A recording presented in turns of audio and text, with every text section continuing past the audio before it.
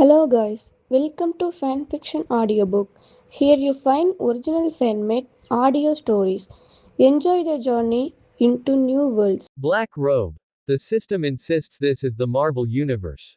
Part 1. Boom. The wall on the left side of the bank exploded completely. The intense shockwave forced Ethan Lynn to take 2 steps back, and then he slipped and fell heavily to the ground. Dust, screams, shattered glass, and alarm sounds mixed together. It made Ethan Lynn's ears ring. When the smoke and dust cleared, he noticed that a modified heavy truck, like a crazy iron beast, had crashed straight into the bank lobby. Ethan Lynn lay flat on the ground, with only one thought left in his mind. I just arrived on my first day. Yes, the first day. A few hours ago, he was just an ordinary person who had just finished watching the first season of The Boys. Before going to sleep, he was even savoring the unique shock brought by that dark anti-superhero television series. As a result, when he opened his eyes again, he was abruptly woken up by a severe headache. That feeling was like someone holding an electric drill and fiercely attacking his temples. Countless unfamiliar memory fragments were rudely stuffed into his mind. Rent, utility bills, restaurant part-time jobs, orphanage, Bot's children's charity medical project. These memories eventually converged into a name. Ethan Lynn. Chinese name, Ethan Lin. Chinese American, 22 years old, 1 meter 85 tall, with a sunny and handsome appearance. Years of dishwashing and plate cleaning career had forged a fairly healthy body. It's just that the original body's childhood was not decent. Bullying in the orphanage, long-term ignored ailments, and a memory of being locked up in an unknown medical facility, where cold light needles pushed cold reagents into him. Because of no special performance, he got a VOT file that read, failed sample. Then he was sent back to normal society. Failed sample. Ethan Lynn didn't have time to carefully think about the meaning behind this word at that time. The overwhelming superhero advertisements on the street completely attracted all of Ethan Lynn's attention. On the huge screen, Translucent was bragging in front of the camera, boasting about how heroic his special operation in the Middle East was. On the wall on one side of the street, a huge perfume advertisement for Queen Maeve was pasted. And on the most eye-catching outer wall of the tall building, Homelander wore a cape in the color scheme of the stars and stripes, smiling as brightly as if he had just bought insurance for the whole world. The seven were everywhere. Ethan Lynn stood on the street, the dark and brutal plots from the first season flashing in his mind, and his throat rolled. After a long while, he could only squeeze out a sentence. And now, this unlucky fellow who had just confirmed that he had transmigrated to the world of the boys was squatting against the wall of the bank holding his head, smelling the pungent smell of gunpowder in the air and not daring to move at all. The plump security guard at the door of the bank was obviously also startled by the suddenly intruding heavy truck. But after all, as a person working as a security guard in a den of monsters like the United States, his quick reaction formed a sharp contrast with his plump figure. Almost the moment the pickup truck rushed in, he immediately bent down to hide behind the load-bearing pillar, pulled out the pistol from his waist and was about to fire. But before the muzzle was raised, a gap suddenly opened in the truck's completely pitch-black window. A grenade was thrown out almost hugging the gap. It landed precisely in front of the security guard. The shit on the security guard's lips hadn't been uttered yet. The firelight had already bloomed in the lobby. Bang! The intense impact knocked Ethan Lynn over again, his back hitting the ground heavily, and the pain brought by the impact completely pulled him back to reality. 3 masked robbers jumped out from behind the truck following the firelight, all holding pitch-black shiny AK-47s in their hands. The remaining weak order in the bank was completely torn apart. Women screamed. Men hugged their heads. The elderly sat paralyzed. The clerk behind the counter, separated by bulletproof glass, had very wisely raised both hands above his head. The robber leader fired a shot toward the ceiling. Get down. Everyone get down. Whoever moves dies. Ethan Lynn's face pressed against the cold ground, enduring the pain behind him, directly lying on the ground and cosplaying a corpse. His heartbeat made his brain faintly dazed. For Ethan Lin, who had lived in Longguo since childhood in such an absolutely safe environment, the most serious crime he had heard around him was whose electric vehicle was stolen. Bank robbery. AK. Grenade. I can only say that America's little, local specialty, brought infinite shock to the people of Longguo. Don't look at me. Don't look at me at all. I'm just a passerby collecting rent. Ethan Lin wailed in his heart. Thinking of the rent, Ethan Lin's mood became even more complicated. Just half an hour ago, just when he was shocked by the overwhelming superhero advertisements on the street, landlady Martha, wearing a loose bathrobe and with her head full of pink hair curlers, poked half her head out of the rental house and scolded him. This month's rent has to be paid today. Remember, it must be cash. Don't talk to me about tomorrow. If I don't see the rent before evening, I will sell all the junk in your room to pay off the debt. Although Mrs. Martha spoke harshly, in his memory, only she was willing to take in Ethan Lin, who came out of the orphanage. And the original body only had $27, a mobile phone, and 2 credit cards left on him. Even one of them was maxed out. The wages from his part-time job at the restaurant were just transferred to the other card yesterday, adding up to just over $1,000, which would be his capital to survive next month. Therefore, on the first morning of transmigrating to the world of the boys, Ethan Lin did not think about how to survive until natural death in a world with Homelander. He just came to the bank first to withdraw his life-saving money. Ethan Lin didn't want to be slaughtered on his first day in the United States. And then he ran into the first roaring bank robbery of his life. If possible, he would rather have the roaring be love. Ethan Lin lay even lower, and he wisely chose to hide on the ground and cosplay a corpse. But what he didn't know was that his trembling calves had already exposed him. The robbers' movements were exceptionally skilled, as if they had rehearsed 1,000 times before. One pointed a gun at the hostages. One stood by the broken wall hole to keep watch. The robber leader personally urged the teller to load stacks of cash into sacks that had long been prepared. Under the muzzle of the gun, the teller showed work efficiency far exceeding usual window service. In less than a moment, several sacks were packed full.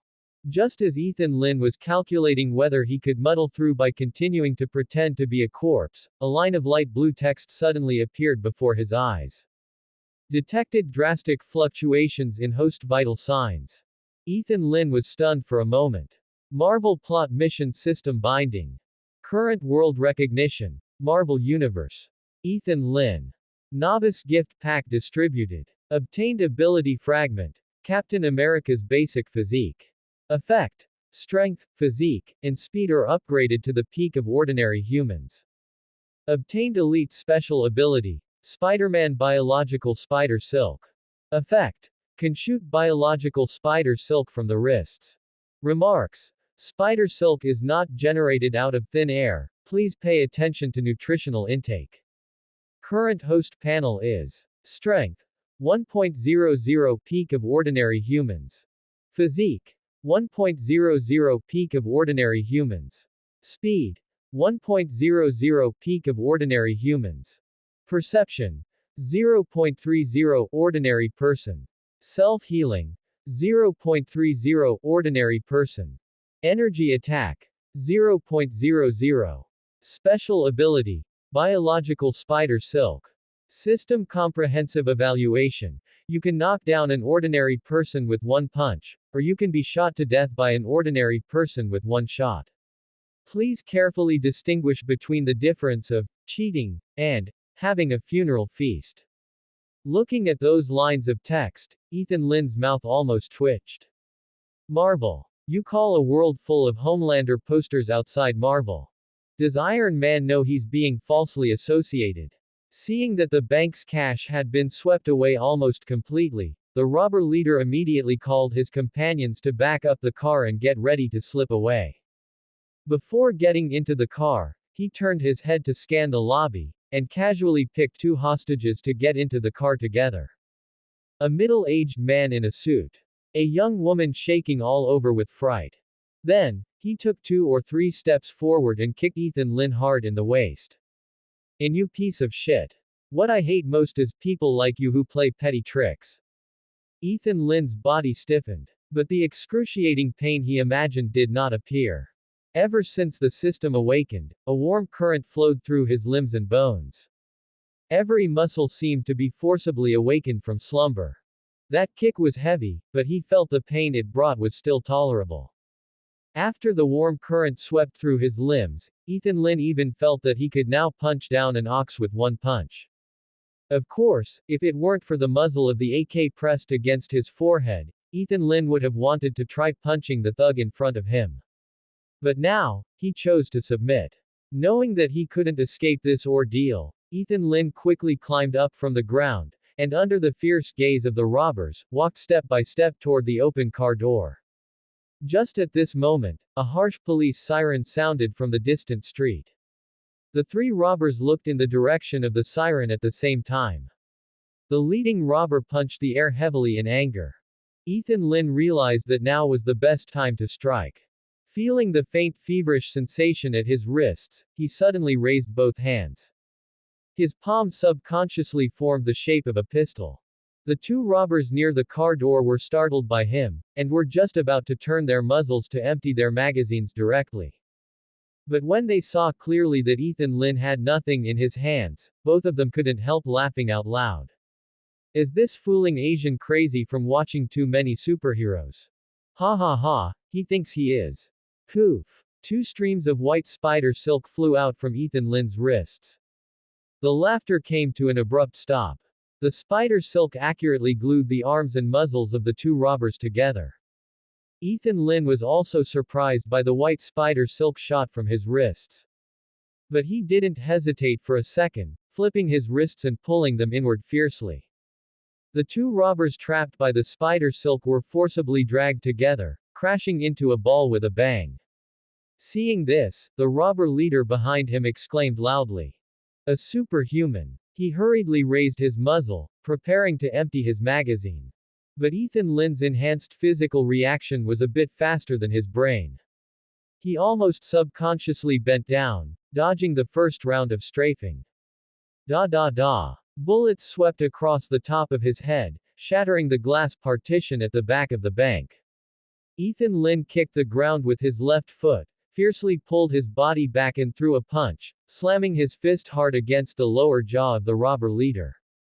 The outbreak of this punch was almost close to the limit of a human heavyweight boxer. Bang! The robber leader's head jerked backward, and the whole person flew backward like being hit by a sledgehammer, his back hitting the edge of the counter heavily, going limp on the spot with his eyes rolling back. The harsh police siren outside the door was getting closer and closer. Confirming that the robbers on the ground were indeed knocked out, Ethan Lin finally let out a long sigh of relief. He raised both hands high, preparing to explain to the police who were about to arrive outside the door. Swish! A blue and white figure crashed a large hole out of the ceiling.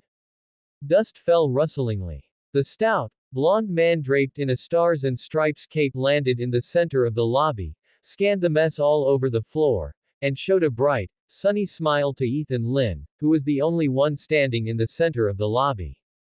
The fear permeating the crowd was broken together with the arrival of the man. First whispered murmur. Then came the cheers of the crowd. It's Homelander. Homelander is here to save us. Homelander, can I have your autograph? But Ethan Lin only felt his whole body turning cold. What flashed in his mind was not a hero's grand entrance. It was the screams on the passenger plane, and Madeline's terrified face when she was burned through by the heat vision. At this moment, Ethan Lin, in the center of the lobby, felt his heart beating so violently as if it was about to burst out of his chest. Homelander's smile suddenly paused for a moment. The next second, those blue eyes turned toward his chest. You seem a bit nervous. Ethan Lin's scalp instantly exploded, and that crimson glare that tore apart the passenger plane suddenly occupied his entire mind. Rule number 1 of Homelander's urban legend's absolute prohibition of showing fear in front of him. When Homelander looks at you with a kind expression, You had better pray that your body isn't suddenly turned into a well-done meat pie by a crimson beam in the next second. Ethan Lin was thinking the exact same thing. He stood in the center of the bank lobby, his entire body stiff, his back already soaked in cold sweat. Homelander was standing right in front of him, staring straight at him.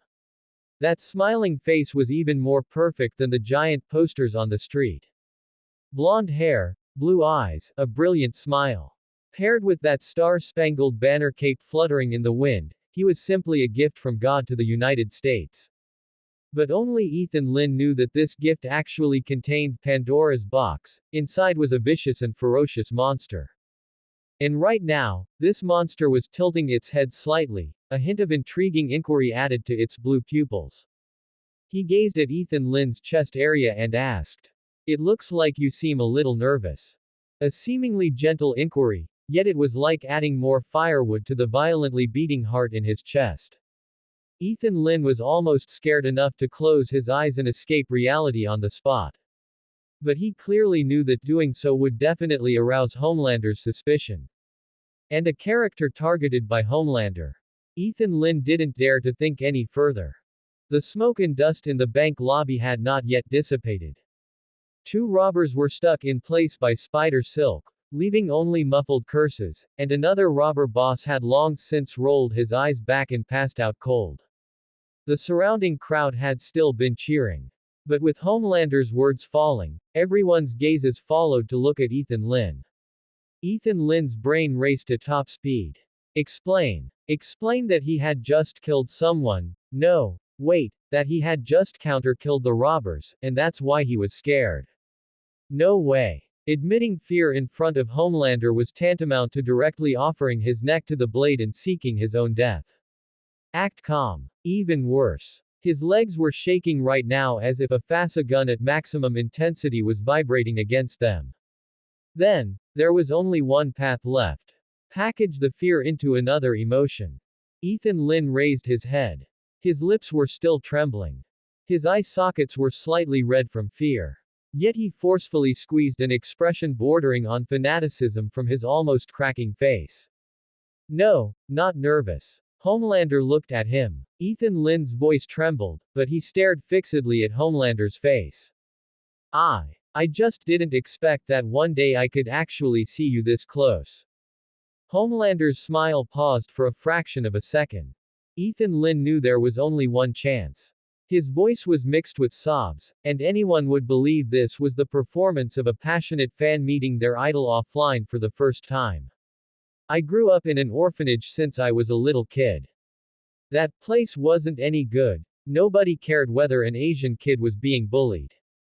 And the only motivation that supported me in walking out of there was that hero who shuttled through the US skies every day saving civilians.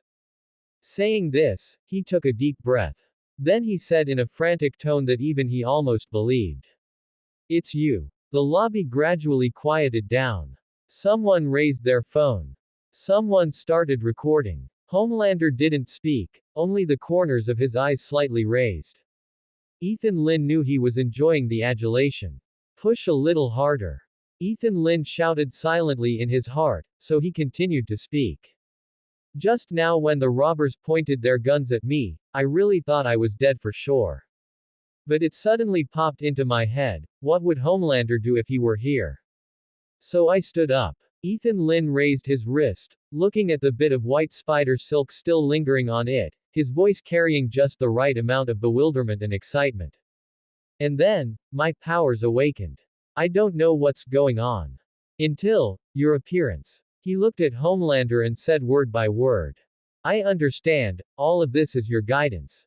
Guiding me. Never retreating when others need help. After saying this sentence, Ethan Lin felt like his stomach was about to cramp.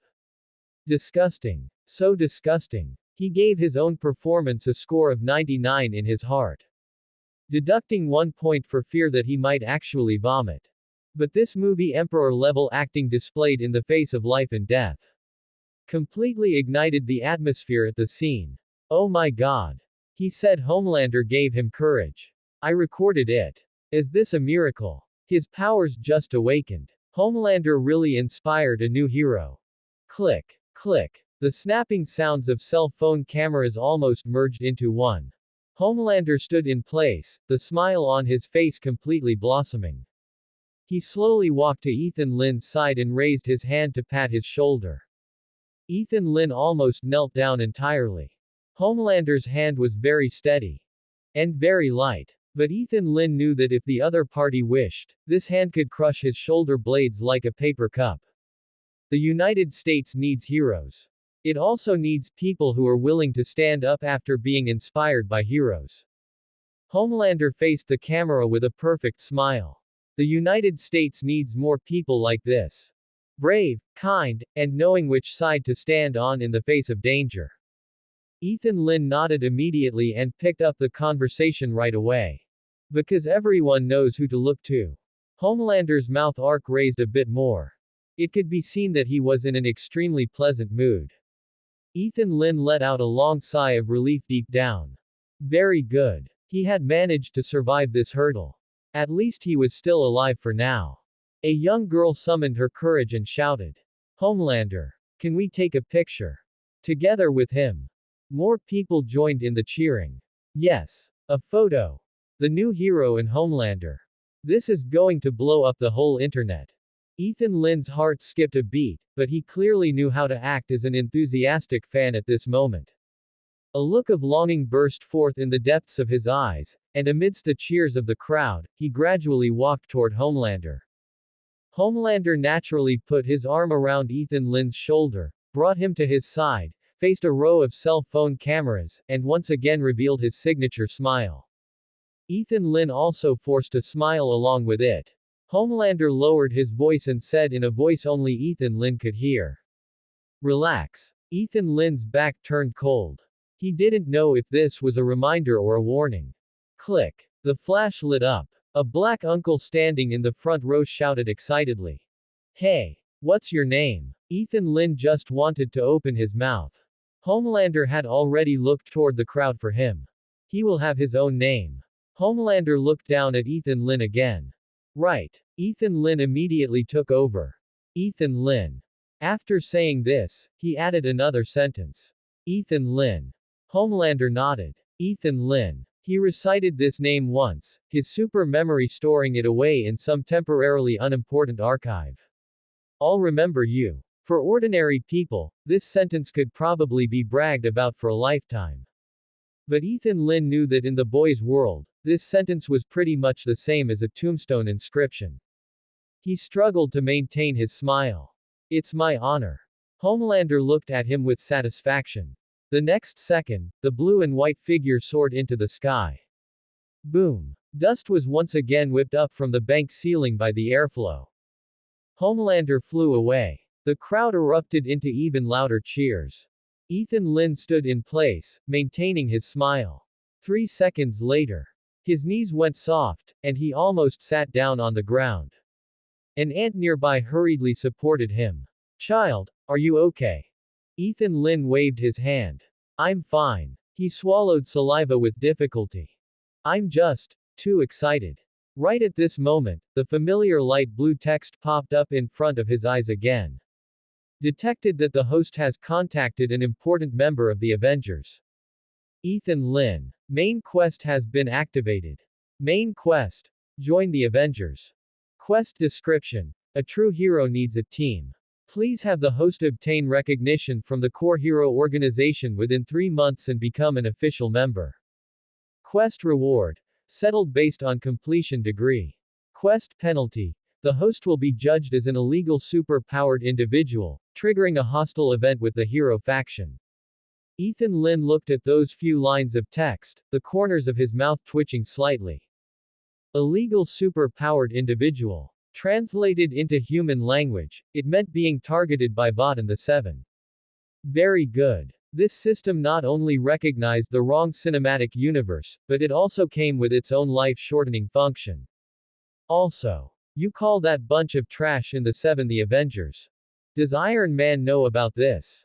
Does Captain America know he's being associated by Homelander?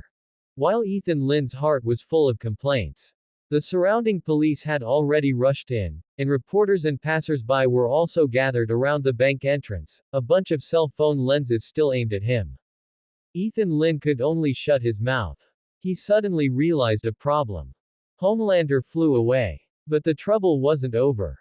On the contrary, his trouble was just beginning. At the same time, Vought International Building, Public Opinion Monitoring Department. In the huge office, dozens of screens simultaneously refreshed news, short video platforms, Twitter trending searches, and media keywords.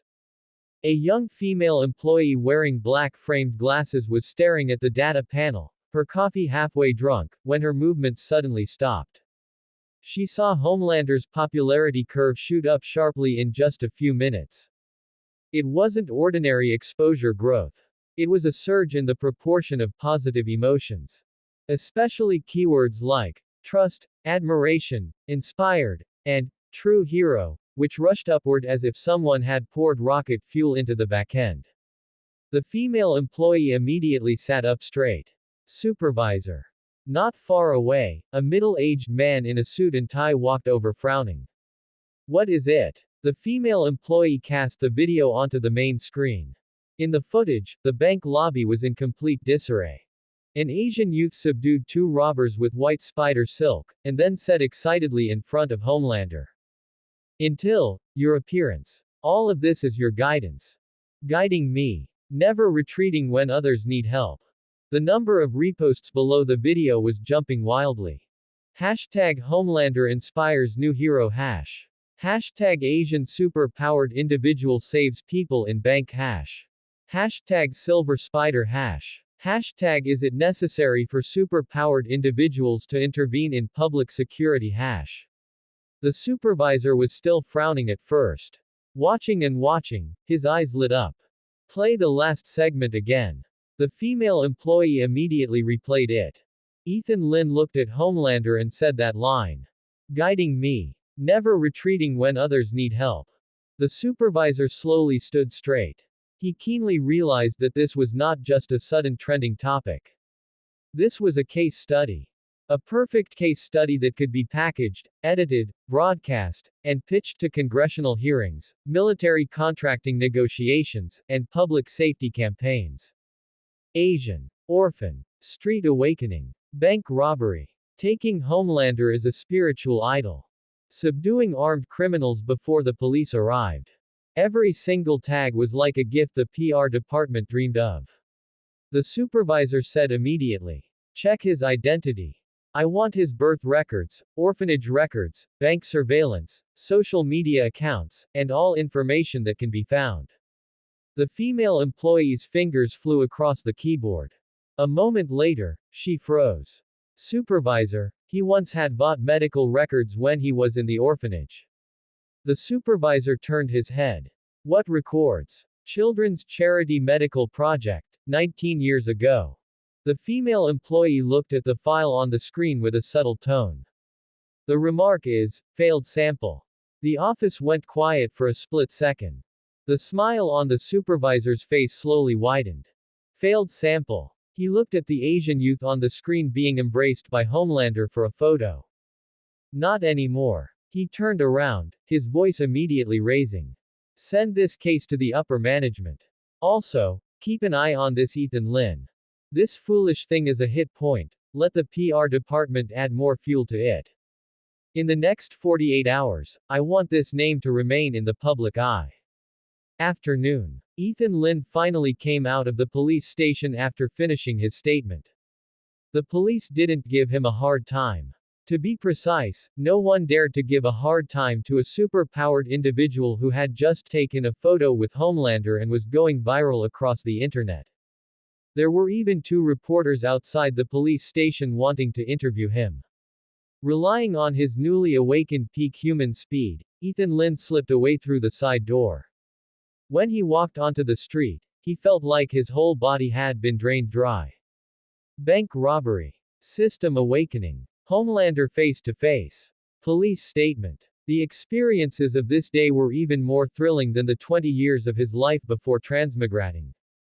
But right now, He was just an ordinary person who still had to pay rent and figure out how to join the seven.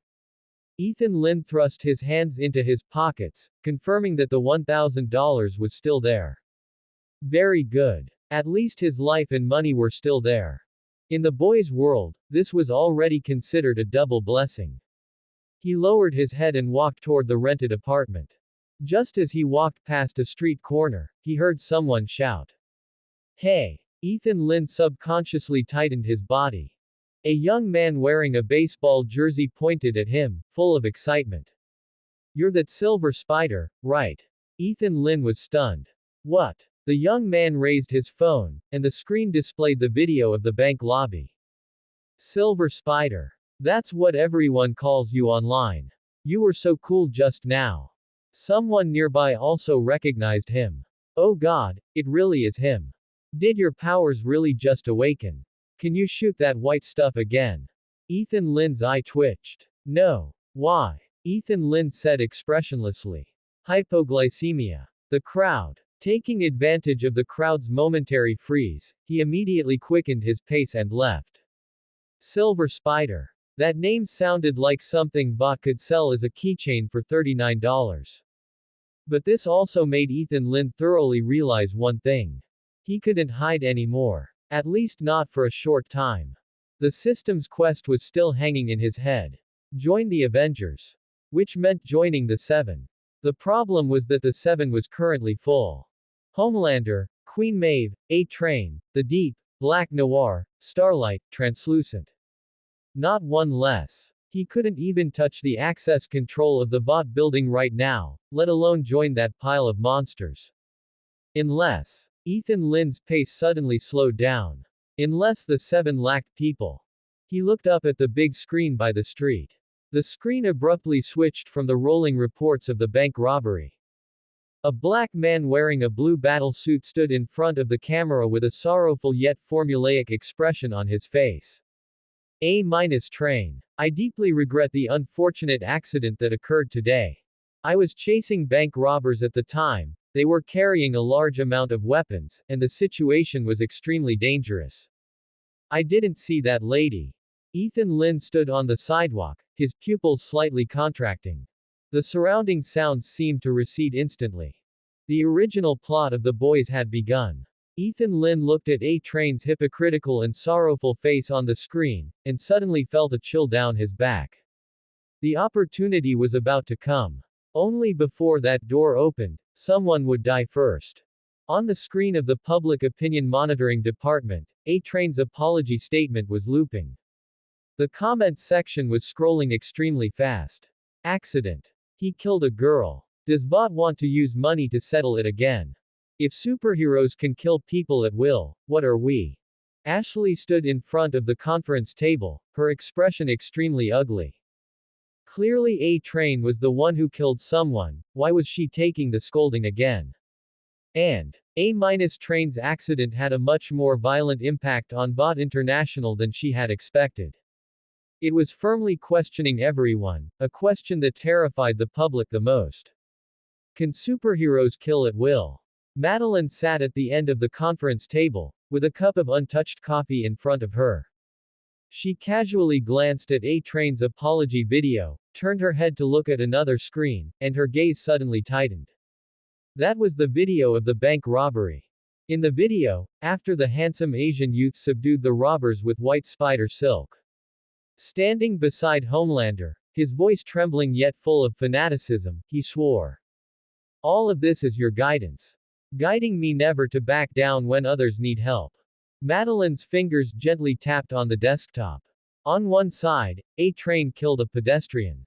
On the other side, a newly awakened superpower user, inspired by Homelander's spiritual call, stopped a bank hijacking case that attracted the attention of the entire network.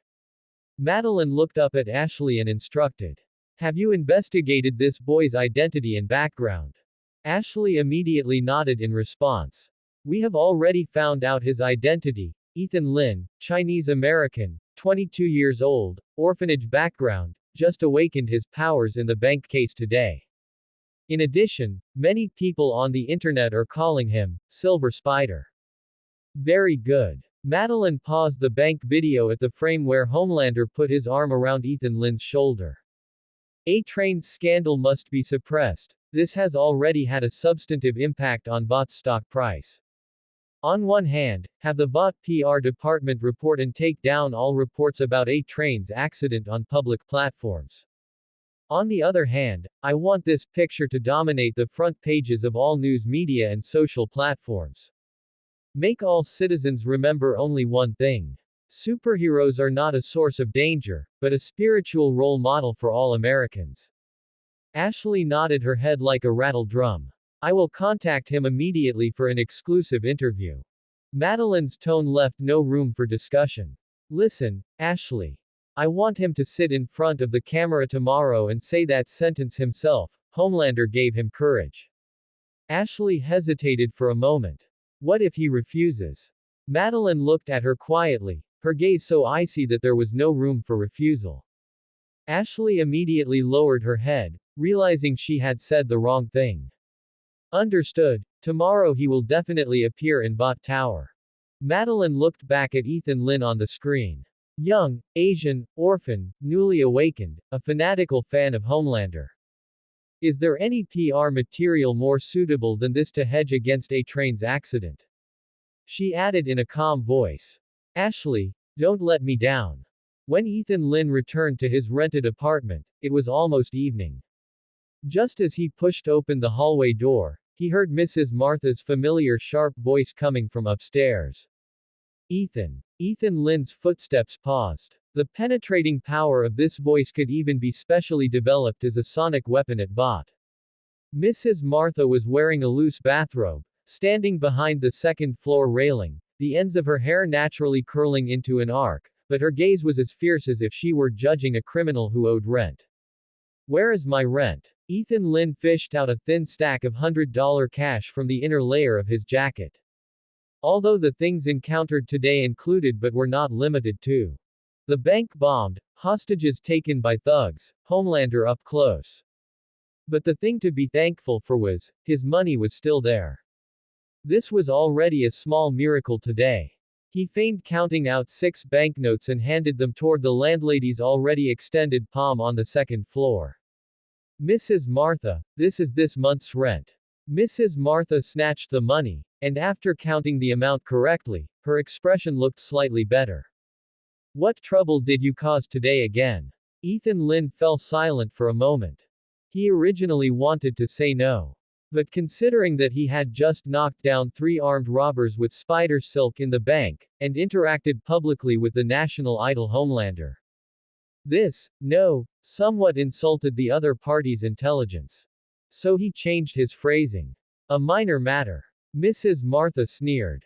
Is that Asian kid on the news who glued the robbers into a lump you? Ethan Lynn. Is this news spreading too fast? Mrs. Martha stared at his face for a few seconds, and skillfully stuffed the cash in her hand into her bathrobe pocket. I knew it. From the moment you stood on the street this morning, like a deer dumbfounded by being hit by a car. I knew something bad was going to happen to you today. Ethan Lynn's mouth twitched. Mrs. Martha, I just hadn't woken up yet. I think it looks like mental disorder caused by overwork last night. Mrs. Martha walked down the stairs, walked around him, and asked suspiciously. Not hurt. No. Taken away by the police. Just giving a statement. That Homelander who flies around all day, did you really see him? Hearing this question, Ethan Lynn's body instinctively stiffened. Mrs. Martha immediately frowned. What are you afraid of? Ethan Lynn looked up at her. He didn't answer directly, just smiled with a guilty conscience and explained. It's just a bit unaccustomed. Not used to the feeling of having one's little life pinched in someone else's hands. Of course, he hid the latter sentence in his heart and didn't say it out loud. Mrs. Martha was silent for a moment, and muttered. Clearly just a youngster, why must he act so tough?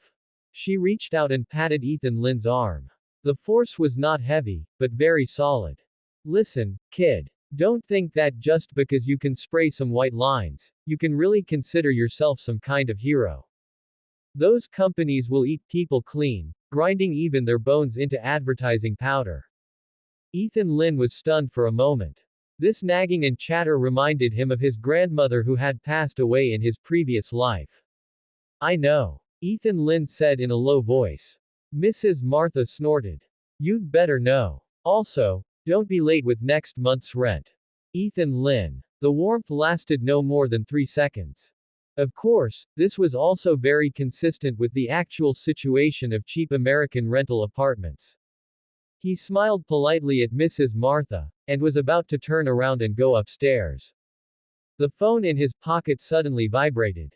Ethan Lin took it out and looked. The screen showed an unfamiliar number. Ethan Lin's heart tightened. His first reaction in his heart was the restaurant owner. Recalling that spitting stinky face, Ethan Lin could already imagine. The first sentence at the beginning must be greeting his parents, and the second sentence would be questioning why he didn't go wipe dishes today. Ethan Lin answered the phone, speaking first to gain the upper hand. I foolish quit. Just kidding, the first thing Ethan Lin would do when he got rich was buy the most advanced and intelligent dishwasher. The other end of the phone was quiet for a second. Then a capable female voice came over. Mr. Lin. I am Ashley Barrett, Vought International Public Relations Department. Ethan Lin stopped on the stairs. Mrs. Martha also raised her head at this moment, staring straight in his direction. Vought. Here it comes. Ethan Lin held the phone, trying to keep his voice steady. Vought International. Yes. Ashley's speaking speed was fast, carrying a professional enthusiasm that was close to oppressive. First of all, congratulations on your heroic performance in the bank incident today. We all saw the live video, and you showed impressive courage. Ethan Lin had no fluctuation in his heart, and simply automatically translated English to English in his heart. Translated into human language, we saw you have clout. Ashley continued. At the same time, we also noticed that you mentioned the important impact of Mr. Homelander on you at the scene. The spread effect of this content on the internet is very good. Many viewers think this is an excellent case of superheroes, spirit influencing ordinary people and even inspiring the birth of new heroes. Ethan Lin almost laughed out loud. Ordinary people. New hero. He was almost scared into cardiac arrest by Homelander at the time. And yet in Vought's mouth, this was called spiritual inspiration. However, this was exactly what he wanted. The system mission asked him to join the Avengers. In reality, the only one who could push him to the seven was Vought. Ethan Lin originally planned to approach them. The problem was, he couldn't look too proactive. So he chose to be silent for 2 seconds. But those 2 seconds, to Ashley, were obviously understood as hesitation. She immediately added, of course, we are not asking you to cooperate without compensation. Vought would like to invite you to an exclusive interview at Vought Tower, handled by our cooperative media team. The initial remuneration is $5,000. Ethan Lin's eyelids twitched. $5,000. He had almost been dragged into a car by bank robbers earlier just for $600 of rent. Now Vought casually throws out $5,000. Capitalism is indeed dirty sometimes. But when it comes to giving money, it is indeed very generous. Ethan Lin still didn't speak. It wasn't that he didn't want to agree. It was that he was considering whether he should agree immediately. As a result, Ashley misunderstood even more deeply. Her speaking speed became even faster. If you have concerns about exposure, we can provide an image consultant, legal advisor, and basic security. In addition, considering your sudden experience today and the exclusive authorized nature of this interview, we can increase the appreciation fee to $15,000. Ethan Lin. $15,000. He suddenly felt that his silence just now was very valuable. Ashley continued to add, before tax. Ethan Lin. Very good. U.S. characteristics are back. He gave a light cough. I'm not doing this for the money. Mrs. Martha stood downstairs, and hearing these words, an expression of, you'd better reorganize your words, appeared on her face. Ethan Lin immediately added, but I do need money. Ashley on the other end of the phone obviously paused for a second. She probably rarely saw such an honest interviewee. Ethan Lin continued. I can accept the interview. However, I want to confirm one thing. This is just an interview, right? Not a signing, not an experiment, nor dragging me into some underground laboratory. Ashley chuckled. Mr. Lin, Vought is a legitimate company. PFF'd. Ethan Lin couldn't help laughing out loud. The credibility of this sentence was probably about the same as the deep saying he respected women. But he immediately smoothed things over with his mouth. Ahem, I understand. On the other end of the phone, Ashley knew that today's task was considered completed.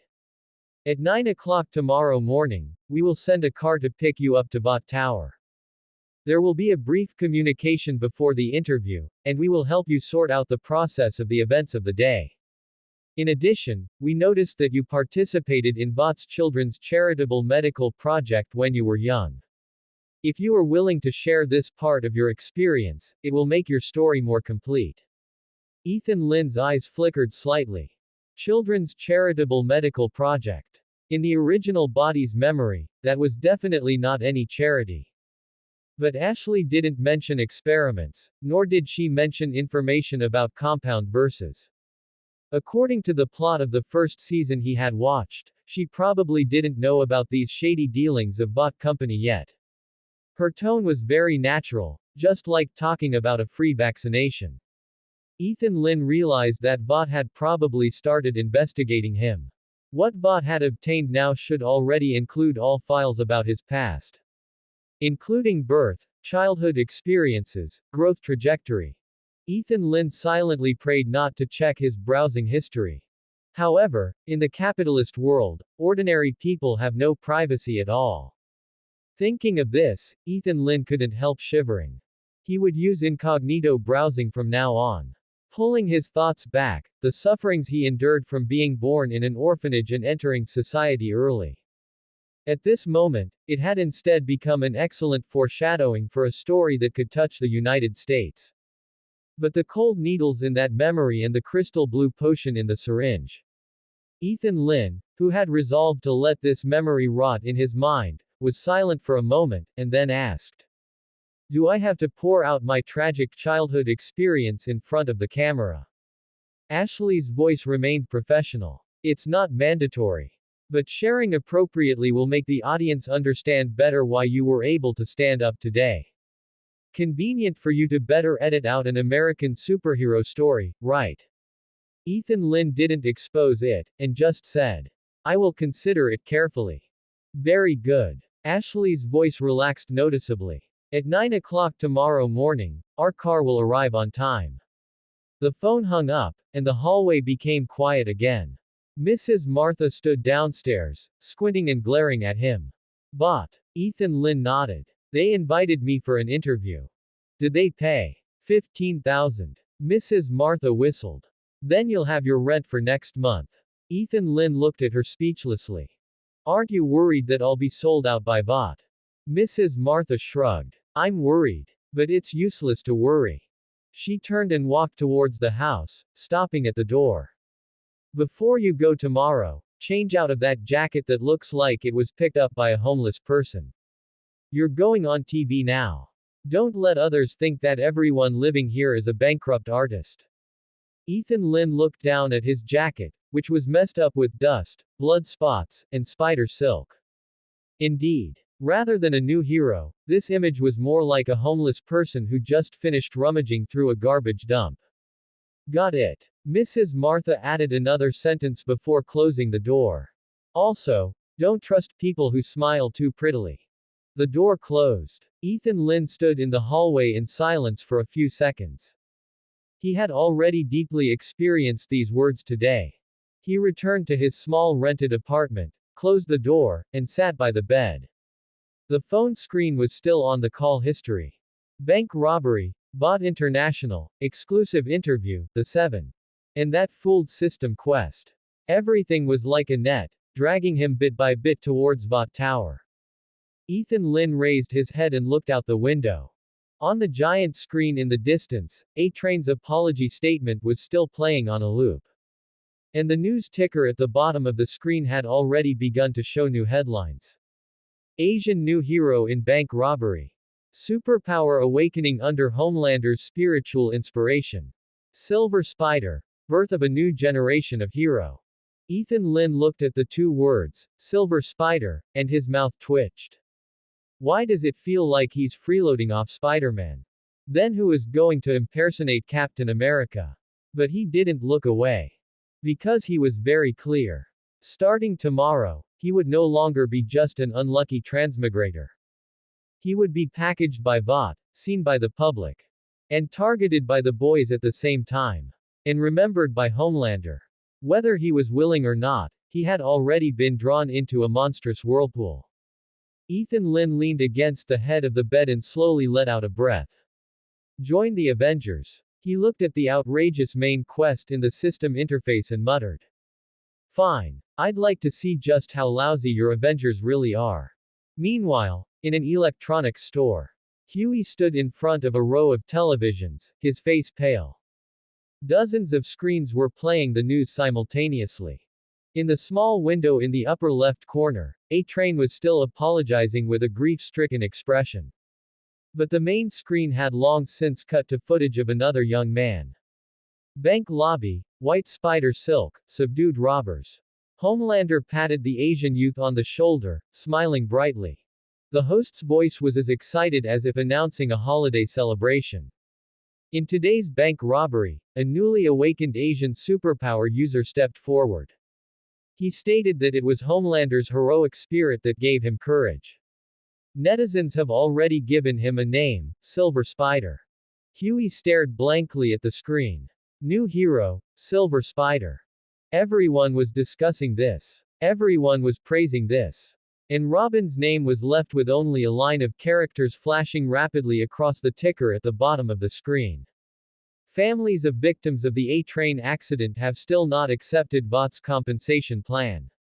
The time it stayed on the screen was even less than 3 seconds. As if, her departure never stirred up a single ripple. Letting the sadness swallow him up, Huey's fingers clenched tighter and tighter.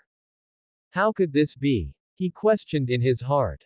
That was, after all, a living, breathing life. That was, after all, the beloved who was supposed to spend the rest of her life with him. His breathing began to tremble. Outside the store door, the man in the black windbreaker had already walked far away. His back was broad, and his steps were very steady. Clearly in the crowd, yet he appeared exceptionally abrupt. Like a sharp and shabby military saber, stuck horizontally across the crowded street. Huey stared at that back, the sadness in his heart instantly evolving into nourishment for anger. He suddenly rushed out of the store door and shouted loudly. Wait! The black windbreaker in front of him didn't pause at all. Huey clenched his teeth and chased after him. When the black business car parked at the entrance of Vought Tower, what caught Ethan Lin's attention was not the hulking security guards standing at the door, but the giant screen on the outer wall of the building. Inside the screen, his video of saving people at the bank was playing on a loop. White spider silk shot out, sticking two robbers together and heavily knocking them down.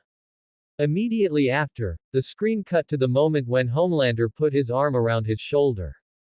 The host's voice was as passionate as if announcing that the United States had once again defended world peace through war. In yesterday's bank robbery, a newly awakened Asian youth stepped forward and subdued the armed robbers. He stated that it was Homelander's heroic spirit that gave him the courage to stand up. Netizens call him Silver Spider. Ethan Lin sat inside the car, falling silent as he watched himself on the screen. He had officially evolved from an unlucky transmigrator into material for Vought to sell $39 keychains. The US empire really never gives up on corrupting me.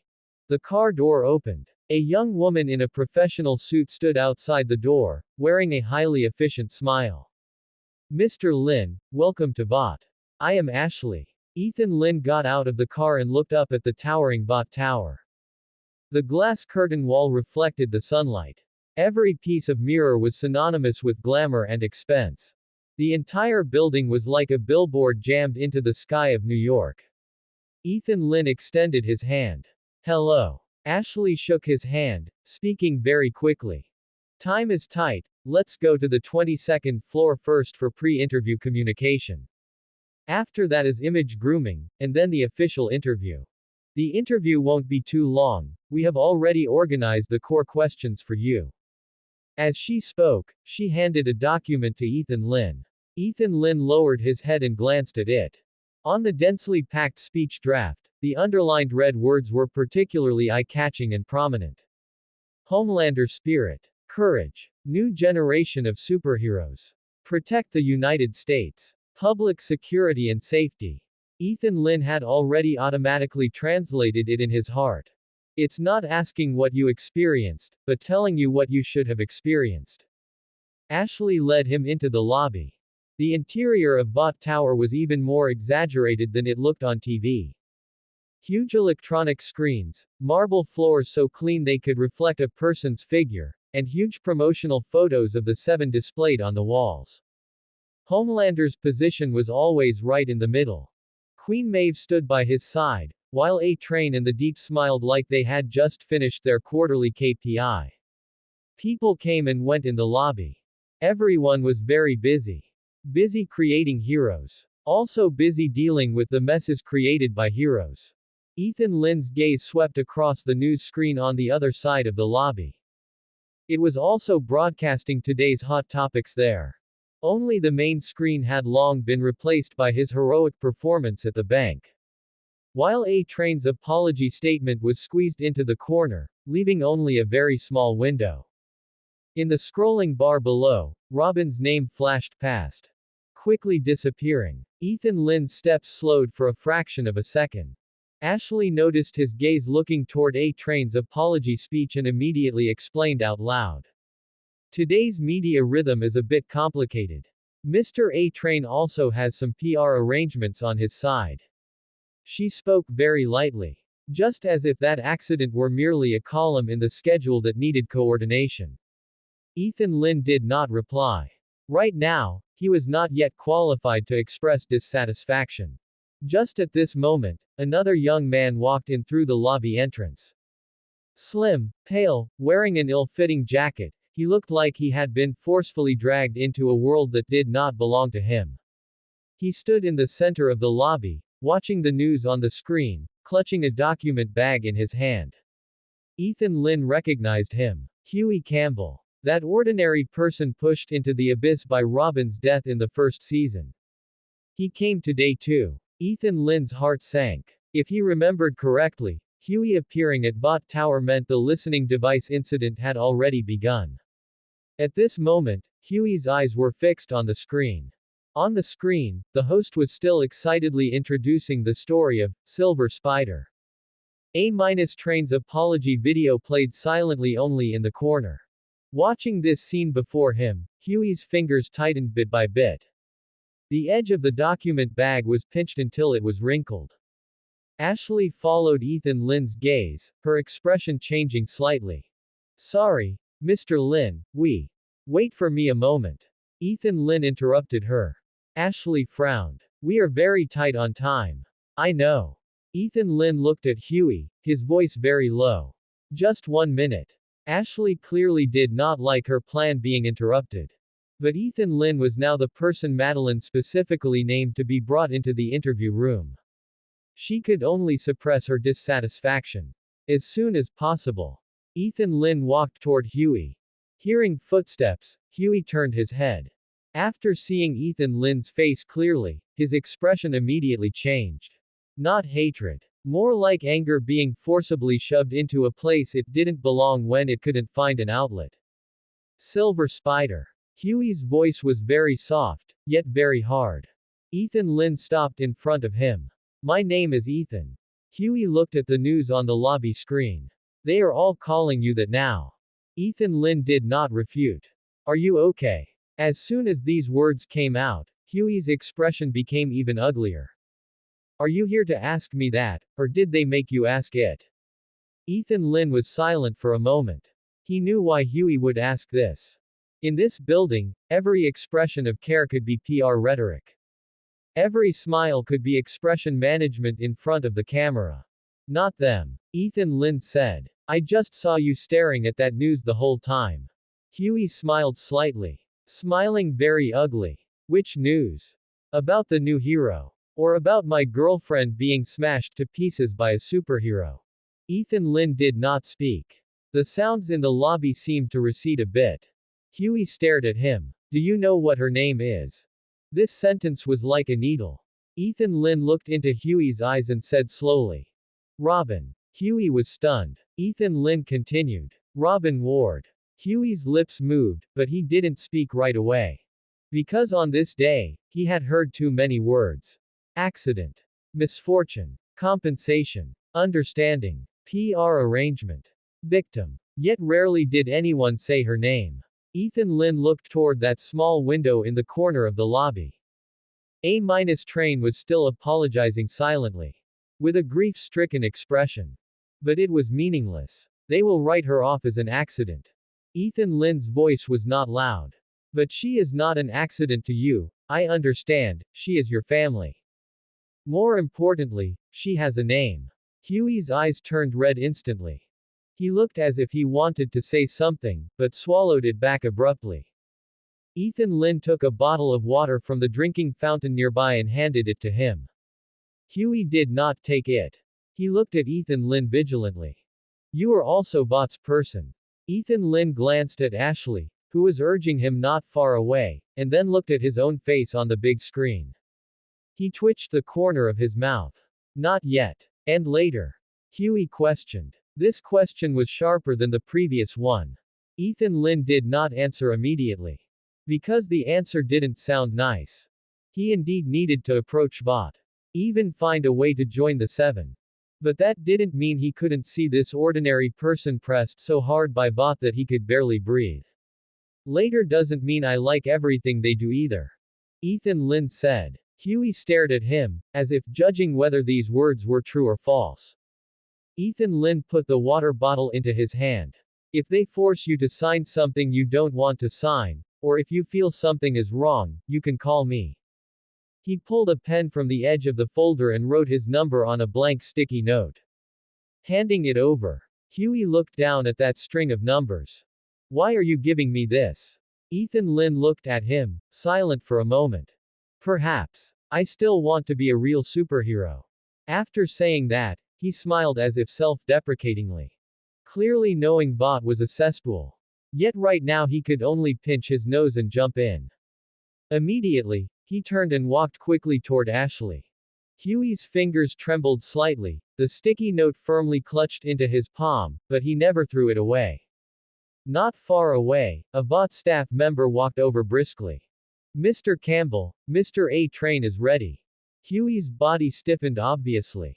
The staff member urged. Mr. Campbell. Huey took a deep breath and followed the staff member toward the elevator. During the short few steps walking toward Ashley, Ethan Lynn noticed out of the corner of his eye. Across the transparent glass door, amidst the coming and going crowds on the street, a man in a black trench coat stood by the roadside. He did not look at Vought Tower's sign, nor did he look at the big screen. He just lowered his head and lit a cigarette. The hem of his trench coat fluttered slightly in the wind. That back was broad, his standing posture very steady, like a black reef refusing to be digested by the city. Ethan Lynn only glanced at it once, then withdrew his gaze. Billy Butcher. The real troublemaker of the boys. Now was not the time to contact him. Mr. Lynn. Ashley finally couldn't help speaking. We really are going to be late. Ethan Lynn hurriedly wore an apologetic smile. Sorry. Ashley glanced in the direction Huey left, a hint of vigilance added to her professional smile. Do you know Mr. Campbell? Don't know him. Ethan Lynn's tone was calm. Just saw his complexion looked very bad. Ashley smiled. Vought will handle his situation properly. You know, that was just an accident. Handle properly. With money, contracts, apology videos, and a bunch of legal clauses suffocating enough to make one choke. Ethan Lynn silently complained in his heart, but he didn't say anything, just quietly followed Ashley into the elevator. The elevator doors slowly closed. The transparent glass reflected his face. He seemed to see a series of pasted labels on his own face. Young. Asian. Bank robbery. New hero Silver Spider. A new story Vought was about to launch. And on the other side, Huey was led into a meeting room. A-train was already sitting there. That blue suit was dazzlingly bright. He stood up with an apology trained by the PR team on his face. Hey, man. I'm really sorry. Huey stood in place, his palms full of sweat. He could hear his own heartbeat. He could also feel the small listening device in his pocket, like a hot piece of iron. A-train continued to speak. It was an accident. I was chasing robbers at the time. I didn't even see her. Didn't even see her. This sentence made Huey's eyes change slightly. A-train didn't even treat her as a person. Just a thing that wasn't noticed. But she had a name. Robin. Her name was Robin. Anger surged in the bottom of his heart, but Huey forced himself to calm down. Direct questioning could not bring any results. Huey now just wanted to stick the listening device under the table. Yet A-train sat opposite him, Vought's staff stood nearby, and the air in the room pressed down on him until he could barely breathe. His palms were full of sweat. Several opportunities slipped past his eyes, and he failed to reach out his hand. When the meeting ended, that tiny listening device was still hidden in his pocket, like an unexploded bomb. Huey almost fled the meeting room. He rushed into the restroom, leaning against the sink and panting heavily. The himself in the mirror was pale-faced, eyes red, like someone who had just crawled out of an accident scene. In fact, he was. He tremblingly felt out that listening device from his pocket. He didn't do it. He simply didn't do it. Just at this moment, footsteps came from outside. Huey's hand shook.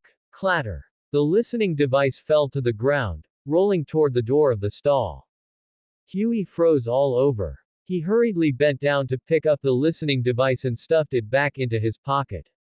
But he didn't notice that the air in the corner of the restroom gently distorted for a fleeting second like the surface of water. A pair of invisible eyes were staring at the thing in his hand.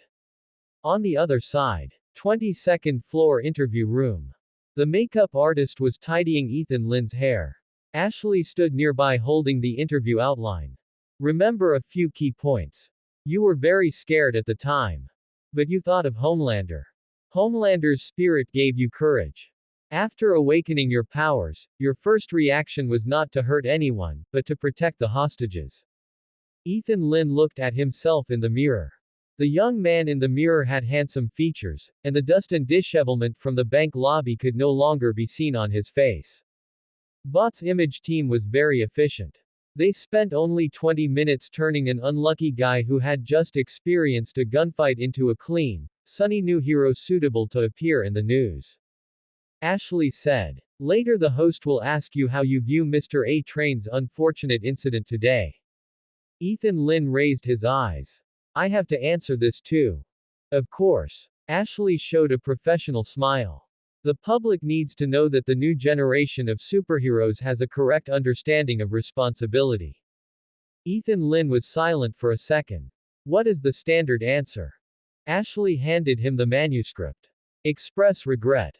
Emphasize that it was a misfortune that happened in a complex environment. Then naturally transition back to today's bank case. The focus is, we need a more complete emergency mechanism for superheroes. Ethan Lynn took the manuscript. The first line on the paper read, "It was Homelander who made me understand what a hero is."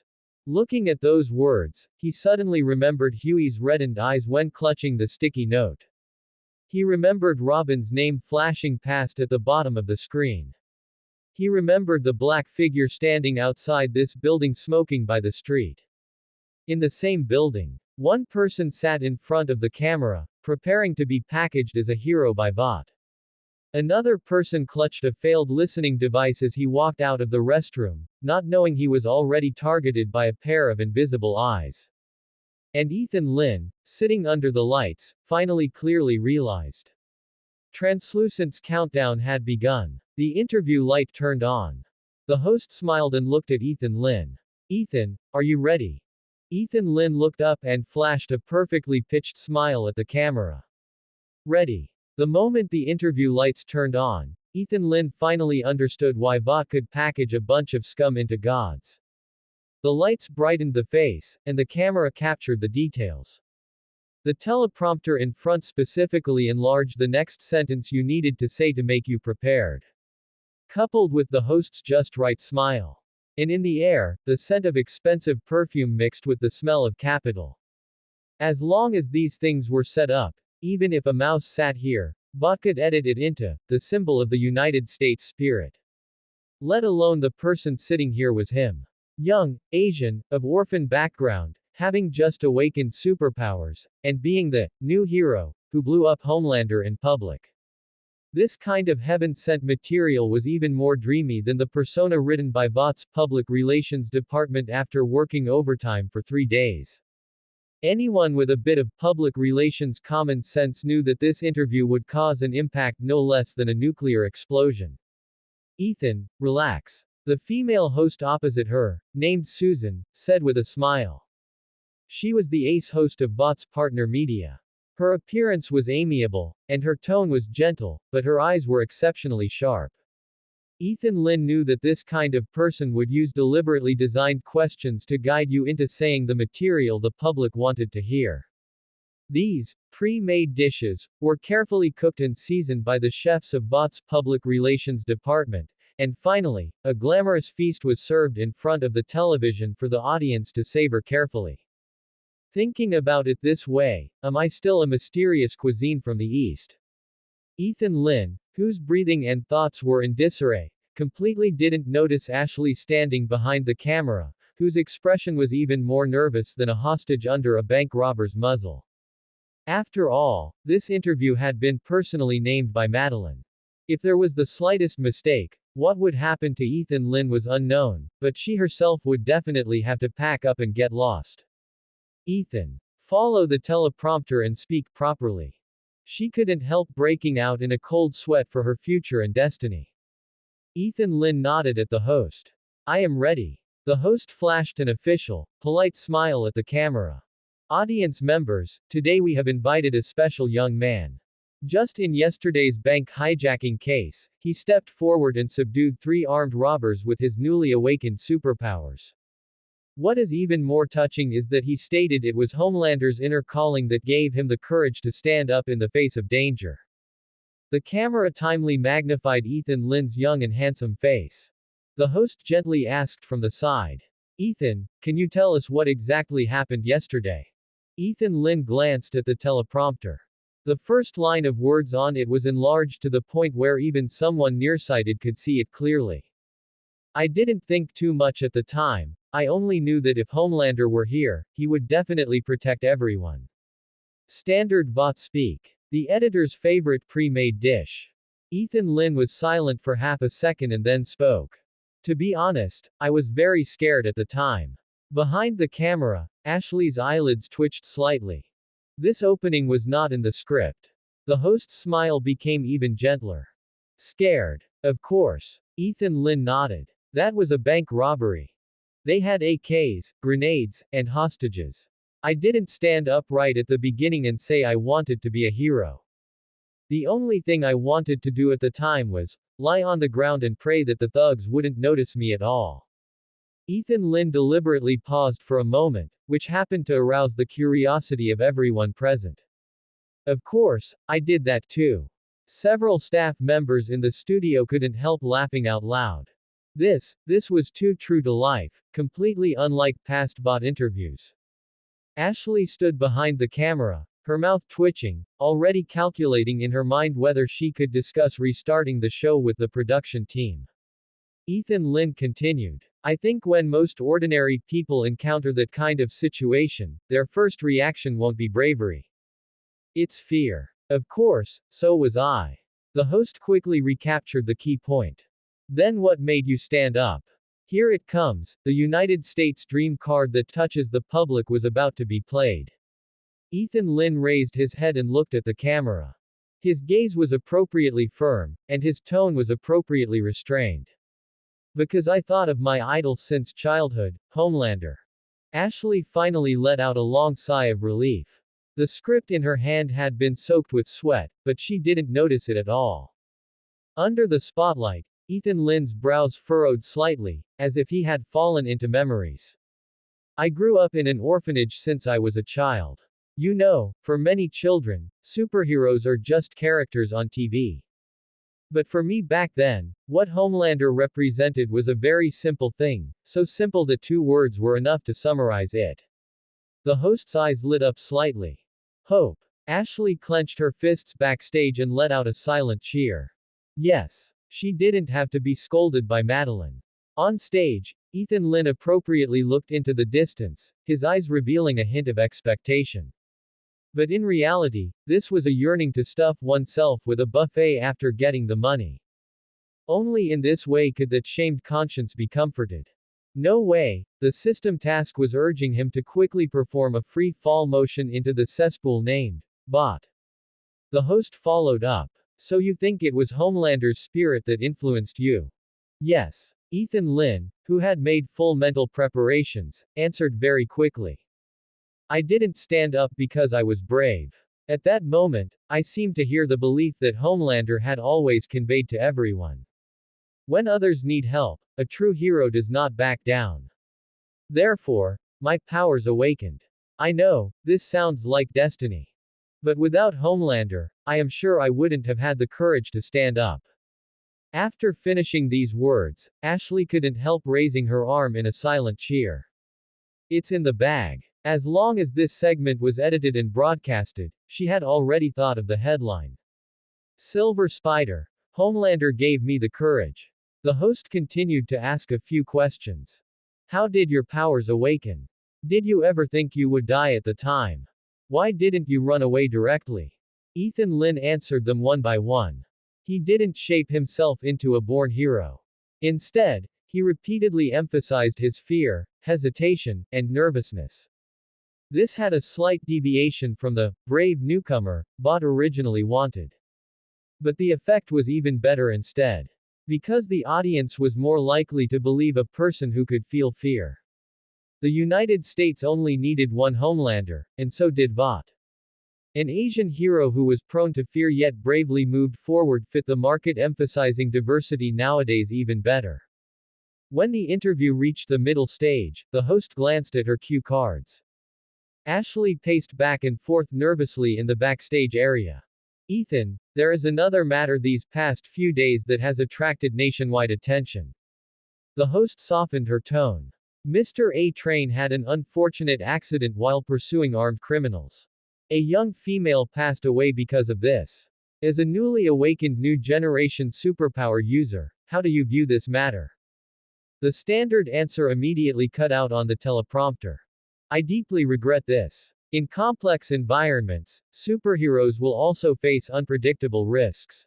Precisely because of this, we need a more complete superpower user emergency mechanism even more. Ethan Lynn looked at those words. It was still Vought speak. Just eating repeated pre-made dishes all the time, wouldn't one really feel nauseous? He lowered his head in deep thought, but in his mind emerged Huey's questioning of him just now. Do you know what her name is? Robin. Robin Ward. Ethan Lynn was silent like a sculpture, bringing silence to the entire studio as well. Ashley's fingers were already clenched, slightly pale. The host's smile remained gentle, but there was a hint of alertness in her eyes. Ethan Lynn finally spoke. I deeply regret this, and I believe no one hopes for this kind of thing to happen. Superpower users do indeed encounter complex situations during operations. Ashley patted her chest lightly, comforting her heart that had already jumped to her throat.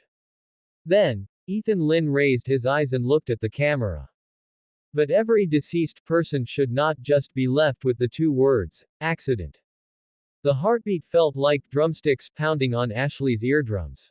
Don't talk nonsense. The host also paused for a moment, thinking about how to pick up this conversational thread. But Ethan Lynn didn't stop.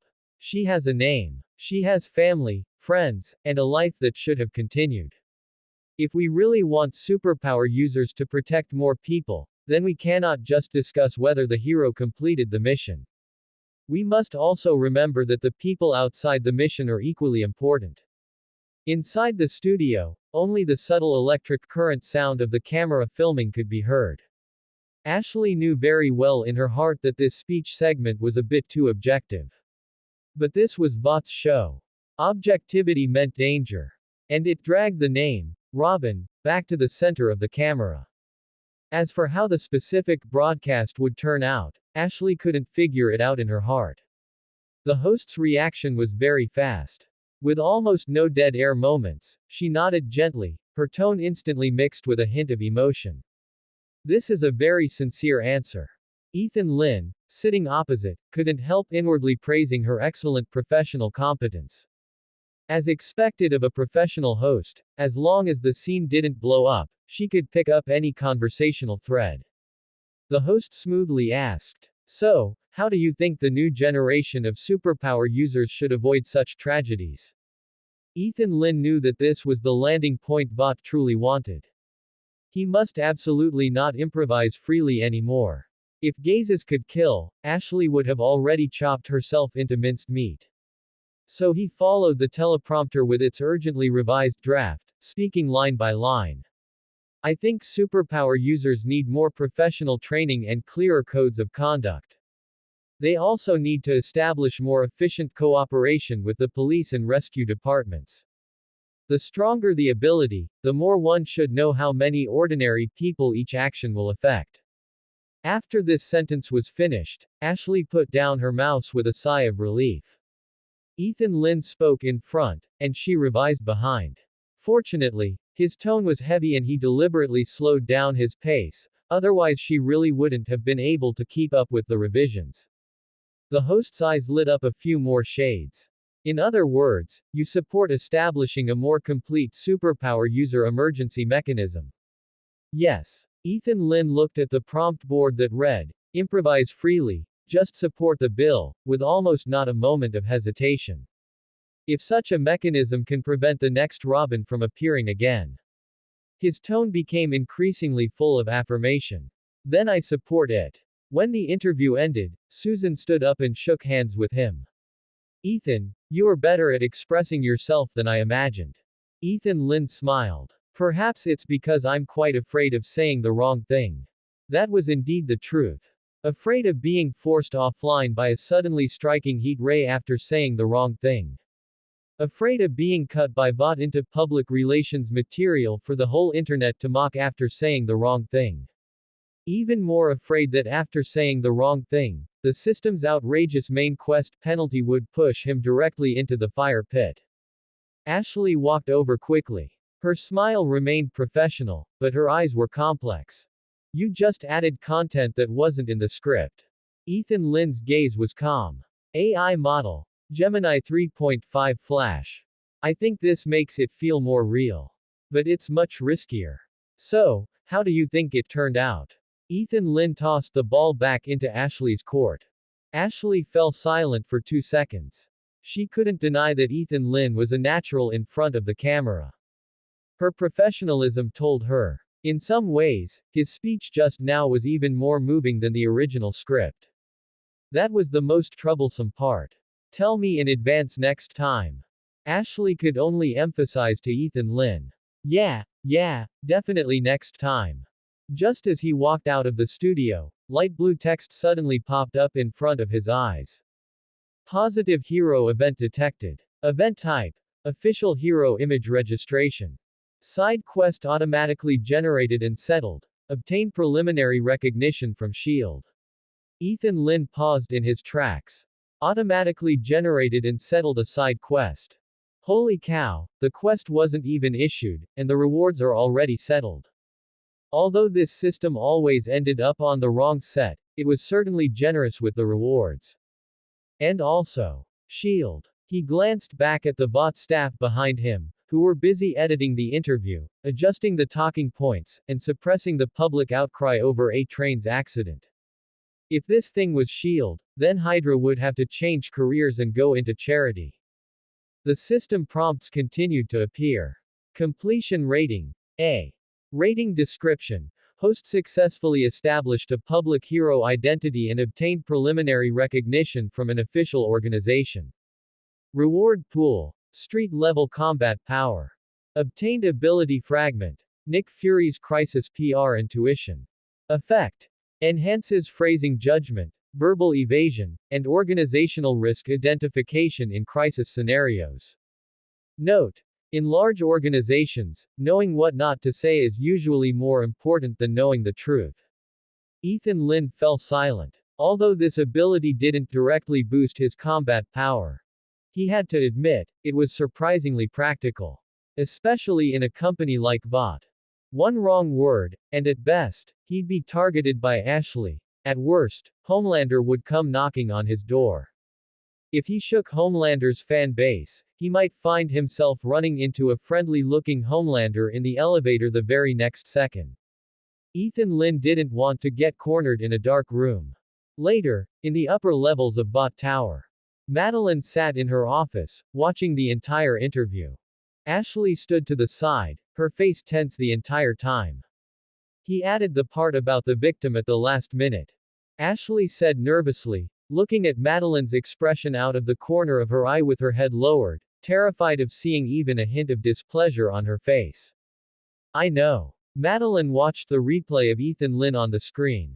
On the screen, the young Asian man looked into the camera and said calmly, "She has a name." Madeline wasn't angry. On the contrary, she looked thoughtfully at the mural on the wall. It was a portrait of Homelander. Keep this part. Ashley froze for a moment.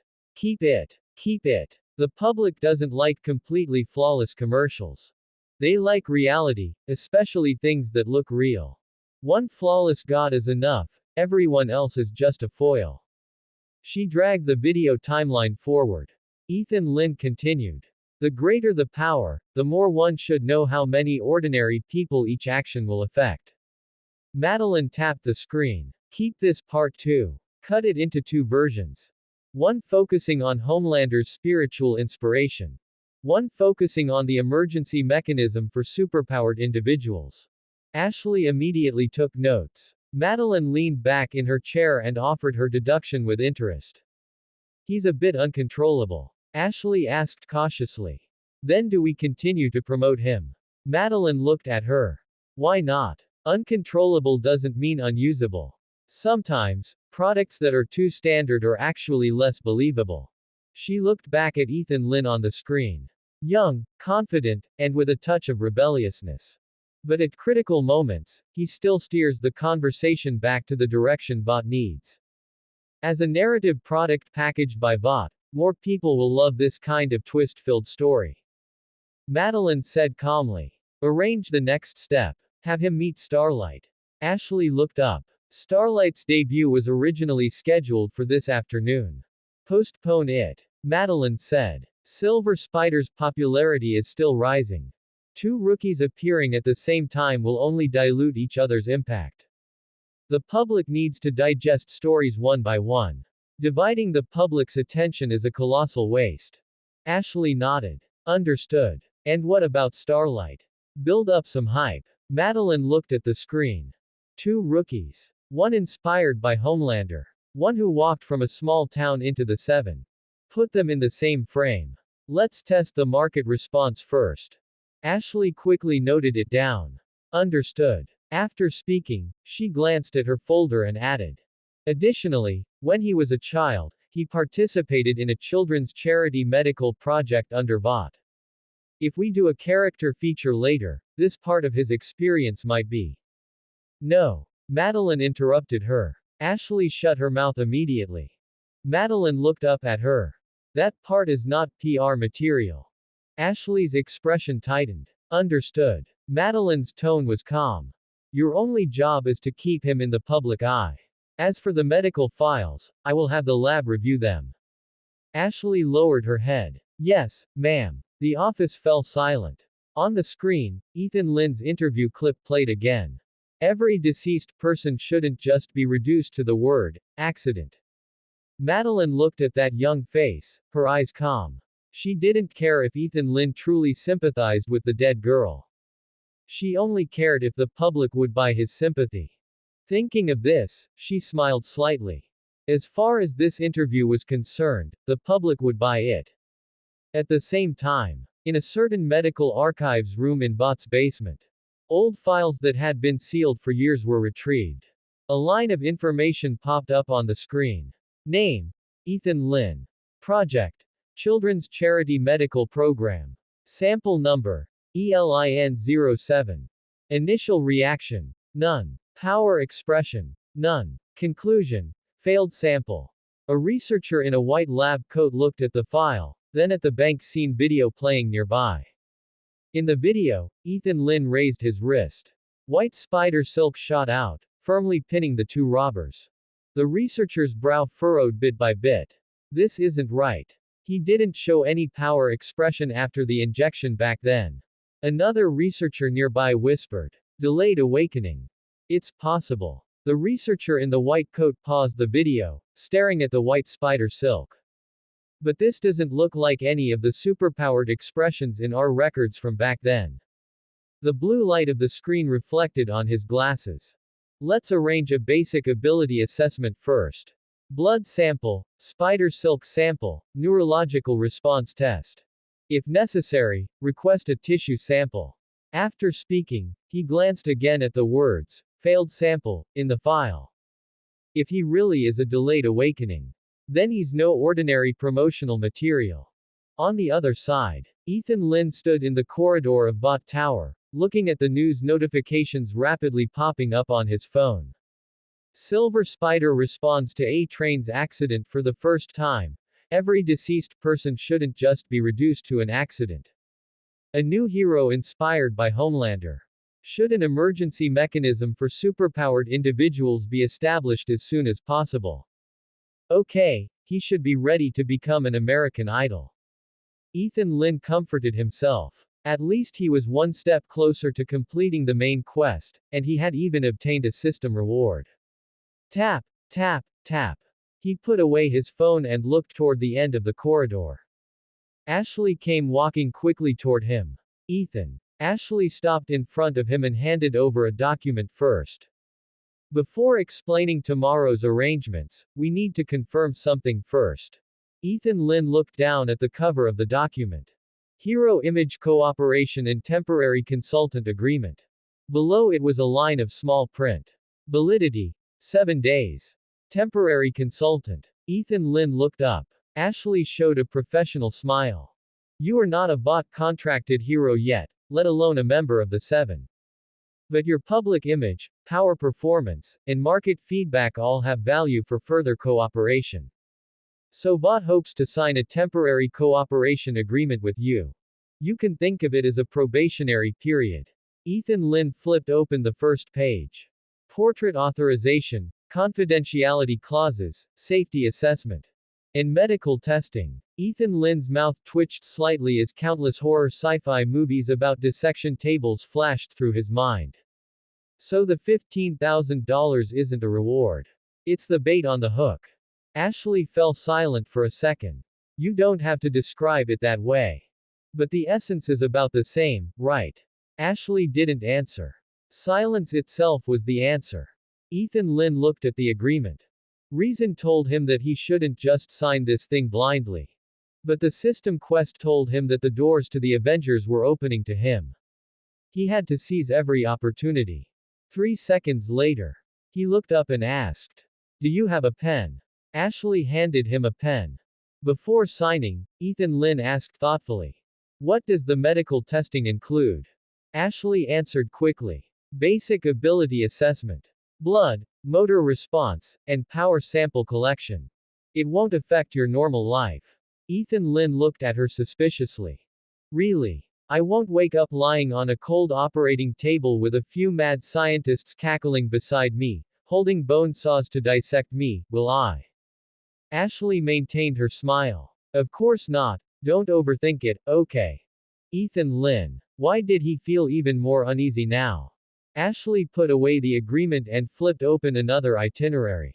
Additionally, tomorrow morning, we've arranged for you to meet a rookie. Of course, this is also paid, still $15,000.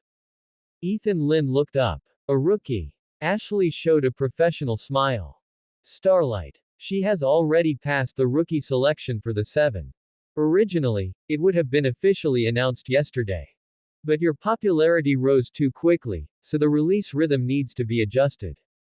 So her official debut will be postponed. Ethan Lynn paused slightly. Starlight. According to the original plot, shouldn't she have already been standing in the Seven's conference room by this time? At this moment, Ethan Lynn realized. The flapping wings of his little butterfly self had already begun to stir the plot. Some things might not have happened yet. And this time, he was just in time. The next morning, when Ethan Lynn walked into Vought Tower again, he had an extra temporary visitor pass on his chest. The pass read, Ethan Lynn, temporary cooperating hero. Validity period, 7 days. Ethan Lynn stared at those words for 2 seconds, feeling a bit emotional inside. Clearly yesterday he was still a bank robbery survivor, but today he had actually turned into a Vought superhero, 7-day trial version. Just as Ethan Lynn stepped into the lobby with one foot, he vaguely sensed that the atmosphere was wrong. The security guards at the entrance were twice as many as yesterday. The staff members still smiled professionally, but their paces clearly betrayed a sense of rush. Ethan Lynn looked up towards the exact center of the lobby. On that giant screen, he was facing the camera and saying with a hint of sorrow, every deceased person should not just be reduced to the word accident. The screen switched, and it turned into an interview clip of him supporting the establishment of an emergency mechanism for superpowered individuals. The news headlines below were constantly scrolling. Silver Spider's interview continues to ferment, calls to support the superpowered emergency mechanism rise. Homelander spiritually inspires new hero, Vought's image warms up. A-train accident controversy still continues. Ethan Lynn touched the temporary pass on his chest. He didn't know if he had sold himself for a good price. Ding. As the elevator doors beside him opened, Ashley walked over quickly from the elevator entrance. Her makeup today was still exquisite, but the dark circles under her eyes were still faintly visible. Ethan. You arrived right on time. Ethan Lynn glanced at the hurried crowd in the lobby and smiled at her. It looks like it's still very lively here today. Ashley let out a soft sigh as if thinking of something. Just for a split second, and then that standard professional smile was hung on her face again. Perhaps, it's welcoming our new hero to join the Big Vought family. Ethan Lynn's peripheral vision swept over the security guards patrolling back and forth inside, and his expression was slightly subtle. Whoa tilde that really is, an absolute honor. Ashley stepped forward, handed a new schedule to Ethan Lynn, and then turned to walk toward the elevator.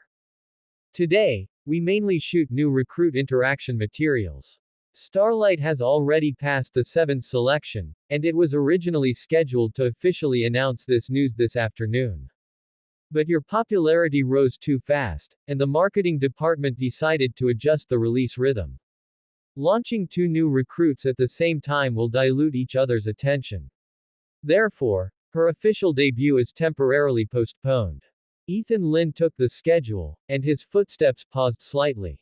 Starlight. According to the original plot, she should have already stood inside the Seven's meeting room by this time. And might have even experienced the Deep's caviar bullying incident. But now, because of the sudden popularity of Silver Spider, Vought forcefully pushed her public appearance backward. In other words, that matter might not have happened yet. Ashley pressed the elevator button. Distracting attention is a waste. Very Vought. Ashley glanced back at him. Is this a compliment? Ethan Lynn lowered his head and pondered for a moment. Consider it an objective evaluation.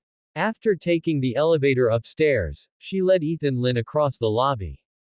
When passing the internal scheduling screen, Ethan Lynn glanced at it casually. Homelander, media meeting. Queen Maeve, brand shooting. A-train, crisis PR recording. The Deep, Marine Public Welfare live broadcast. Starlight, new recruit warm-up. Translucent, internal meeting. Behind the last line, someone temporarily put a red mark. Unconfirmed. He muttered silently in his heart. Huey came to Vought yesterday. If it develops according to the original plot, then next is. The bug is exposed in the restroom. Translucent discovers the abnormality. Translucent starts tracking Huey, and is then electrocuted. And then, the turtle bomb.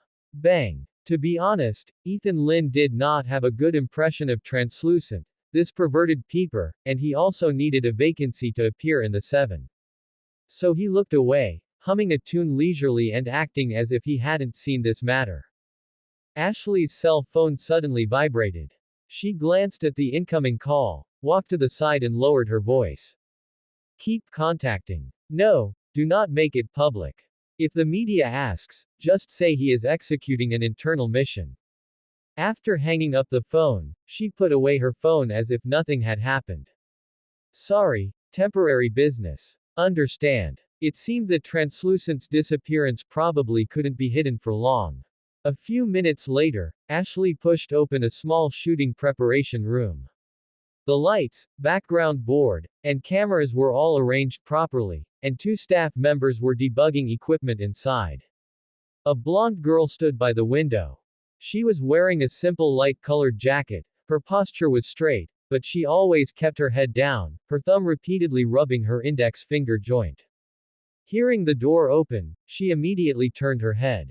Although slightly nervous, the expectation in those bright eyes was so much that it seemed like it was about to overflow from her eye sockets.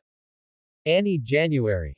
Starlight. Ashley wore a professional smile on her face, enthusiastically introducing the new recruit to him. Annie, this is Ethan Lin. You should have already seen him on the news, right? Starlight immediately extended her hand. Of course, that superhero in the bank. She paused for a moment and added with a smile. Seriously, the way you save people is very cool, Silver Spider. Ethan Lin stepped forward and shook her extended palm. Her palms were not soft, and both the web of her thumb and the bases of her fingers had thin calluses formed from long-term training. Should be calluses left by long-term exercise. Ethan Lin smiled politely. I prefer my friends to call me Ethan. Then I'll call you Ethan. She paused for a moment and added. To be honest, I really think the way you save people is cool, Silver Spider. Ethan Lin held her hand. I prefer them to call me Ethan. Starlight smiled. Then I'll call you Ethan. Without a shred of politeness, she raised the corners of her mouth and continued. I also watched your interview. When you said, Robin's name, that sentence was truly very brave. Hardly brave. Ethan Lin let go of her hand. Someone just had to say it out. But not everyone would say it. When she said this sentence, her eyes revealed a serious look. Ethan Lin opened his mouth. Many plots emerged in his mind, the words on his lips changed over and over, and in the end only one sentence popped out. Thank you. Ashley clapped her hands, pulling the attention of the two back. Very good, this is precisely the state we need. Today is just a warm-up, not an official release. You guys talk about your understanding of the hero identity, as well as expectations for the future. She signaled the staff to turn on the camera. Be a bit more natural, a bit more sincere. Ethan Lin automatically translated in his heart, natural and sincere within the scope allowed by VOT. Starlight nodded solemnly instead. I understand. Ashley looked at Ethan Lin again. Especially you, don't improvise too much on the spot. I'll try. Ashley stared at him for 2 seconds, then turned to check the camera. I heard the new recruits are all here. The door of the preparation room was pushed open. The Deep walked in wearing his signature dark green suit, with the usual friendly smile in front of the camera hanging on his face. Starlight's eyes lit up instantly. The Deep. There was undisguised excitement in her voice. When I was 7 years old, I watched your live broadcast of rescuing that stranded whale. Ever since then, I replaced all the ocean posters in my room with you. The Deep puffed out his chest, obviously enjoying this kind of adoration. Really? That was a big guy. To send it back to the sea, I was busy on the beach all day. However, being a superhero, someone has to do it. Ethan Lin stood aside, trying hard to recall the relevant event information he had checked. If he remembered correctly, the ones that actually dragged the whale back into the sea in the end seemed to be 3 large tow trucks. He could only shrug at this. After all, in bots' promotional videos, tow trucks don't have naming rights. The Deep walked a few steps closer, and his gaze stopped on Starlight's chest for a short moment. Among everyone present, only Ethan Lin, who was consciously observing, noticed this point. I heard Annie is here today. The Deep turned to Ashley.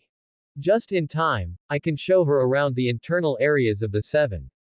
Ashley frowned. We have a shooting schedule later. It won't take long. The Deep looked back at Starlight, his tone gentle. When a newcomer comes for the first time, there always has to be someone to introduce the internal rules. Don't you think? Starlight was obviously somewhat flattered. Of course, if it's convenient.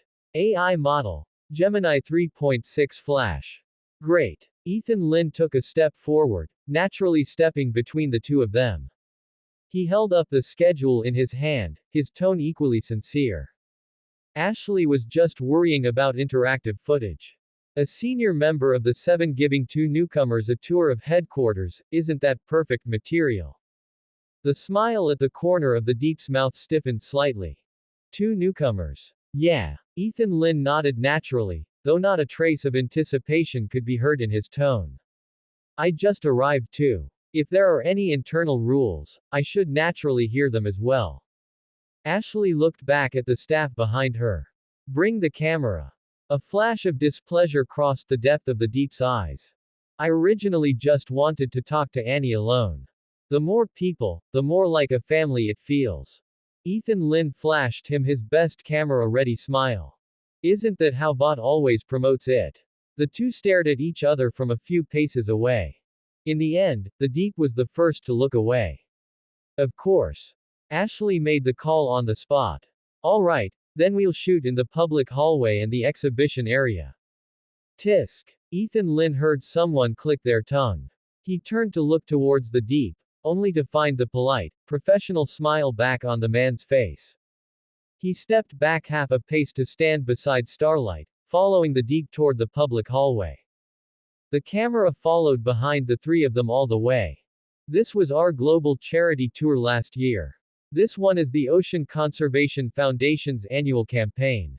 And over here, a major rescue operation led by Homelander. The Deep talked eloquently in front of the photos on the wall, every word so practiced that it was completely flawless. Ethan Lin rested his fist against his chin, pretending to be deep in thought.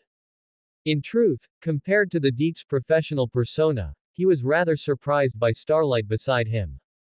Because as she passed each photo, she could state the approximate year and event name, and occasionally even add interview details that even the Deep had forgotten. It seemed her room full of posters was no exaggeration. As the Deep interacted with Starlight, his expression grew increasingly pleased. After finishing the introduction for an Ocean Charity Group photo, he reached out his hand towards Starlight's lower back, seeming about to guide her forward. Ethan Lin stepped sideways just in time, thrusting the schedule in his hand between the two of them. What about this one? The Deep's hand froze in midair, leaving him no choice but to pull it back. He stared at Ethan Lin for 2 seconds. South Atlantic Ocean Cleanup Operation. I see. Ethan Lin nodded earnestly. Environmental protection, how wonderful. For the next 10 minutes or so, Ethan Lin stayed half a step behind. He didn't deliberately hog the spotlight, nor did he give the Deep a chance to take Starlight away alone. Arriving outside the Seven's private lounge, the Deep stopped in his tracks. Inside is the true core area. You'll be coming in here often in the future. Starlight hesitated slightly. I haven't officially joined yet. You've already passed the selection. The Deep smiled at her. Relax, you'll become one of us sooner or later. Hearing the word, Starlight's shoulders relaxed a bit.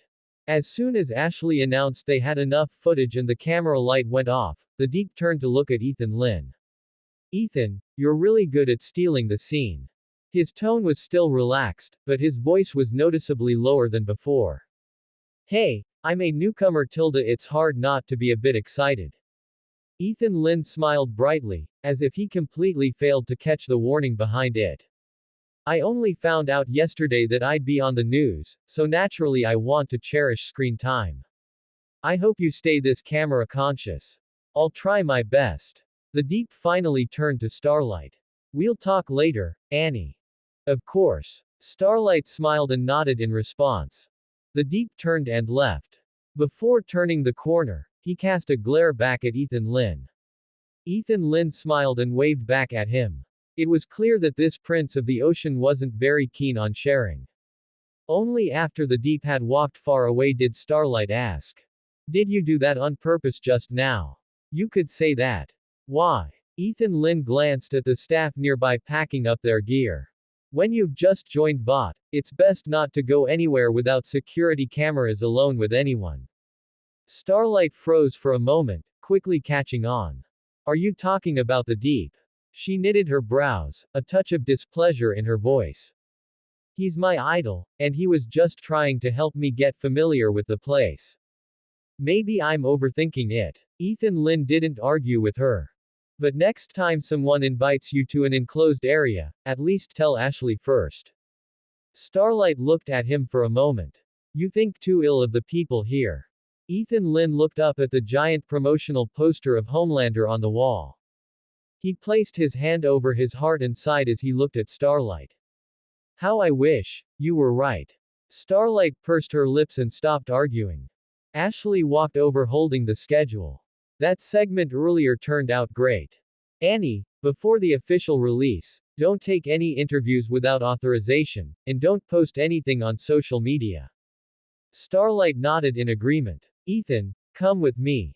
There are still a few details to confirm. Just as Ethan Lin was about to follow, Homelander's voice suddenly came from the end of the hallway. The door to Madeline's office wasn't fully closed. Still no word on translucent. Ethan Lin paused in his tracks. Ashley immediately turned around. Ethan. Sorry, I thought I heard Homelander's voice. Don't linger, keep moving. Ashley quickened her pace. Ethan Lin had no choice but to follow, but fragments of the conversation inside the office continued to drift into his ears. He often disappears for a few days. Madeline said. You know what his power is. And I also know he never misses a VOT schedule.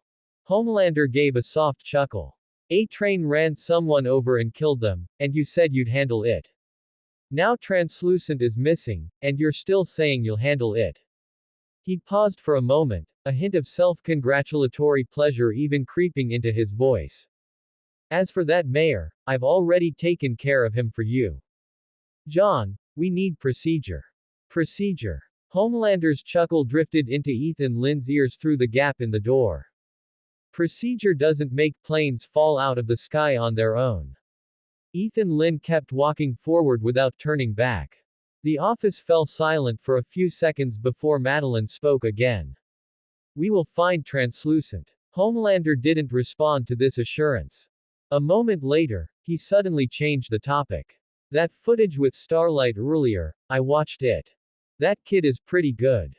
Ethan Lin hooked his toe, stealthily loosening his shoelace. Taking the opportunity, he squatted down, slowly tying his lace while keeping his full attention on the inside of the office. You mean Ethan? He said I gave him courage. Homelander's voice held a note of pleasure. He knows how to face the camera, and he knows when to step up. We are still observing him. Madeline said. His childhood medical records need to be reviewed, and his basic evaluation isn't complete yet. You are always observing. Observing, evaluating, holding meetings, postponing. But some people don't need to wait for your permission. Realizing the footsteps behind her had stopped, Ashley turned around in slight surprise, only to see Ethan Lin bent over tying his shoe. Ethan. Hurry up. All right, all right. Ethan Lin could only stand up and trot forward to catch up. Reaching the end of the hallway, a TV on the wall suddenly broke in with a news broadcast. This morning, a private plane carrying the mayor of Baltimore crashed. It has been confirmed that there are no survivors on board.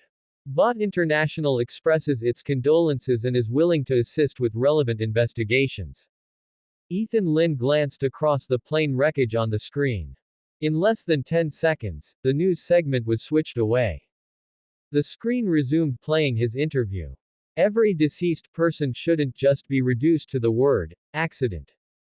Looking at his sincere and firm smiling face on screen, he looked down and touched the temporary badge on his chest. It hadn't even been 3 days, and he was already taking the shape of Vought. 7 days. He suddenly felt that this time frame was far too long. In the small conference room, the Deep's recent newcomer tour had already been cut into a 1-minute sample reel. In the footage, the Deep walked at the very front, talking eloquently about the public service photos along the way. Starlight followed closely by his side, the adoration in her eyes obvious at a glance, while Ethan Lin lagged half a step behind. An experienced mentor, a pure newcomer, and a humorous companion, the three personas put together were as harmonious as filming a Disney family commercial. Ashley watched the entire sample reel with her arms crossed, her tense shoulders finally relaxing. This part can be used. She dragged the progress bar back to the scene where the Deep introduced the 7 lounge area. Ethan, add a piece of narration here. It is my honor to be able to join such a team. Ethan Lin turned to look at her. Have I ever said that? Not yet. Ashley pointed to the next room. So the recording studio is over there. Okay. Ethan Lin scratched his head, unable to find an angle to retort for a moment. Starlight sat on the other side of the conference table, listening and frowning straight away. But wouldn't this make it fake? The conference room fell quiet for a beat. Ashley turned to her, her tone as serious as an elementary school teacher's first discipline class. Annie, the audience doesn't have time to watch the whole process. And the job of editing is to leave the most important parts for them. She pointed to Ethan Lin on the screen. As for that sentence, it's called a supplementary interview. Starlight opened her mouth, but ultimately swallowed her words back down. However, Ethan Lin finally understood that Vought's ability to mass process scum into earthly saints did not rely on luck. These people even had instructions on how to lie in front of the camera. The door of the conference room was pushed open, and a staff member walked in quickly, handing a tablet to Ashley. The first batch of footage was just released, and the discussion is already picking up. On the screen, several popularity curves were trending all the way up. Silver Spider Starlight first on-screen together. Vought 2 new heroes. Homelander spiritually inspired new generation.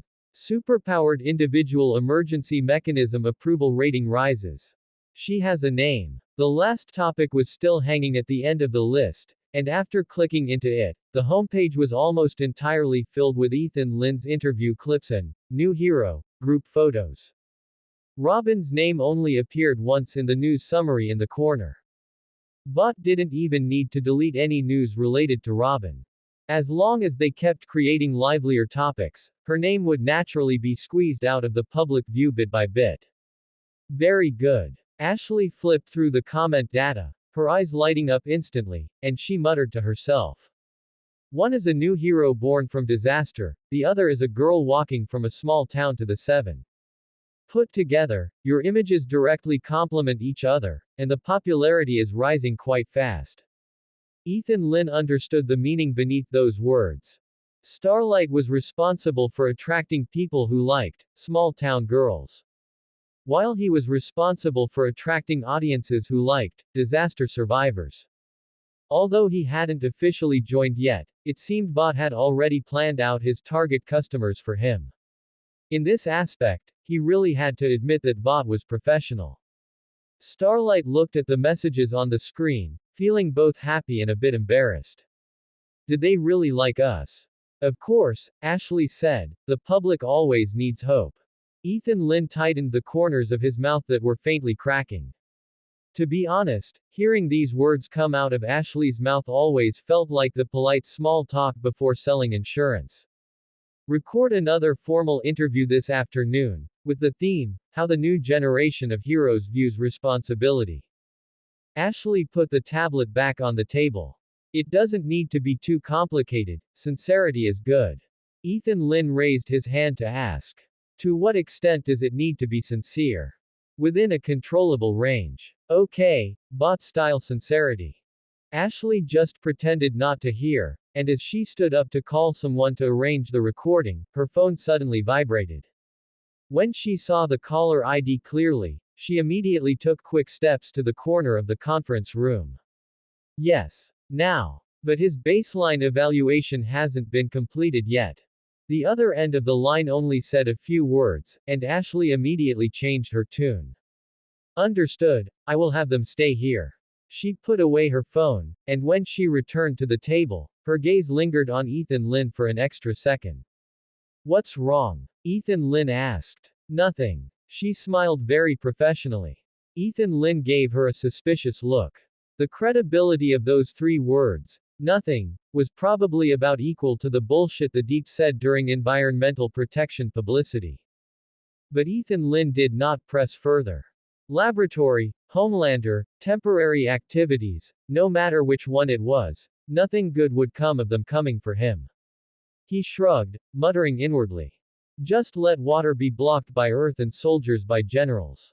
The afternoon filming started on time. Starlight's answers hardly needed a teleprompter. She said she had wanted to help others since she was a child, and never regarded her abilities as something worth worshipping.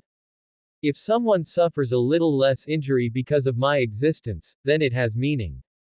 She said it very seriously, and truly believed it. Ethan Lin sat nearby staring at this earnest girl, feeling inevitably a bit uneasy. Ah, Annie, oh Annie, the thing Vought was best at was treating true feelings like toilet paper. When it was Ethan Lin's turn, the host turned to him. Ethan, what do you think is the most important quality of the new generation of heroes? The teleprompter had already listed the answer. Responsibility, courage, team spirit, and Homelander's role model effect. Ethan Lin took a glance at it.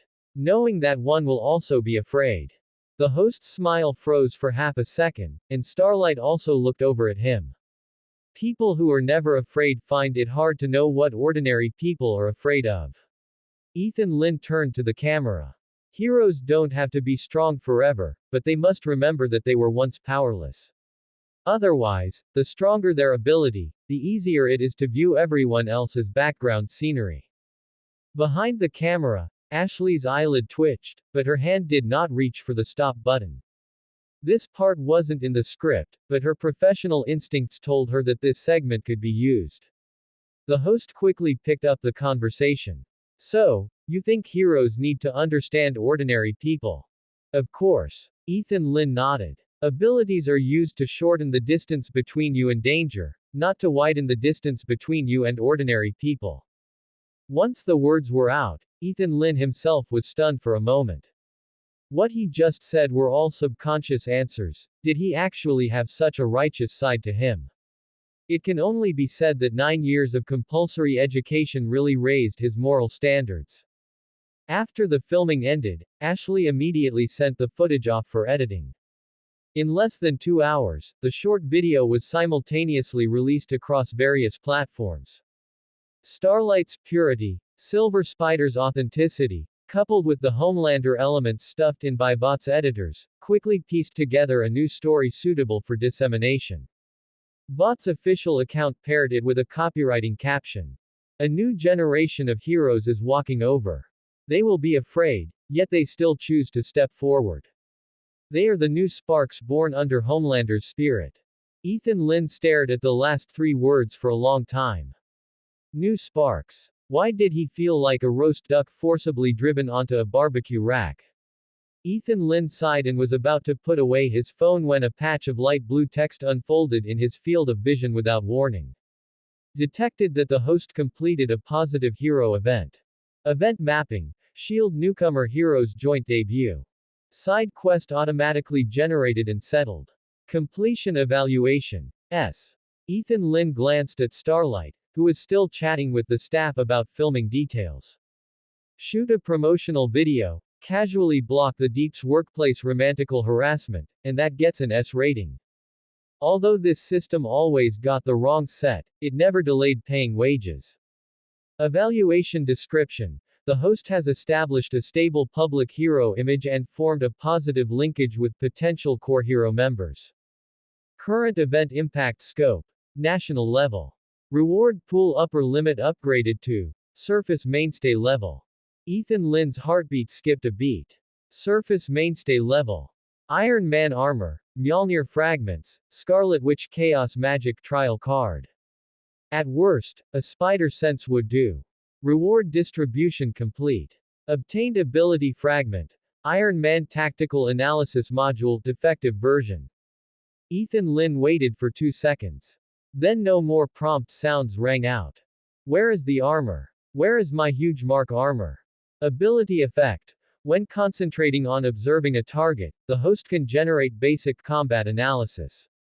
Analysis items. Strength, physique, speed, perception, healing factor, energy attack, and special ability inclination.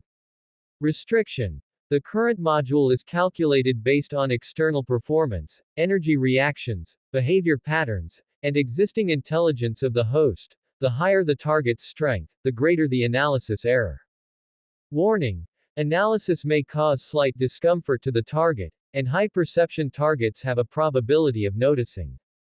Remarks. No armor for now, let's install a small piece into your brain first. Ethan Lynn originally wanted to protest, but after understanding the module's purpose, he swallowed the complaints back down. Superpowered individuals in this world neither pasted ability descriptions on their foreheads nor had a reliable set of combat power standards. Being able to figure out the opponent's general background before fighting was enough to save one's life at a critical moment. As for whether the analysis results were accurate, he could find someone to try it out first. Ethan Lynn's gaze fell on Starlight. She was lowering her head to tidy up the manuscripts used during the interview.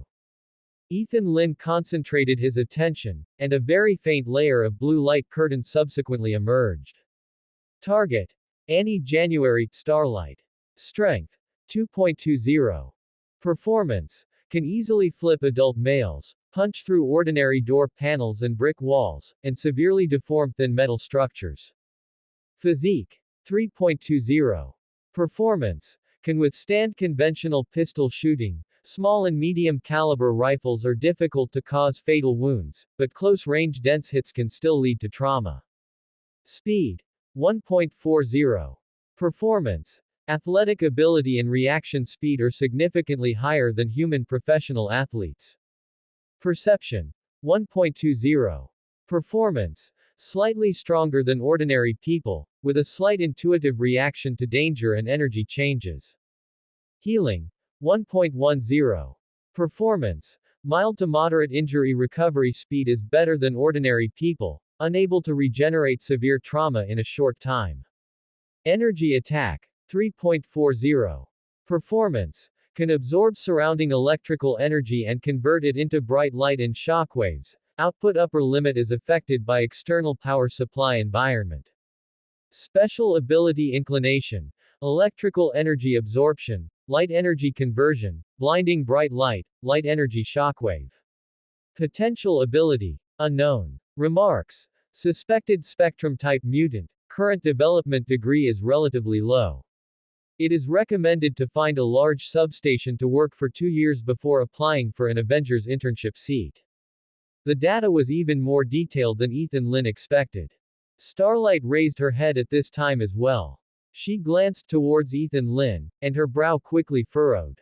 Ethan. Ethan Lynn immediately looked away, and the blue light curtain disappeared accordingly. What's wrong? The way you looked at me just now. Starlight deliberated for a moment. Made me feel a bit uncomfortable. Ethan Lynn's heart sank. The usage restriction of the module turned out not to be a cheap merchant's word padding disclaimer. The target really could sense this kind of prying. Sorry. Ethan Lynn promptly put away his joking expression. I was spacing out thinking about something just now. Starlight was still a bit puzzled, but seeing him apologize so readily, she didn't press further. It's fine. Ethan Lynn had just secretly breathed a sigh of relief when a steady sound of footsteps came from outside the conference room. Separated by a door, the staff members who were packing up equipment stopped talking one after another.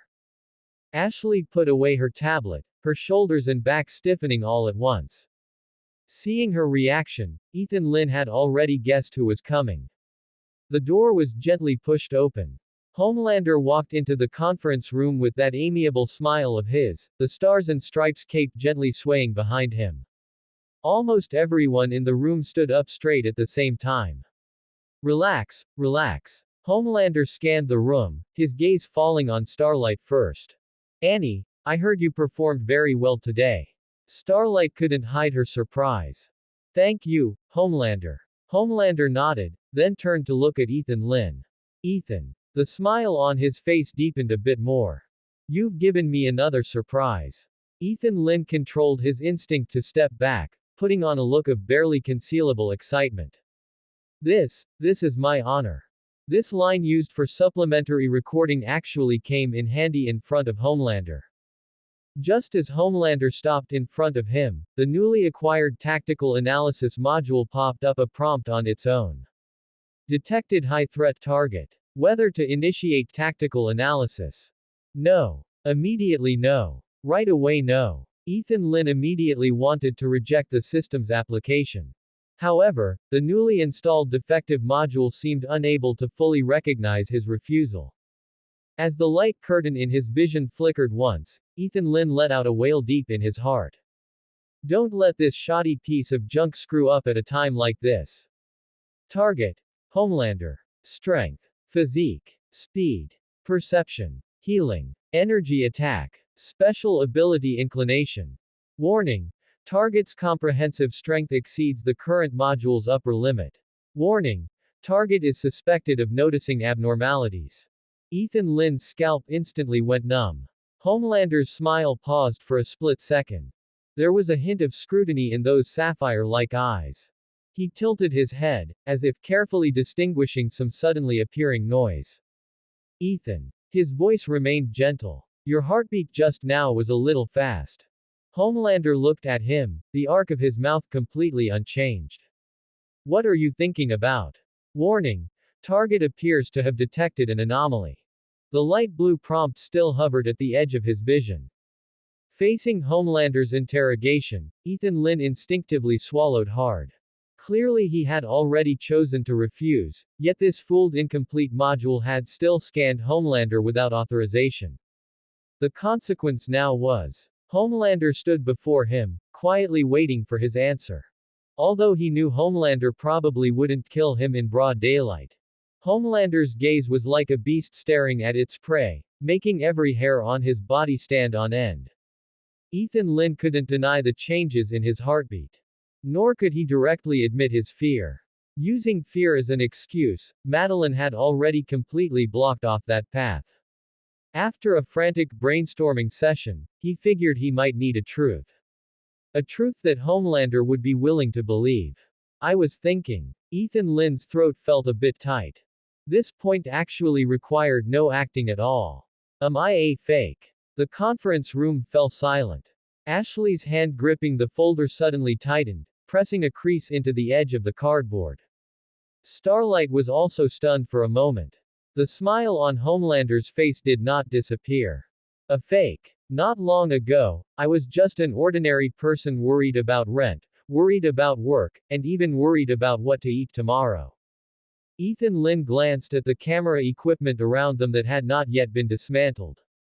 Now, the news calls me a hero, but lets me stand in front of the camera to talk about heroes and responsibility, and even people on the street are shouting my name.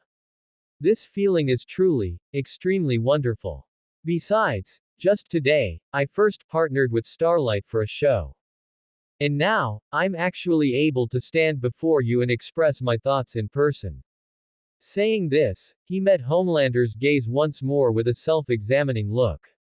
Cameras can push an ordinary person to the position of a hero in a single day. But, I'm still not sure if I really deserve to stand there.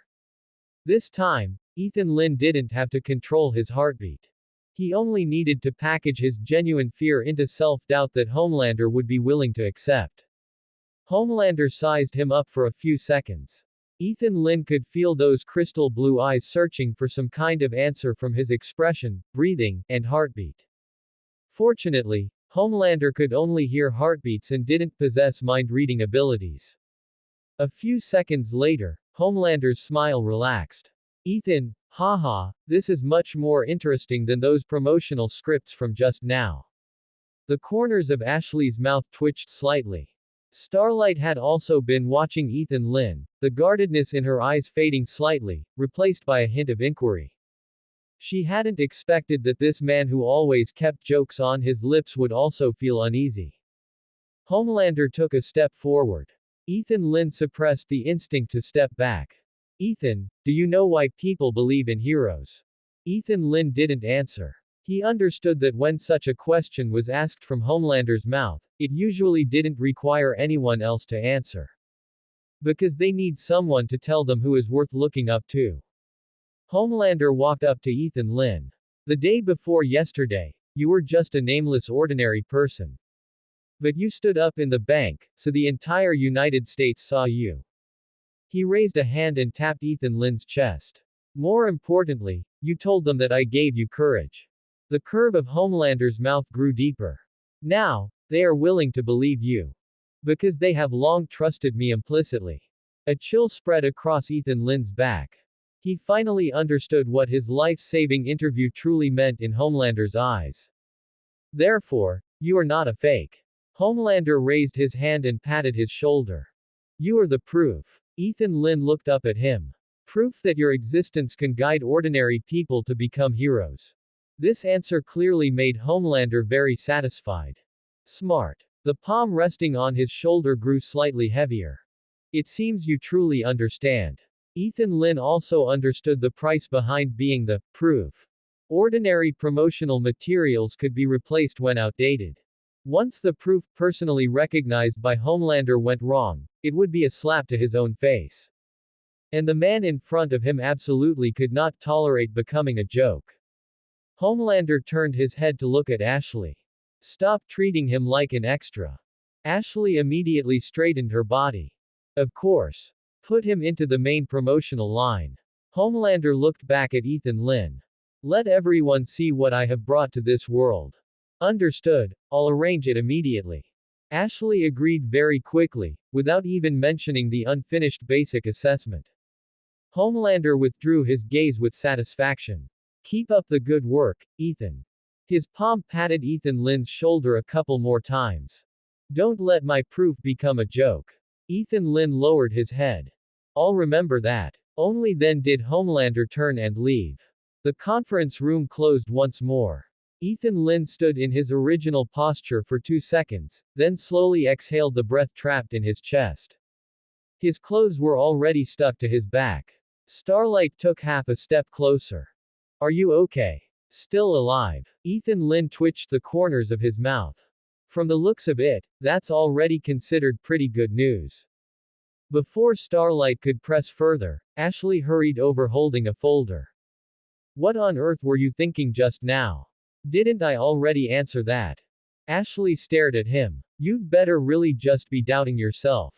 Rest assured, I'm just a newcomer who just signed a 7-day temporary cooperation agreement. Ethan Lin spread his hands. Aside from what to eat today, what dangerous questions could I possibly think about?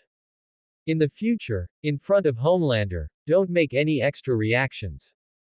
Ashley lowered her voice. He can hear your heartbeat. Understood. Ethan Lin nodded earnestly. I'll try to control it.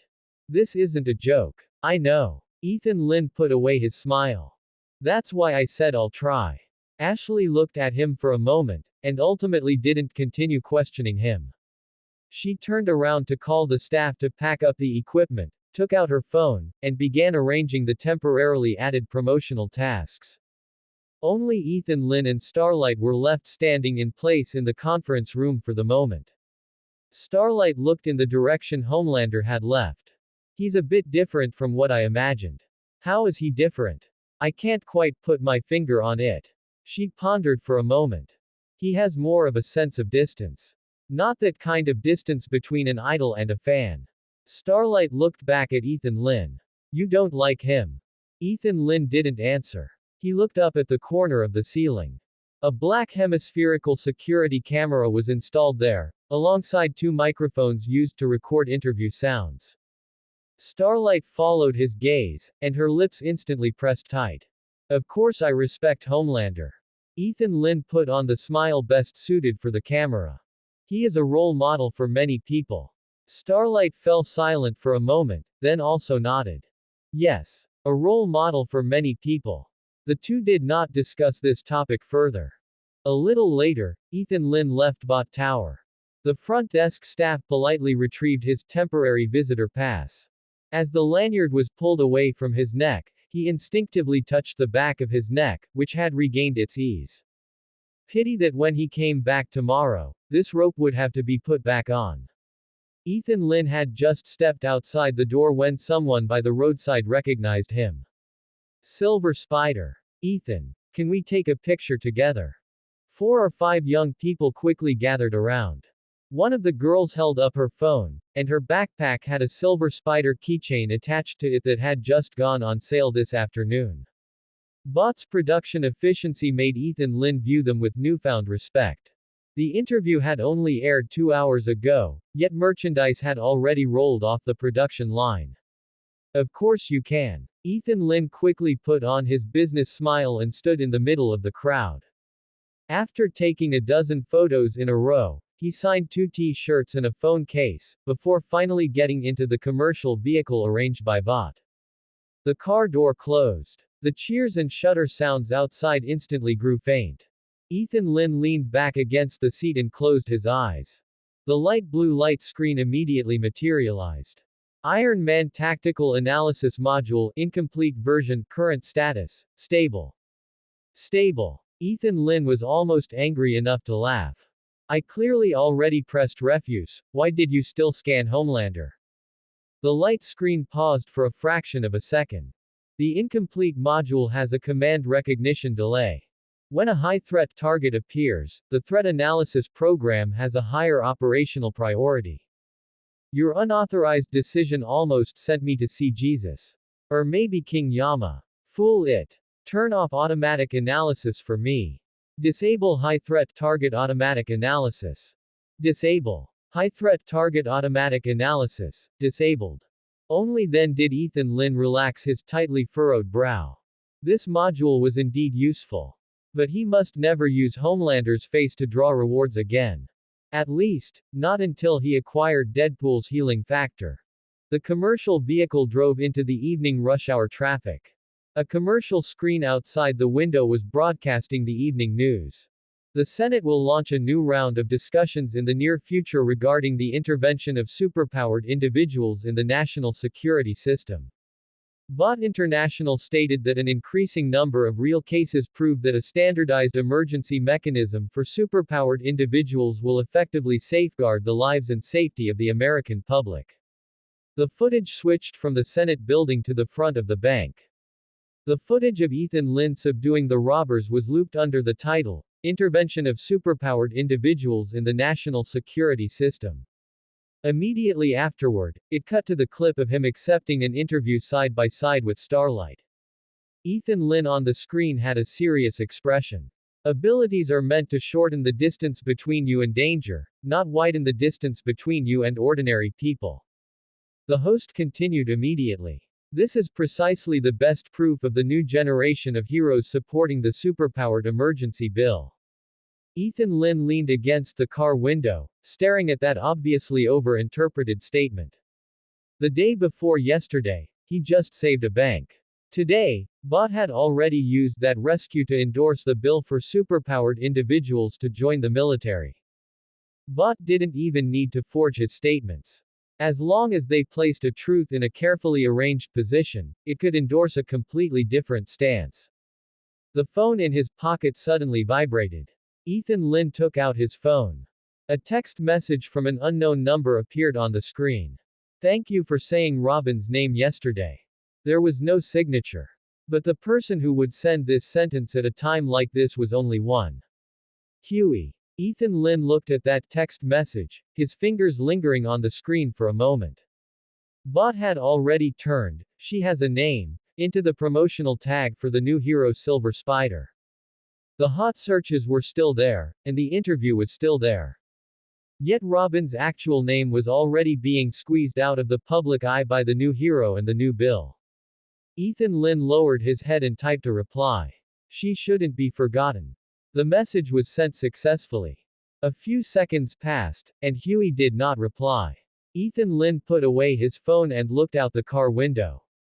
The giant screen of Vought Tower was receding bit by bit among the tall buildings, and the silver spider on the screen still wore a smile. His name had truly been remembered by Homelander. But in this foolish world, nothing could be worse than this. That's the end of part 1. Part 2 is coming soon.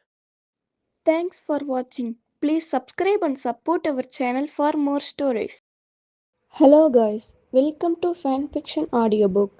Here you find original fan-made audio stories. Enjoy the journey into new worlds. Black Robe. The system insists this is the Marvel Universe. Part 2. Early the next morning, Ethan Lynn walked into Vought Tower once again. The temporary visitor pass was still hanging on his chest. Ethan Lynn lowered his head and glanced at it. Very good. Yesterday he was still a 7-day trial package. Today he was already assigned to on-the-job training. Ashley was waiting for him at the elevator entrance. She was holding a folder in her arms, wearing a standard professional smile on her face, but the exhaustion in the depths of her eyes was heavier than yesterday. Good morning, Ethan. Good morning. Ethan Lynn glanced at her.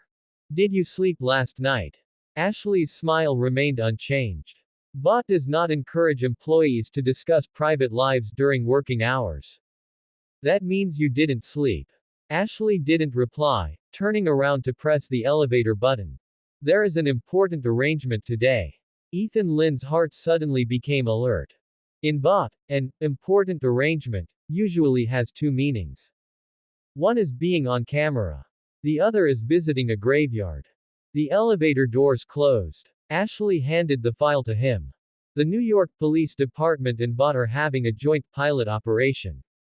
The theme is Superhumans Assisting Urban Security. Ethan Lynn lowered his head to look at the file cover. Pilot Operation for Superhuman Emergency Cooperation Mechanism. There was also a line of small text below. Executive Personnel. Ethan Lynn. Ethan Lynn's mouth twitched slightly. I haven't officially joined yet. So this is temporary cooperation content. Ashley spoke very quickly. You won't act alone. There will be police responsible for cordoning off and commanding at the scene.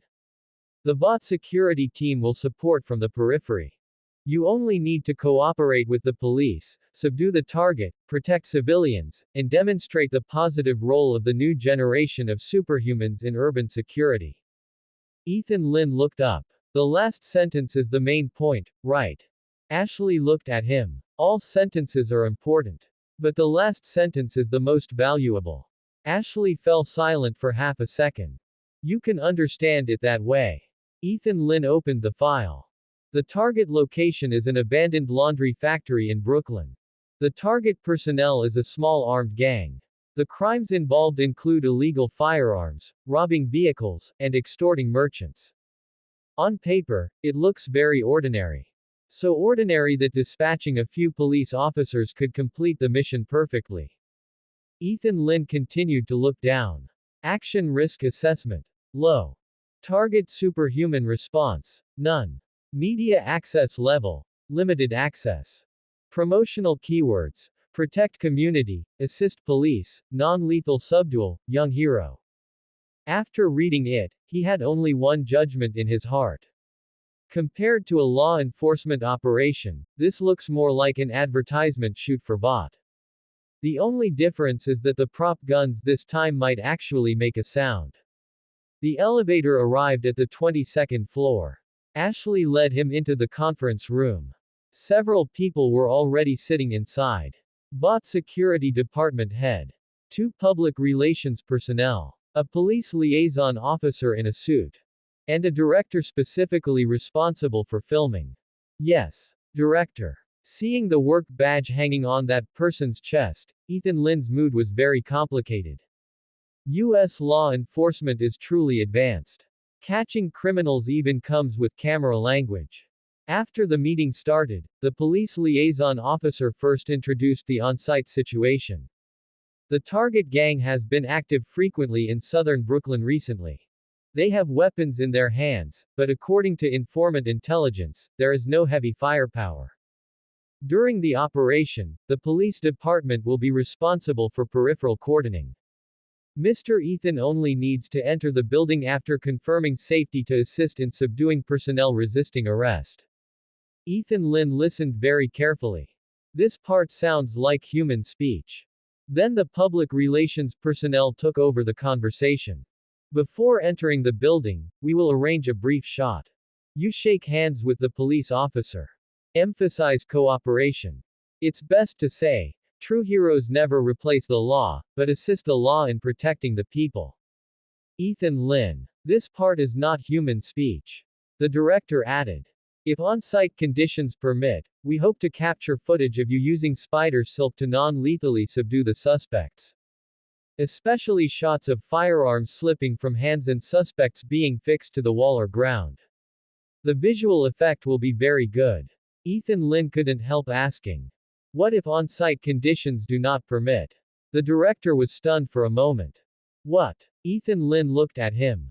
I mean, if the suspect shoots, or there are civilians at the scene, or the camera angle you want happens to get someone a bullet. The conference room fell silent for a moment. Ashley immediately took over. Safety first. She looked at the director. All filming must obey on-site safety. The director gave a dry laugh. Of course, of course. Ethan Lin lowered his head to look at the file. Very good. At least this time Ashley knew human lives are more valuable than camera shots.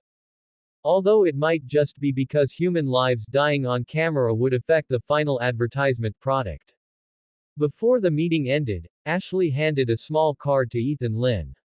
This is the media Q&A prompt. Ethan Lin took it. Several standard answers were written on it. If asked about the A-train accident, I believe VOT and relevant departments will handle it properly.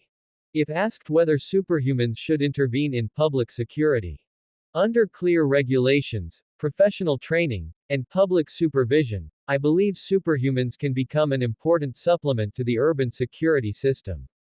If asked if he is afraid, fear is normal, but responsibility drives us forward. Ethan Lin looked at the last sentence and fell silent for a second. This sentence is actually not bad. Unfortunately, handed out from VOT's hands, it's like a glass of water mixed with essence. Before setting out, Ethan Lin tried the spider silk a few times in the training room.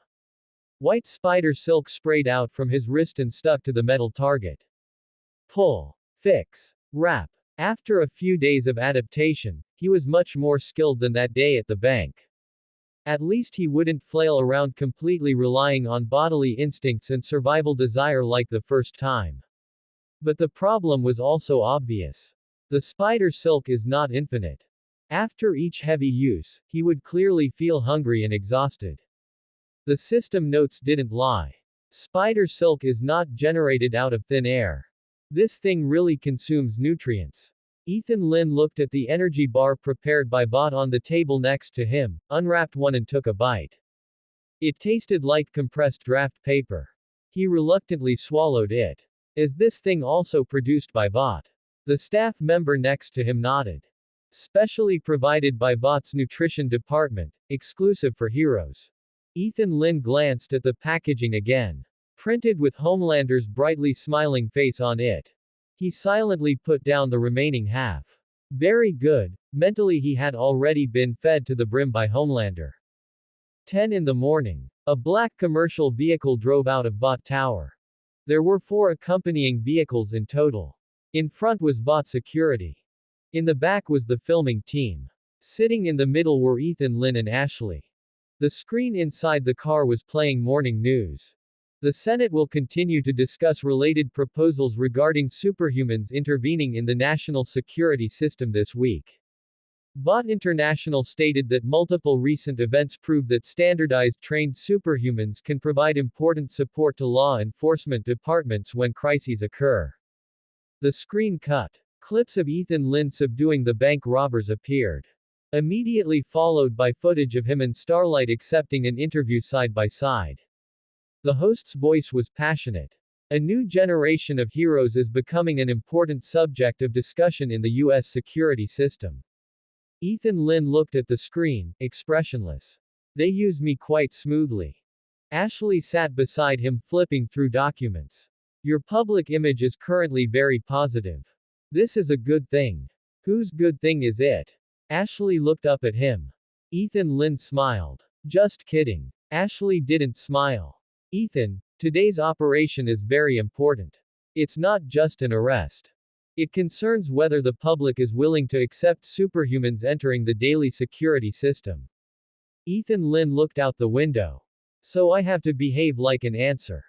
Ashley paused slightly. What? Nothing. Ethan Lynn retracted his gaze. I'll perform well. After the commercial vehicle drove into southern Brooklyn, the street scene changed significantly. Tall buildings and glass curtain walls gradually decreased. Wall graffiti, dilapidated shops, and closed rolling shutters became more and more numerous. This place is not far from Bot Tower. Yet it's like another world. Ethan Lynn looked out the window, suddenly remembering Mrs. Martha's cheap rental house. It was about the same there. Noisy, dilapidated, even carrying a smell of cooking fumes and dampness that would never dissipate. But at least that place felt like a place where humans live. The periphery of the operation location had already been cordoned off by police cars. Several police officers stood outside the warning line. Not far away, there were also a few media outlets allowed to get close. Their cameras had been set up long ago. As soon as Ethan Lynn got out of the car, the sound of camera shutters rang out. Ethan. Silver Spider. Is this your first time participating in a police operation? Do you support superhumans officially intervening in urban security? Ashley immediately stepped forward to block some of the cameras. Everyone, there will be a unified interview after the operation ends. Ethan Lynn cooperatively revealed a smile. Then he saw a middle-aged police officer walking towards him. The other party was tall, with little expression on his face, and temples somewhat graying. He reached out his hand. Daniel Rock. On-site commander. Ethan Lynn shook his hand. Ethan Lynn. Officer Rock glanced at his wrist. I heard you spray things from here. Ethan Lynn fell silent for a moment. This description doesn't sound very suitable for news broadcast. Officer Rock's mouth twitched, as if he almost smiled. But quickly returned to seriousness. Listen to me, young man. I don't know what kind of shots Bot arranged for you. But at my scene, you listen to orders. Don't rush too fast for the camera. Don't stick my men to the wall. And don't kill the suspects. Ethan Lynn nodded seriously. Understood. These few sentences were much more useful than Bot's 20-page document. Officer Rock seemed quite satisfied with his attitude. The target is inside. He pointed to the abandoned laundry factory not far away. We have already evacuated nearby residents. Confirmed there are 4 to 6 people inside. There are guns. But no hostages. Our original plan was to breach the door. Saying this, he glanced at the Bot filming team next to him. Now the plan has been changed to be very fancy. Ethan Lynn followed his gaze to look at the director. The director was discussing camera positions with the cameraman. Ethan Lynn said in a low voice. I don't like things too fancy either. Officer Rock glanced at him. That's good. Before the operation began, Bot still arranged a handshake shot. Ethan Lynn and Officer Rock stood in front of the warning line. The background was police cars, abandoned buildings, and distant media. The public relations personnel held up a prompt sign. Ethan Lynn said according to the requirements. True heroes do not replace the law. We are simply with the law, protecting people who need help. After saying this sentence, several reporters at the scene immediately lowered their heads to record. Ashley let out a sigh of relief not far away. Officer Rock said in a voice only Ethan Lynn could hear. Who wrote these words? Bot. I guessed so, it sounds like something printed on a mug. Hearing this, Ethan Lynn swayed under his feet, not expecting that a serious-looking police officer would make such a joke. The official operation begins. Two teams of police officers advanced from the sides. Ethan Lynn followed behind Officer Rock, maintaining a half-step distance. He didn't rush to the very front like in the movies. After all, now he is just a mortal body, and cannot take an AK bath like Queen May. Any stray bullet hitting a vital spot and he would still die. That's how the cobbled-together cheat system is. The lighting inside the abandoned laundry factory was dim. There was a smell of mold and engine oil in the air. Discarded fabrics and metal parts were scattered on the ground. Just as they entered the hall, a suspect hiding behind old equipment suddenly raised a gun. Gun! Officer Rock roared. Ethan Lynn's body was faster than his brain. He raised his wrist. Poof! White spider silk flew out, precisely sticking to the opponent's wrist and gun body. The man had just pulled the trigger, and the muzzle had already been pulled off course. Bang! The bullet hit the ceiling, sparks splashing. Ethan Lynn pulled back sharply. The suspect was dragged out of balance, heavily falling to the ground. The police officers nearby immediately pounced to control him. Good job! Officer Rock shouted. Ethan Lynn didn't respond. Because a second person rushed out from the stairwell. He was holding a shotgun in his hand. Ethan Lynn's pupils shrank. At such a close distance, he didn't want to test whether a physique of 1.00 could withstand shotgun blasts. He pounced fiercely toward the nearby pillar. Bang! The gunshots exploded. A large amount of steel shot hit the edge of the pillar, debris splashing all over his face. Ethan Lynn raised his hand to shoot spider silk, sticking to the stair handrail, swinging with the momentum, his body moving laterally from behind the low equipment. While he was in midair, his other hand shot out spider silk again. The white spider silk wrapped around the shotgun barrel. Ethan Lynn pulled with both hands the moment he landed. The gun barrel violently swerved toward the ground. The second shot blasted into the floor. The next second, Officer Rock rushed up with men and pinned the man down. The whole process took less than 10 seconds. Clean. Swift. Non-lethal. Very suitable for editing. Ethan Lynn could even imagine what background music Vought's post-production would add here. But he didn't relax. Something's wrong. Too smooth. From entering the building to subduing the two suspects, everything went according to script. Yet his crisis PR intuition was faintly reminding him. This kind of perfect material is usually followed by a major accident. Messy footsteps suddenly came from the second floor. A young man wearing a gray hoodie was pushed out. His face was pale, hands raised. Don't shoot. I surrender. Officer Rock raised his gun to aim. Get down. The man immediately got down.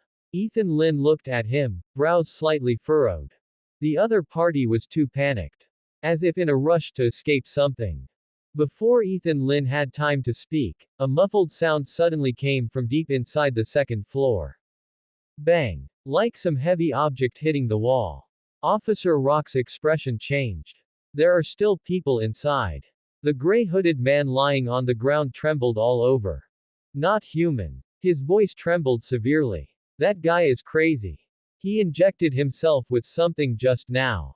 Ethan Lynn's heart sank slightly. Injected with something. The next second, the second floor wall suddenly dented with a crack. Bang! Another loud sound. Wall skin fell off in rustles. A tall figure slowly walked out from the shadows. His upper body muscles were abnormally bulging, the veins on his neck looked like they were about to burst through the skin, and his eyes were bloodshot. He was still clutching half of a broken syringe in his hand. Ethan Lynn's gaze fell on that half syringe. A trace of extremely faint blue liquid remained in the syringe. His breathing paused slightly. Didn't they say there was no superhuman response? Didn't they say it was low risk? Didn't they say it was just a security model mission? The tall man raised his head and grinned. The next second, he punched through the second floor railing. The steel guardrail twisted and deformed, crashing heavily toward the first floor. Officer Rock roared. Spread out. Ethan Lynn raised his hand abruptly. Spider silk flew out, sticking to the falling guardrail. The powerful downward force dragged his wrist with severe pain. He gritted his teeth and took half a step back, forcibly pulling the guardrail off course and smashing it onto the open space. Boom. Dust exploded. The media's cameras were still outside. Vought's director was still waiting for a perfect ending. And looking at that obviously abnormal man on the second floor, Ethan Lin had only one thought left in his heart. This is not an advertisement shoot. This foolish thing is an accident live broadcast. The man on the second floor looked down at his abnormally swollen arm. Then, he laughed. The laughter was hoarse and intermittent, like a rusty knife stuck in his throat. I can feel it. He raised his head, his bloodshot eyes sweeping over the police below. I can feel the power. Ethan Lin stood in the center of the first floor lobby, his wrist still aching from forcibly dragging the steel guardrail off course earlier. Looking at the light blue liquid remaining in the broken half of the syringe on the second floor, he had already cursed Vought up and down in his heart. Low risk. No superpower response. Ordinary armed gang. If this is an ordinary gang, then Homelander could be considered a senile old man. Officer Rock raised his gun and aimed at the second floor. Get down. Get down immediately. The enhanced man slowly turned his head to look at Officer Rock. The next second, he grabbed an abandoned double-door refrigerator nearby. That thing looked to be at least over 100 kilograms. Yet in his hands, it was like a casually picked up cardboard box. Ethan Lin's pupils shrank, spread out. The moment he shouted, the enhanced man had already smashed the refrigerator down from the second floor. Boom. The metal body smashed toward the first floor with a piercing whistle of wind.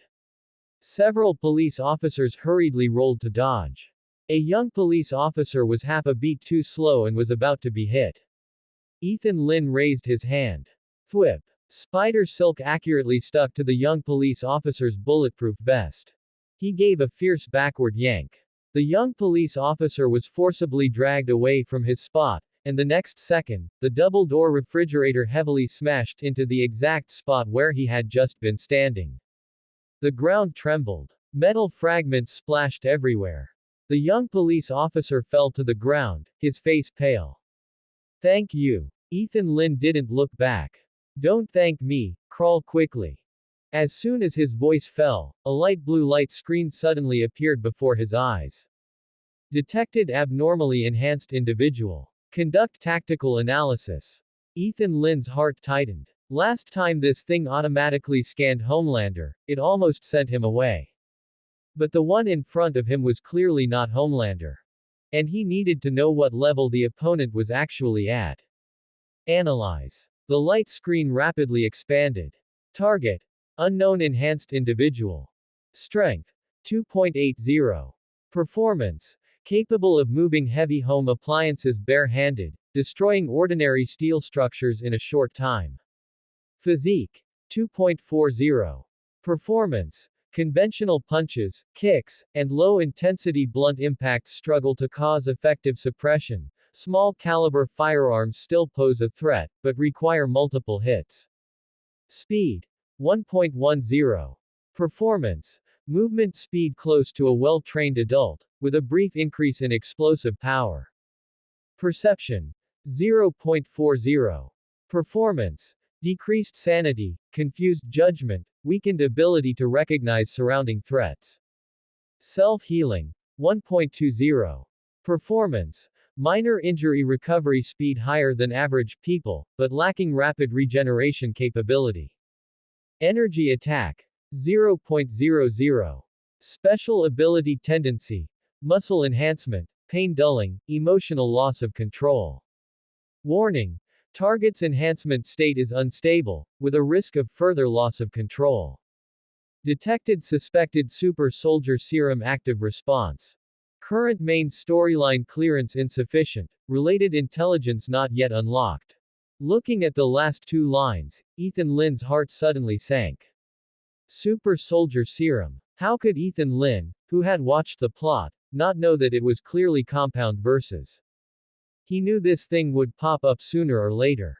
But he didn't expect that the first time he encountered it head-on would be in a public safety model mission arranged by Vought. This really turned an advertisement shoot into a product quality issue. The enhanced man on the second floor roared again. He directly smashed through the railing and jumped down from the second floor. Bang! The ground was smashed into cracks. Officer Rock immediately opened fire. Bang! Bang! Bang! Bullets hit the enhanced man's shoulder and chest, splashing blood. But he only shook a little, becoming even more furious instead. It hurts. You hurt me. He roared lowly and rushed towards Officer Rock. Ethan Lin raised his wrist and shot out spider silk, sticking to the enhanced man's right leg. Then he braced his feet against the ground and gave a fierce backward pull. The enhanced man's body paused. But the next second, Ethan Lin felt like he had hooked a runaway pickup truck. His entire body was dragged backward. Holy shit. Ethan Lin was dragged so that the soles of his shoes rubbed against the ground, producing a piercing sound. Although he possessed peak human physique and strength. But in front of an enhanced monster with 2.80 strength, it was about the same as a gym member trying to hold back a mad bull.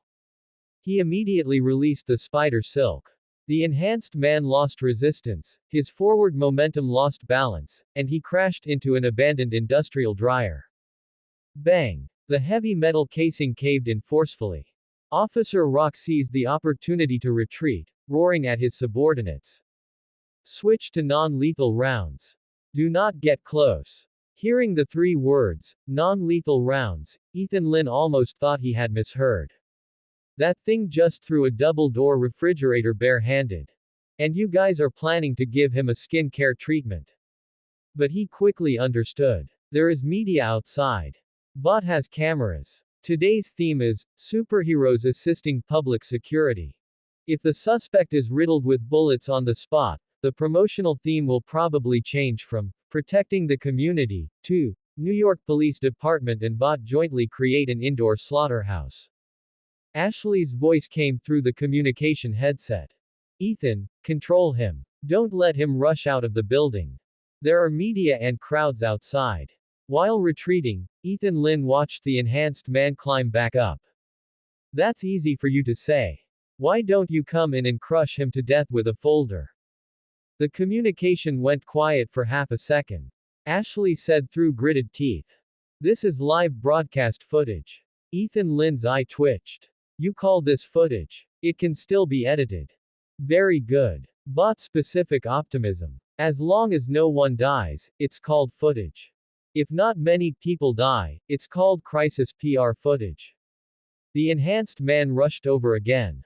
Ethan Lin did not take it head on. He knew very well that his current positioning was not Captain America. He was a budget version of Spider-Man plus an internship PR mascot. Fighting head-on was a death sentence. He turned and rushed toward the old equipment area on the side. The enhanced man chased after him. Ethan Lin raised his hand and shot out spider silk, continuously sticking to several abandoned industrial dryers, washing drums, and metal pipes. Streaks of white spider silk intertwined and spread across the narrow hallway. The enhanced man crashed headfirst into the spider silk net. The first strand broke. The second strand broke too. But the third, fourth, and fifth strands tightened simultaneously. His speed was finally slowed down. Ethan Lin seized the opportunity to bypass from the side, kicking over a plastic bucket filled with residual detergent liquid. Slippery liquid flowed all over the floor. The enhanced man broke free from the spider silk, and just as he rushed forward, his foot slipped. Bang! His entire body heavily crashed onto the ground. Officer Rock seized the opportunity. Go! 2 police officers shot the enhanced man's back with stun guns. BZZZT. Blue and white electric arcs exploded. The enhanced man's body twitched violently.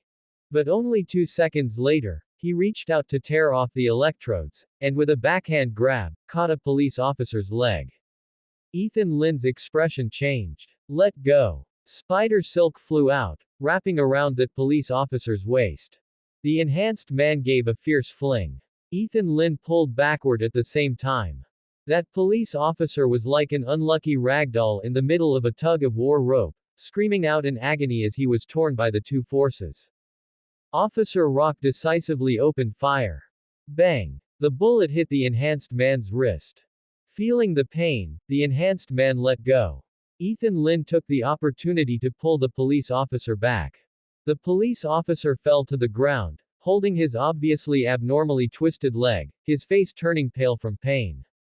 But the good news was that at least the leg was still attached to his body. Ethan Lin gasped for breath. His wrists were already beginning to ache. The massive consumption of spider silk made hunger surge up again. He really wanted to eat something right now. Even if it was a draft paper flavored energy bar printed with Homelander's face. But the enhanced man clearly wasn't going to give him mealtime. That guy crawled up from the ground and suddenly looked toward the factory gate. Outside the door, the bot filming crew was retreating. But one of the camera assistants was running too slowly. The corners of the enhanced man's mouth split open. He seemed to finally realize that the people over there were weaker. Ethan Lin immediately judged his intention. The enhanced man rushed violently toward the door. Officer Rock roared. "Stop him!" Ethan Lin was faster than the police officers. With his left hand, the spider silk stuck to the broken steel beam on the second floor, and his body swung up using the momentum, flying horizontally right over the enhanced man's head. While in midair, his right hand shot out spider silk, directly slapping it onto the enhanced man's face. The white spider silk blocked the opponent's vision. The enhanced man roared, his footsteps chaotic. Ethan Lin didn't stop after landing, shooting out spider silk with both hands simultaneously. One side stuck to the enhanced man's shoulder. The other side stuck to two load-bearing columns nearby. AI model. Gemini 3.6 Flash. Then he yanked hard in a cross motion. The enhanced man's charging body was forcibly yanked off course, crashing full force into the wall. Boom. The wall shuddered. But it wasn't enough. Ethan Lin gritted his teeth and charged, closing the distance immediately. Dangerous. Extremely dangerous. But he had no other choice. The enhanced man was trying to tear the spider silk off his face. Taking advantage of his blocked vision, Ethan Lin swung a punch at his jaw. Bang! It felt like punching a block of hardwood. Ethan Lin's own hand went numb from the impact. The enhanced man's head merely tilted slightly. Then he slowly turned toward him. Ethan Lin was silent for half a second. "Pardon me." The next second, the enhanced man swung a heavy backhand at him. Ethan Lin ducked under it, the wind from the blow skimming right past his scalp. Seizing the momentum, he slipped behind his opponent and bound the man's feet with spider silk. Then he noticed a row of abandoned firefighting equipment hanging on the wall nearby. Among them were two old dry chemical fire extinguishers. Ethan Lin's eyes lit up. He shot out spider silk, pulled the extinguishers over, pulled the safety pins, and sprayed them directly into the enhanced man's face. PFF'd. A cloud of white dry powder exploded instantly. Already blinded by spider silk and now covered in dry powder, the enhanced man completely lost his sense of direction. Arg! He swung his fists wildly. Ethan Lin took the opportunity to fall back. Rock! Officer Rock immediately caught his drift. Tasers. Several police officers fired simultaneously. ZZZT. Multiple electric arcs landed on the enhanced man. The enhanced man was still struggling. Ethan Lin raised both hands, aiming all around him. Thwip. Thwip. Thwip. Spider silk shot out repeatedly. 1 layer. 2 layers. 3 layers. The white spider silk pinned the enhanced man's arms, legs, torso, and neck firmly between a load-bearing pillar and the abandoned machinery. Like a beast trapped in a spider web, he roared and thrashed endlessly. With every strain, the spider silk emitted a sharp, taut groaning sound. Ethan Lin's face turned pale. He felt the energy inside his body draining rapidly. But he didn't dare stop. Not until Officer Rock led his men over to secure the enhanced man's wrists with reinforced restraints. Other officers injected him with sedatives. 1 dose. 2 doses. 3 doses. The enhanced man's roars finally began to fade. His massive body swayed. With a thud, he dropped to his knees. And then collapsed completely. Inside the factory, nothing remained but heavy panting. Ethan Lin leaned against a scrap dryer, his wrists aching as if twisted by pliers, his stomach terribly empty. Looking at the wreckage strewn everywhere and the enhanced man webbed up between the pillar and machinery, he finally let out a long breath. Low-risk mission, he muttered. Vought's risk assessment department should merge with the weather forecast. Neither of them is ever accurate anyway. Officer Rock walked over to him. The middle-aged police officer had soot on his face and a tear in his sleeve. Whatever composure he had maintained for the cameras was long gone. He glanced at the young police officer being carried away on a stretcher, then looked back at Ethan Lin. "You saved my officer back there." Ethan Lin waved a hand. "Don't mention it. I just made sure Vought's commercial didn't turn into a funeral." Officer Rock paused, then extended his hand. Ethan Lin paused for half a second before shaking it. This time, there were no camera cues, no PR scripts, and no director shouting angles. Officer Rock simply said with genuine sincerity, "Thanks." Ethan Lin nodded. "Anytime." Outside the factory, Ashley stared at the monitor, her face turning pale and blue by turns. The director beside her whispered. The shot of him swinging over to save the cop, and the final sequence where he webbed up the target. "Shut up." Ashley interrupted him. The director shut his mouth immediately. But Ashley knew he wasn't wrong. This operation had almost turned into a disaster. But as long as nobody died, Vought could edit a near disaster into a sleek drift. She took a deep breath and immediately dialed a number. Prepare 2 versions. The public version shouldn't mention losing control or intelligence failures. Use sudden crisis for the headline. Focus on Silver Spider protecting police officers, subduing the target non-lethally, and preventing greater casualties. She glanced at the enhanced man being carried out on a stretcher inside the factory, lowering her voice. Also, notify the lab immediately. An abnormal syringe was found at the scene.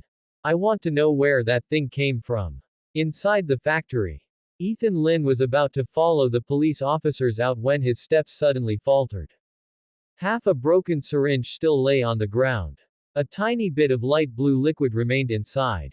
A Vought security guard wearing gloves walked over and quickly bagged the syringe into an evidence box. Ethan Lin didn't stop him, nor did he ask any questions. But a light blue light screen had already floated up before his eyes.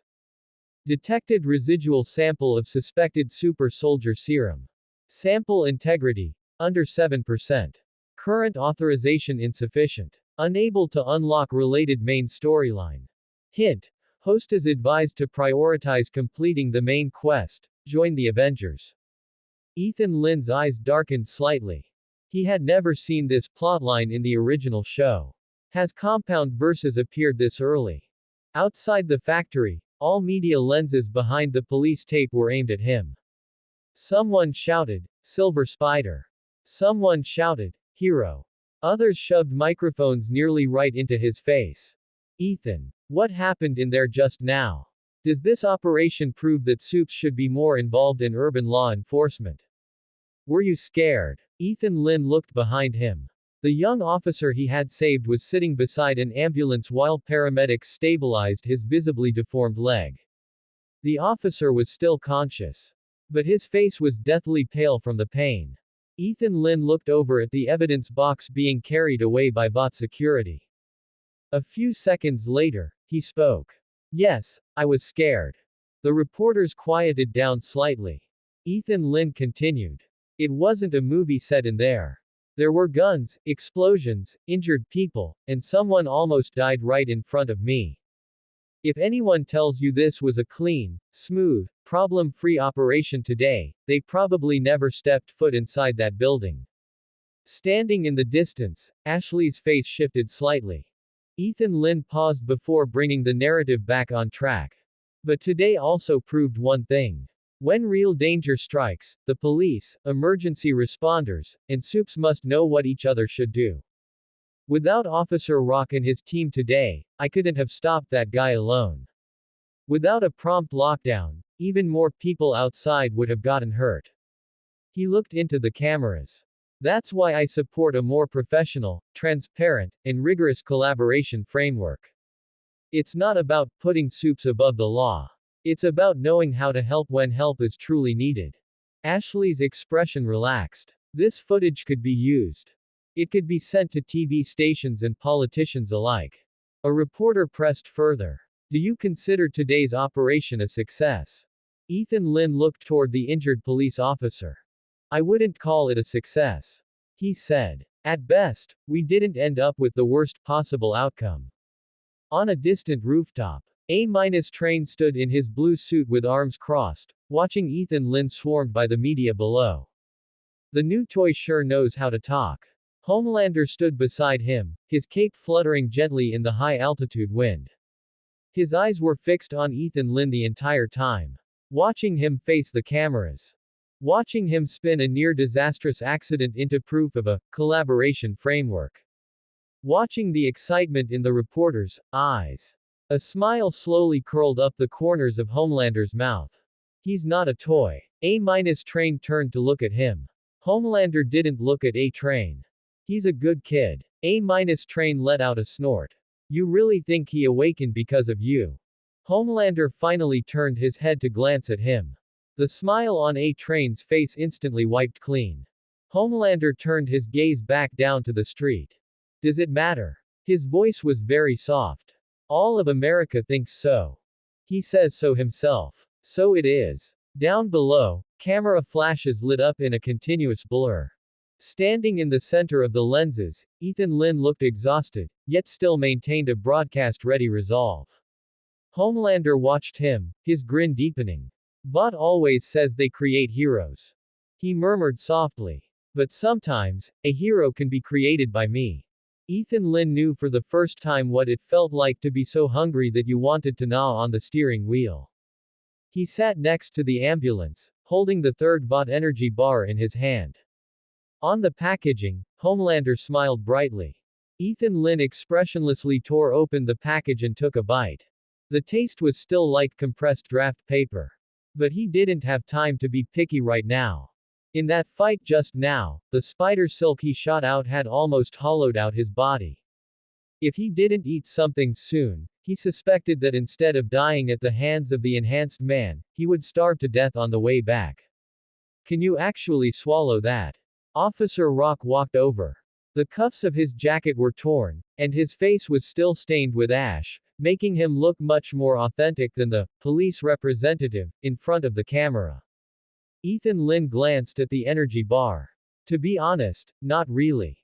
Then why are you still eating it? People like you who can't synthesize spider silk share no common language with me. I've been wrung dry, man. Officer Rock was silent for a moment. Do all you superpowered people eat this stuff? Probably not. Ethan Lynn thought for a moment. Maybe it's because I just joined Vought not long ago and my status is relatively low. Officer Rock's mouth twitched. He looked at the factory in the distance cordoned off by Vought security, lowering his voice. That thing just now wasn't in our intelligence. Ethan Lynn's chewing motion slowed down a bit.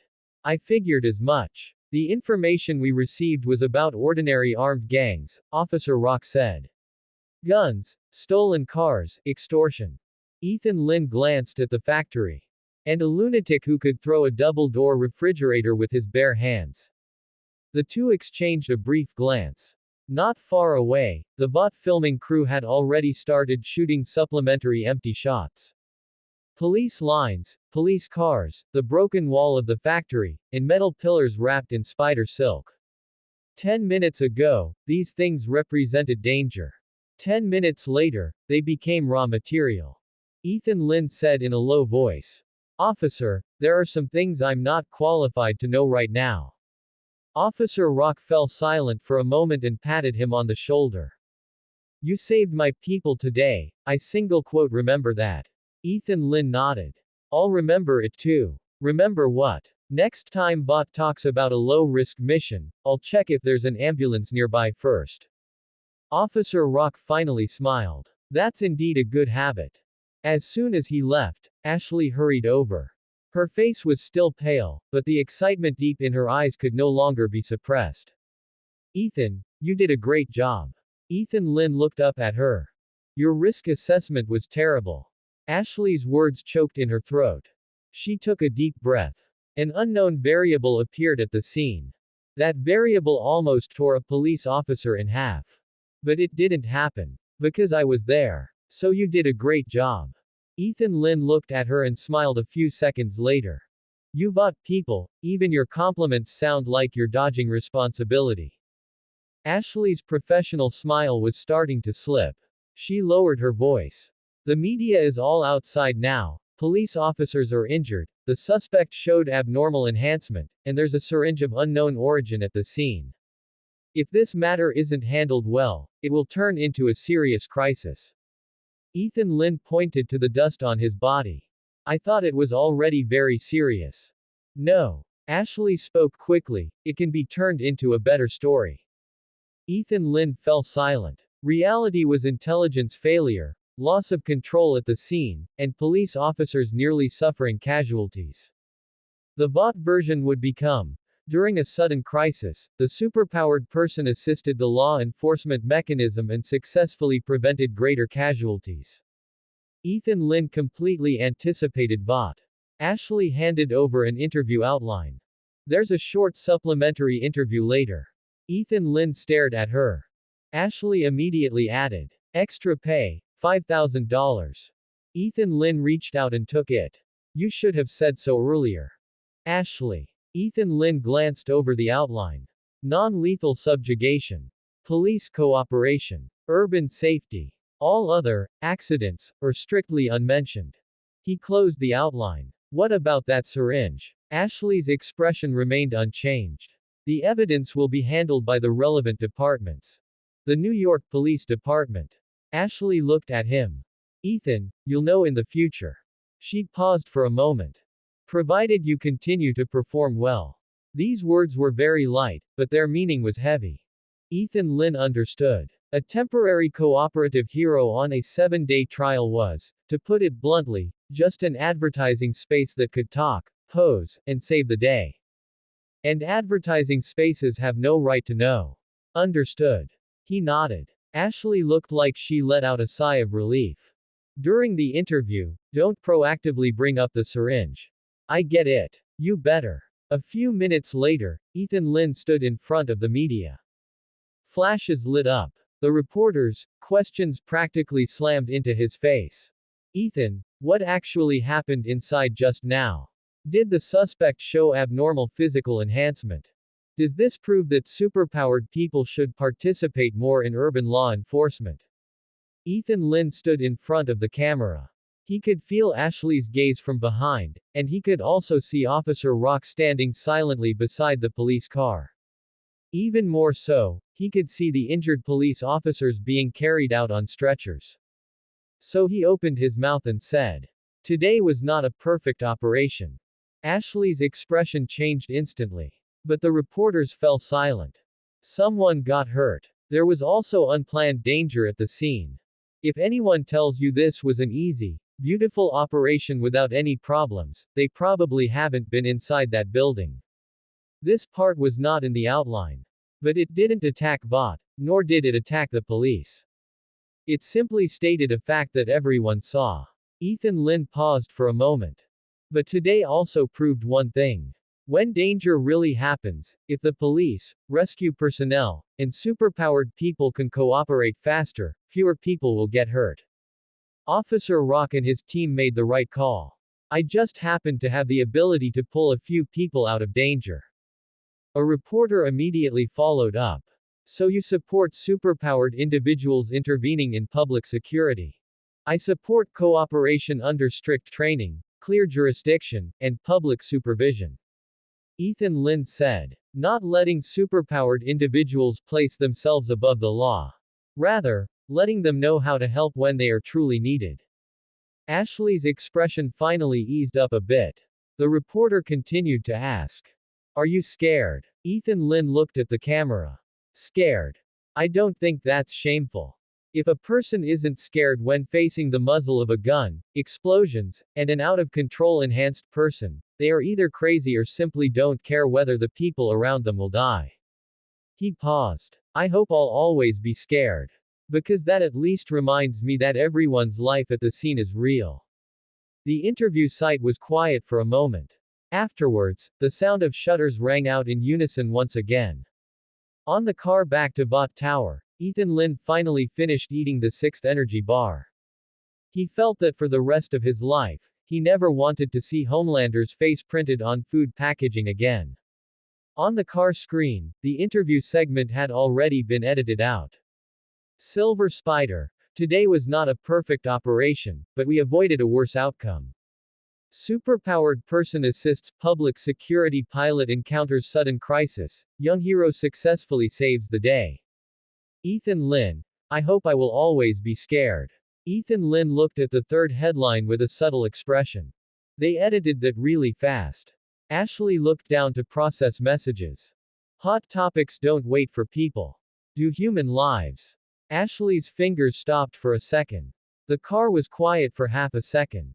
Ethan. She didn't look up. You'd better get used to it as soon as possible. Get used to what? The way Vought handles the world. Ethan Lin looked out the window. The big screen on the street had already started broadcasting new news. The Senate's discussion on superpowered individuals intervening in the national security system continues to heat up. Multiple senators stated that today's pilot operation of cooperation between the New York police and Vought provides a new real-world case study for related policies. In the footage, the segment of Ethan Lin using spider silk to pull away the young police officer was played repeatedly. The next second, the host changed the subject. In addition, the century race between A-Train and Impact has also entered the final warm-up stage. This race will decide who is the fastest person in the world. A-Train's promotional photo appeared on the screen. Blue battle suit. Confident smile. He stood in the center of the track like a bolt of lightning packaged by commerce. Ethan Lin looked at that face, his gaze sinking slightly. The race between A-Train and Impact. Another storyline from the original plot began to surface. Right at this moment, a light blue light screen popped up. Detected that the host has completed a positive hero event. Event type. Superpowered person assisting public security pilot. Side quest automatically generated and settled. Urban emergency cooperation model. Completion evaluation. A. Evaluation description. The host protected law enforcement personnel, limited civilian casualties, and promoted the hero cooperation mechanism to gain public recognition during a sudden out-of-spec crisis. Main quest. Join the Avengers, progress increased. Current progress. 42% joyous. Ethan Lin looked at the number 42%, feeling somewhat complicated inside. Yesterday he was still thinking about how to survive quietly. Today, half of his foot was already stepping into the monster nest known as the Seven. System prompts continued to emerge. Reward pool. Street combat power tier. Acquired ability fragment. Hawkeye. Basic ballistic prediction. Effect. The host can preemptively judge the shooting trajectory of conventional firearms through the muzzle direction, gun-holding posture, muscle movements, and environmental cover. Restriction. This ability is not bullet time and cannot increase the host's base speed. Remarks. Predicting bullets does not mean you can catch bullets. Please do not use your face to test. Ethan Lin was silent for a second. This remark was still somewhat useful. What he feared most right now was guns. A physical constitution of 1.00 at the peak of ordinary humans sounded good, but everyone remained equal in front of the muzzle of a gun. With ballistic prediction, at least in the future he wouldn't have to rely entirely on luck to dodge bullets. But the restrictions were also very clear. Being able to predict doesn't mean being able to dodge. For example, Homelander's heat vision. Predicting it was useless either. You'd still get cooked anyway. At the same time, the upper floors of Vought Tower. Madeline sat in her office, watching the entire action playback. The screen froze on the footage of Ethan Lynn using spider silk to pull away the police officer. On the phone, Ashley was reporting 3 injured, 0 deaths. The target has been controlled. Suspected abnormal drugs were found at the scene, and the laboratory has taken over. Madeline did not speak immediately. A few seconds later, she asked. Public feedback. Very good, better than the original plan. The sudden crisis made the operation look more authentic. Madeline gently tapped the desktop. Split today's footage into 3 versions. Public, senators, military. Ashley immediately replied. Understood. The public version emphasizes saving people. The senator version emphasizes the cooperation mechanism. The military version emphasizes the on-the-spot value of superpowered individuals in unpredictable environments. Madeline paused for a moment. As for that syringe, do not let it appear in any version. Ashley said in a low voice. It has been cordoned off. The laboratory side is requesting further permissions. Give it to them. Madeline looked at Ethan Lynn's face on the screen. In addition, bring forward Ethan's basic capability assessment. Bring it forward to when?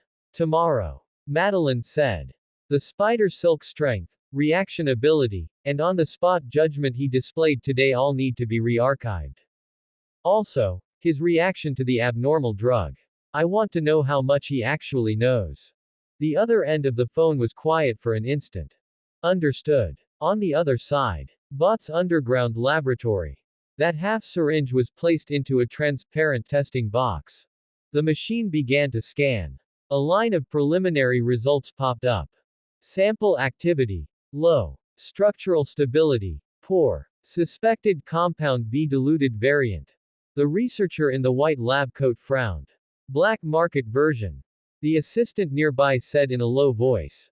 The dosage is incomplete, and the structure is unstable, like it's been diluted a second time. The researcher looked at another screen. It showed Ethan Lynn's combat footage from today. Spider silk pulling steel guardrails. High-speed movement rescuing police officers. Non-lethal binding of enhanced targets. The researcher was silent for a moment. Arrange for him to do a complete assessment tomorrow. The assistant asked. According to the normal delayed awakening process. No. The researcher stared at the screen. According to the abnormal sample process. The assistant's expression changed slightly. Do we need to notify Ms. Stillwell? Already notified. The researcher looked at Ethan Lynn on the screen, their eyes lighting up bit by bit. How is this a failed sample? This is clearly a living control group released back into society for 20 years. Night deepened. When the commercial vehicle parked outside the rented apartment, Ethan Lynn finally felt that he had stepped out of the world edited by Vought. This street was still dilapidated, streetlights flickered, sirens sounded in the distance, people argued at the corner, chaotic like an unedited raw footage. As soon as he got out of the car, he saw Mrs. Martha standing at the door. She wore a loose bathrobe, pink hair curlers rolled in her hair, and held an unlit cigarette between her fingers. Seeing Ethan Lynn covered in dust, her brows immediately furrowed vertically. Did you go work a part-time job in a coal mine? Ethan Lynn looked at himself. Pretty much. Are you hurt? No. Liar. Minor scrapes. That's more like it. Mrs. Martha turned and walked into the house. Get in, eat. Ethan Lynn was slightly stunned. She added without turning her head. Don't get me wrong, I'm afraid you'll die at the door and affect me renting it out tomorrow. The lights in the rental room were dim and yellow. On the table sat burnt bacon, 2 slices of bread, and a bowl of hot soup. Not exquisite, not healthy, and completely non-compliant with Vought hero image. But the moment Ethan Lynn sat down, he suddenly felt that for the first time today, he had returned to the mortal world. The TV was still broadcasting footage of him saving people.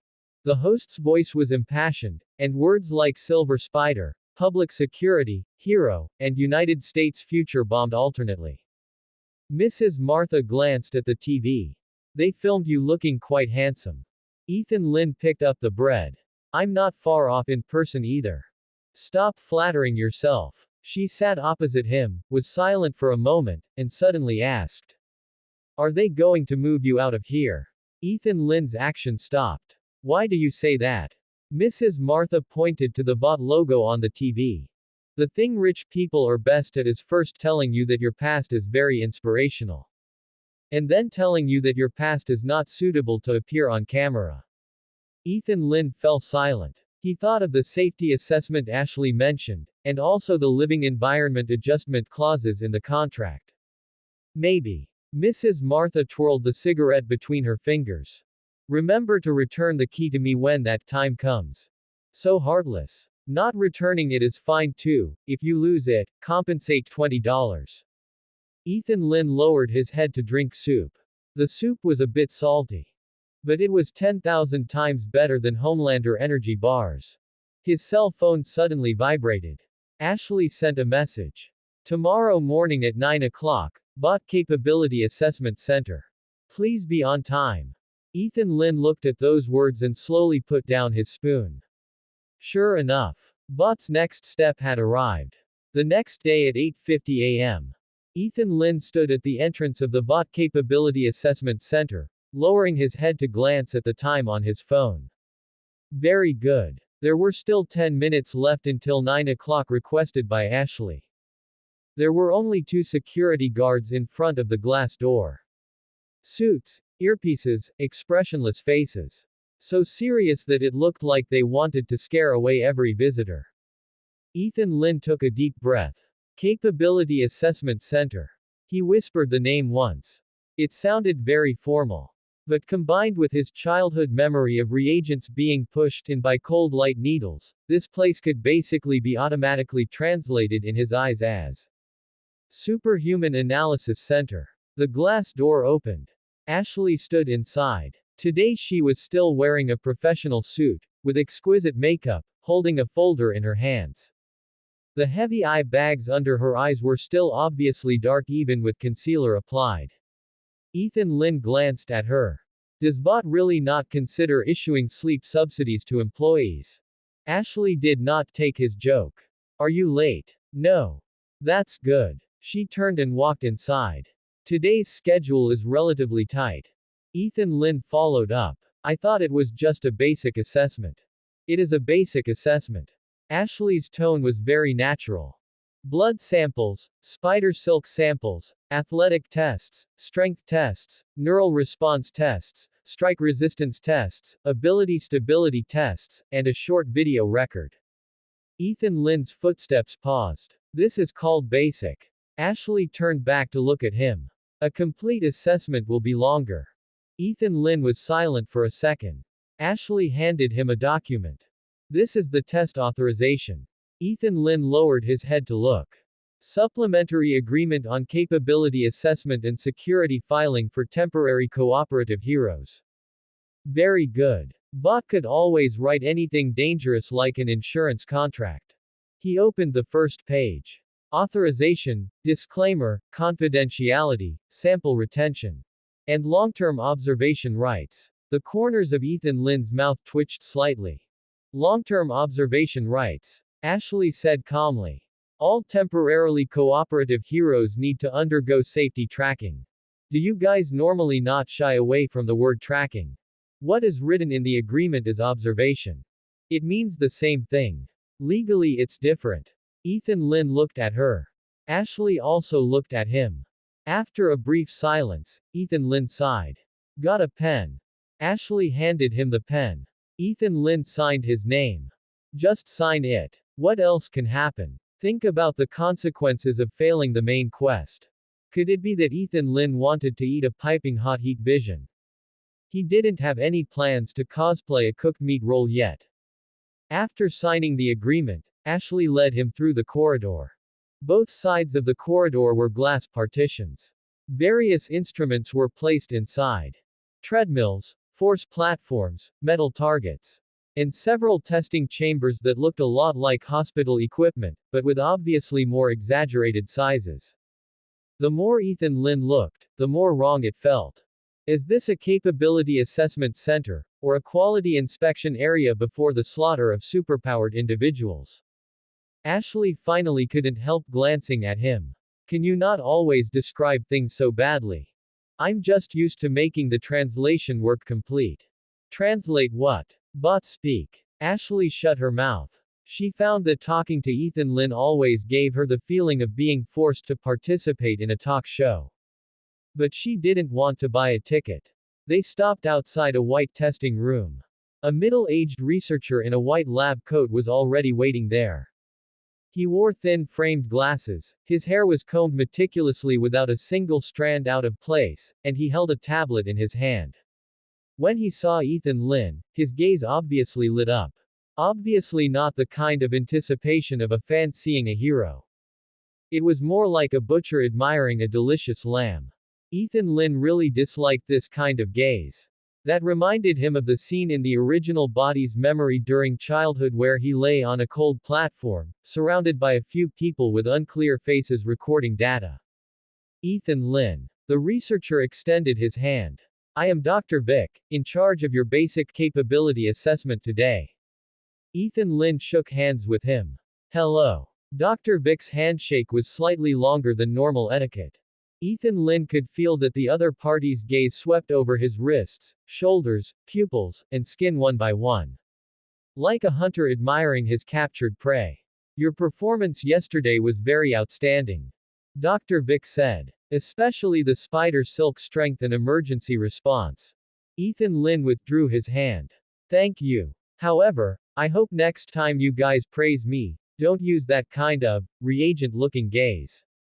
Dr. Vic smiled slightly. Occupational habit. Ethan Lin thought to himself. Too lazy to even put up an act. Ashley coughed lightly. Dr. Vic, today's tests only cover basic items. Dr. Vic nodded. Of course. He tapped lightly on the tablet.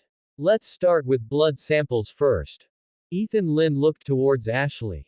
The first item of the basic items is drawing blood. Ashley returned a professional smile. This is the most basic. Ethan Lin sat on the blood collection chair. Nurse skillfully disinfected him, inserted the needle, and drew blood. 1 tube, 2 tubes, 3 tubes. Ethan Lin looked at the row of gradually filled test tubes, his expression gradually becoming subtle. Are you sure this is an assessment, not a breakfast buffet? Nurse's movements paused. Dr. Vic smiled. Rest assured, the dosage is within the safe range. Ethan Lin looked at his name tag that read researcher and said. If this sentence came out of a doctor's mouth, I might feel a bit more at ease. Ashley pinched her brows on the side. After the blood collection ended, it was the spider silk sample. Ethan Lin stood in front of the metal target, raising his wrists as requested. Aim at the bullseye. The technician said. Release 3 times consecutively, with an interval of 5 seconds each time. Ethan Lin did as told. Puff. White spider silk shot out, sticking to the metal target. Puff. The second one. Puff. The third one. The technician immediately stepped forward to collect the samples. Dr. Vic stared at the tensile strength data on the screen. Interesting. Hearing these 3 words, Ethan Lin immediately became alert in his heart. What's wrong? Dr. Vic did not answer. He just kept looking at the data. The screen displayed preliminary tensile strength, higher than estimated. Molecular structure, high toughness protein fibers. Biological activity, present. Self-degradation trend, low. Dr. Vic's brows furrowed slightly. Your spider silk is not a purely viscous secretion. It has a very stable fibrous structure. Ethan Lin feigned ease. Sounds quite suitable for selling to construction companies. Dr. Vic looked at him. Since when could you secrete spider silk? The day of the bank robbery. None at all before that. None at all. Have you experienced wrist warmth, subcutaneous pain, muscle spasms, abnormal hunger? Ethan Lin was silent for a moment. Abnormal hunger, yes. Dr. Vic's eyes lit up. When? Yesterday after beating up that enhanced lunatic. To what extent? Ethan Lin thought about it seriously. Wanna eat a whole cow? Dr. Vic recorded on the tablet. Ethan Lin added. Of course, just a description. Dr. Vic didn't even raise his head. We will record it according to the subjective degree of hunger. Ethan Lin. Very good. In the future, his complaints might also become experimental data. Next is the strength test. Ethan Lin stepped onto the force platform, following requirements to do boxing, bench press, and pulling tests. The results were not exaggerated, but far exceeded ordinary people. Dr. Vic looked at the data with a calm expression. Strength is close to the human peak, but does not obviously exceed it. Ethan Lin thought. That was indeed the truth. What the system gave were Captain America's basic physical constitution fragments, not Captain America himself. When it came to the speed test, Ethan Lin ran 3 sets on the sprinting track. The results were also human top tier. Strong explosive power, fast recovery. But at most it just reached the point of chasing bicycles. The neural response test made Dr. Vic glance at him a few more times. On the response light wall, red, blue, and yellow light spots flashed randomly. Ethan Lin needed to touch the corresponding area in the shortest possible time. In the first 2 rounds, his performance was merely excellent. Starting from the 3rd round, he suddenly entered a strange state. Not faster speed, but more accurate judgment. The mechanical micro-vibration before the light spot lit up. The details of the tester's finger pressing the control key. The faint omen in the wall reflection. Hawkeye's basic ballistic prediction and tactical analysis module actually formed a slight synergy in this kind of test. Ethan Lin's hit rate significantly increased. Dr. Vic stared at the screen, his brows furrowed again. Response speed, human peak. Prediction accuracy, abnormal. External stimulus recognition, abnormal. Prediction. AI model. Gemini 3.6 Flash. Dr. Vic said in a low voice. Ethan Lin heard it. He deliberately pretended not to hear. The test continued. The impact resistance test made Ethan Lin the most uncomfortable. The so-called impact resistance test involved a mechanical arm striking his shoulders, abdomen, and back with varying degrees of force. Each strike was slightly stronger than the last. Ashley stood to the side and explained.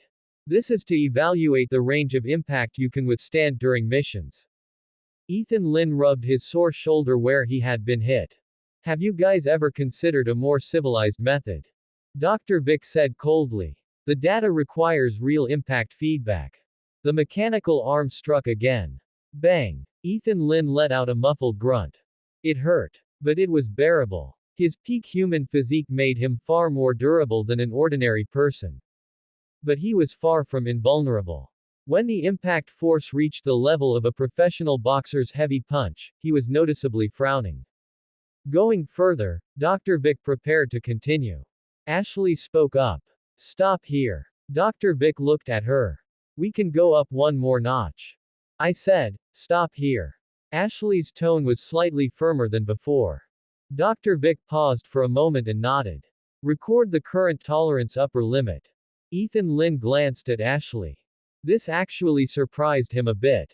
Ashley noticed his gaze and said coolly.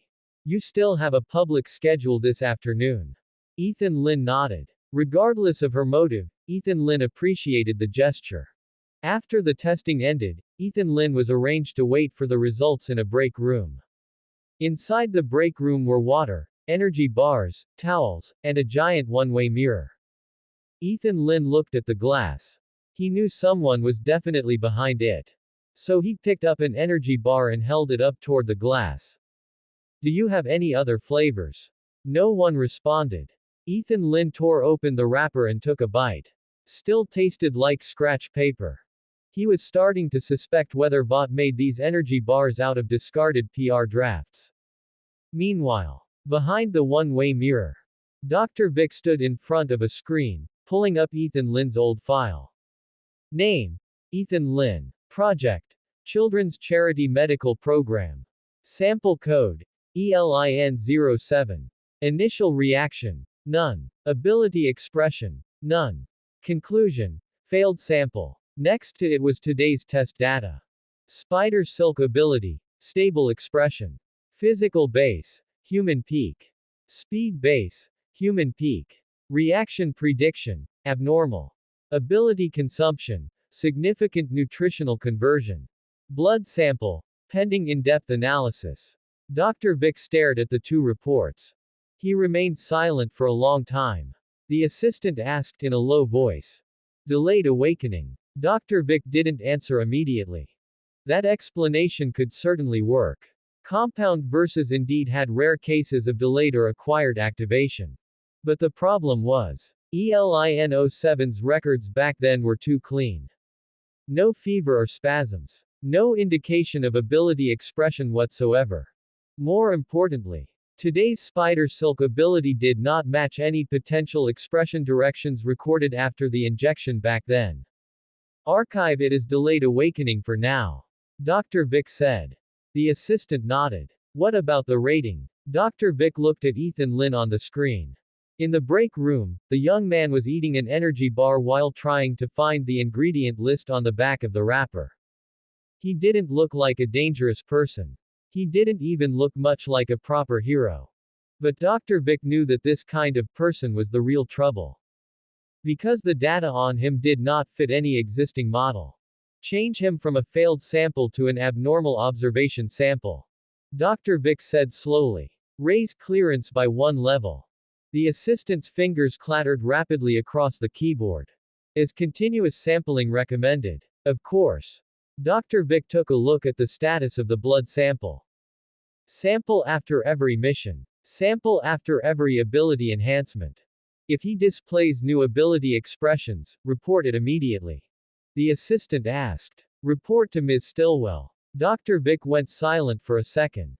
To internal lab management first. He paused. Then to Ms. Stillwell. In the break room, Ethan Lin suddenly felt a chill run down his spine. He looked up at the one-way mirror. Although he couldn't see the people behind it, he could feel that familiar sense of being observed growing stronger. Like the gazes cast through light and masks in the original host's childhood memories. Cold. Curious. Like the eyes of a hunter watching prey. Ethan Lin put down the energy bar. His expression didn't change. But his eyes gradually darkened. He knew he was being targeted. Not as the new hero Silver Spider. But as a sample. A few minutes later, Ashley walked into the break room.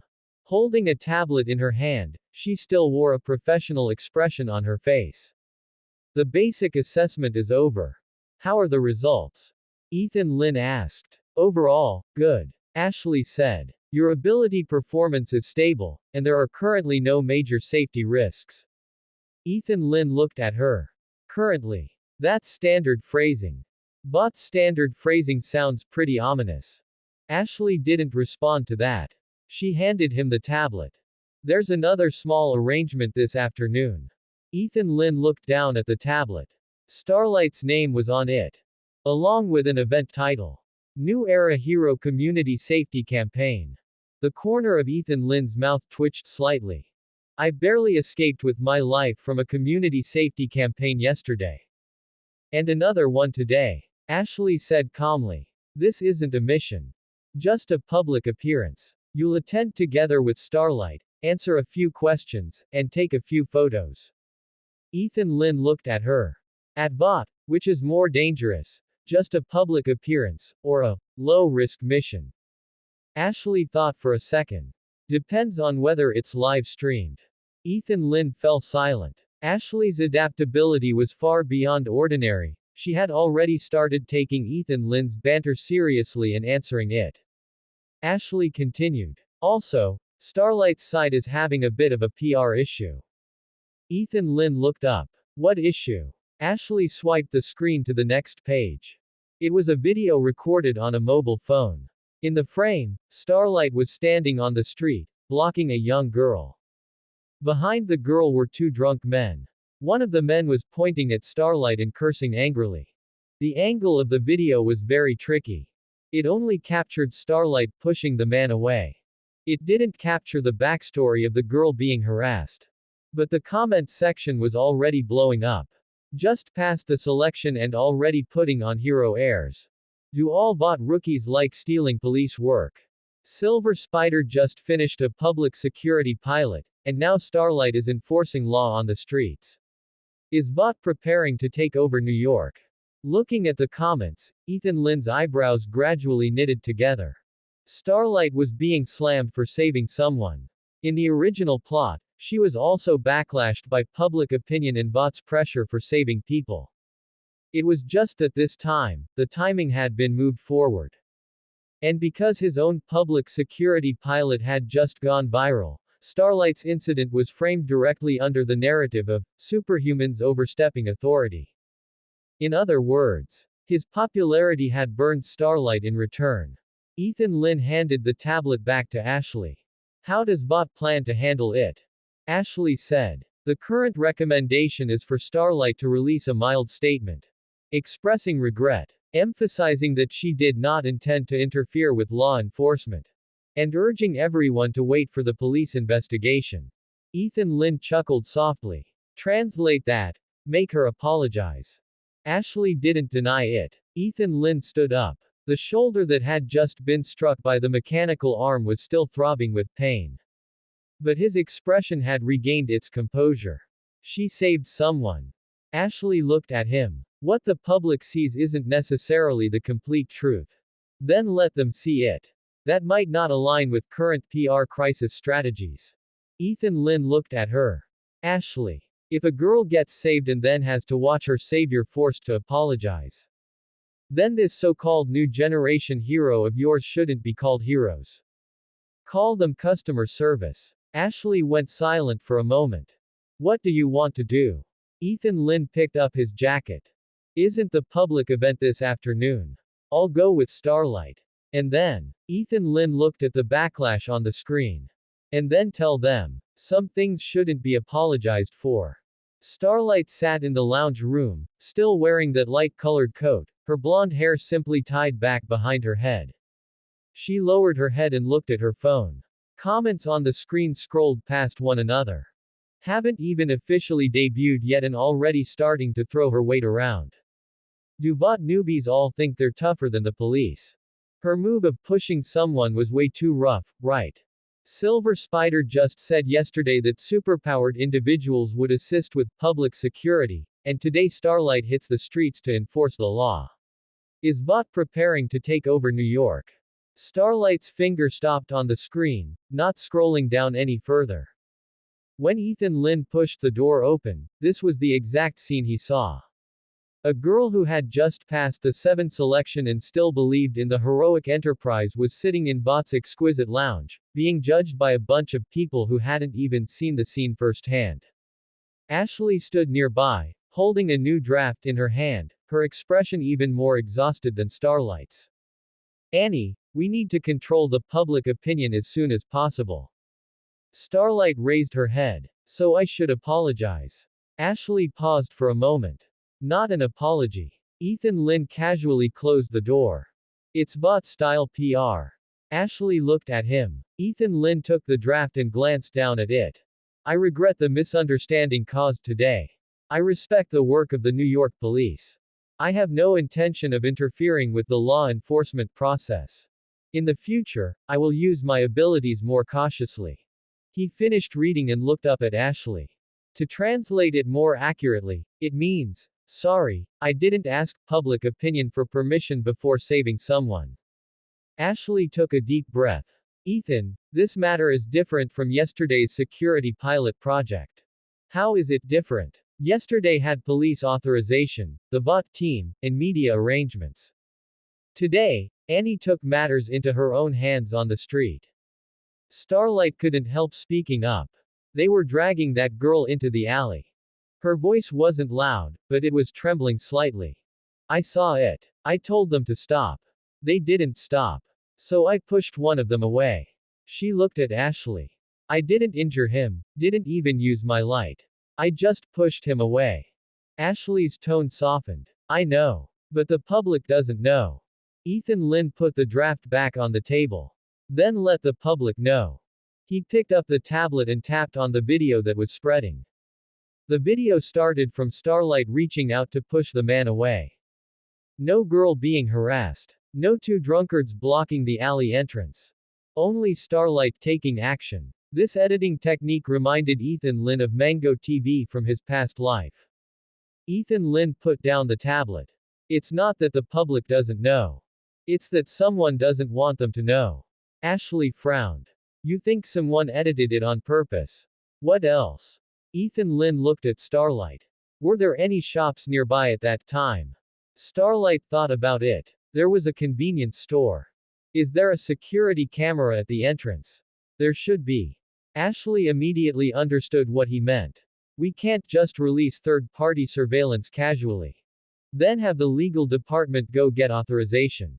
Public opinion won't wait. So today's public event will proceed as usual, Ethan Lin said, but the draft needs to be changed.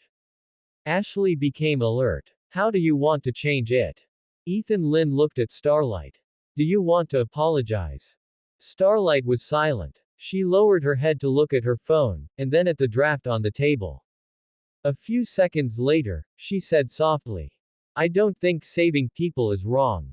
But if because of me, things get worse. Nothing got worse. Ethan Lin interrupted her. That girl wasn't dragged into the alley. That is the result. Starlight was stunned for a moment. Ethan Lin continued. As for those people online, they don't hope for you to be more cautious. They hope for you to bow your head first. Ashley couldn't help speaking up.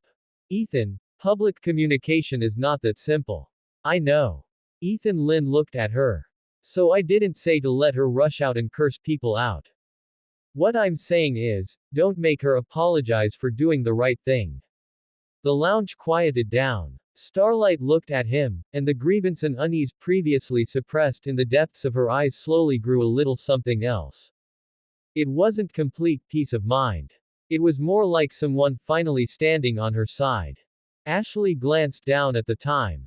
It starts in 20 minutes. Both of you need to go on stage. She looked at Ethan Lin. Don't lose control. Ethan Lin smiled slightly. Rest assured. Ashley clearly didn't rest assured. 20 minutes later. Vought's first floor media hall. The background board read. New Generation Hero Community Safety Publicity Campaign. Ethan Lin looked at that line of words, his heart fluctuating not at all. Vought could always package anything into whatever appearance it wanted.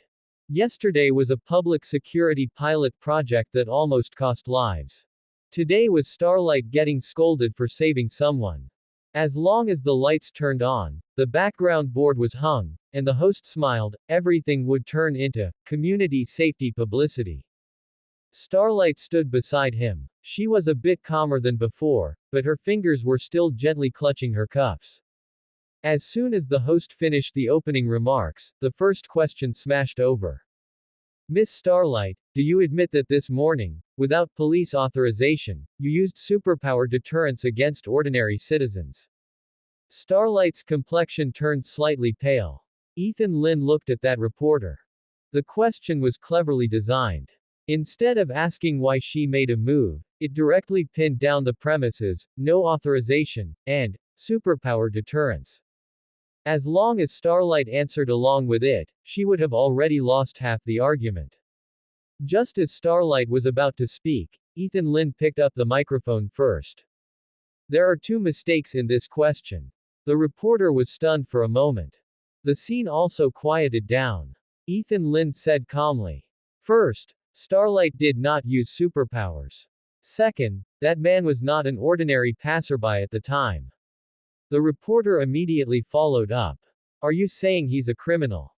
I am saying that he, along with another person, was dragging a girl into an alley. Ethan Lin looked at the camera.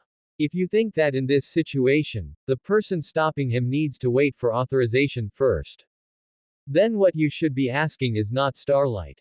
Instead, you should ask yourself whether ordinary people still have the right to help each other at all. The scene fell briefly silent. Flashes immediately lit up. Ashley stood under the stage, her fingers already clutching tightly onto the edge of the tablet. It deviated from the script again. Almost every single time was like this. Yet somehow the results were always pretty good. Ethan Lin continued. I support clear action codes for superpowered individuals. The stronger the ability, the more rules are needed. But the purpose of the rules is to prevent the strong from abusing their power. It's not to make people pretend they didn't see danger when they encounter it. As soon as these words came out, reporters immediately lowered their heads to take notes. Ethan Lin lowered the microphone a bit, gesturing for Starlight to continue. Starlight took a deep breath and looked at the camera. I did not release bright light. I did not attack anyone. Much less did I want to replace the police. I just saw a girl who was scared. She paused for a moment. I know many people only saw that video online. But I don't regret stepping forward at that moment. If it happens again, I would still walk over. A reporter under the stage immediately asked. So you refuse to apologize? Starlight gripped the microphone tightly. This time, she didn't look at Ashley, nor did she look at the teleprompter. I will not apologize for saving people. The scene grew noticeably restless. Ashley closed her eyes for a second. It's over. This clip will definitely trend on hot searches. But the next second, Ethan Lin added. But we support the police in investigating the complete facts, and we also support releasing the complete video. If Starlight used her powers to harm innocent people, of course she should bear the responsibility. Yet if the fact is that she stopped an ongoing harm. Ethan Lin looked at the camera. Then the one who truly needs to apologize is not her. Ashley's expression eased up slightly. There is an attitude. There are rules. There is oversight. And there is an out. This segment can be edited. And it can be edited very well. The reporter continued to ask.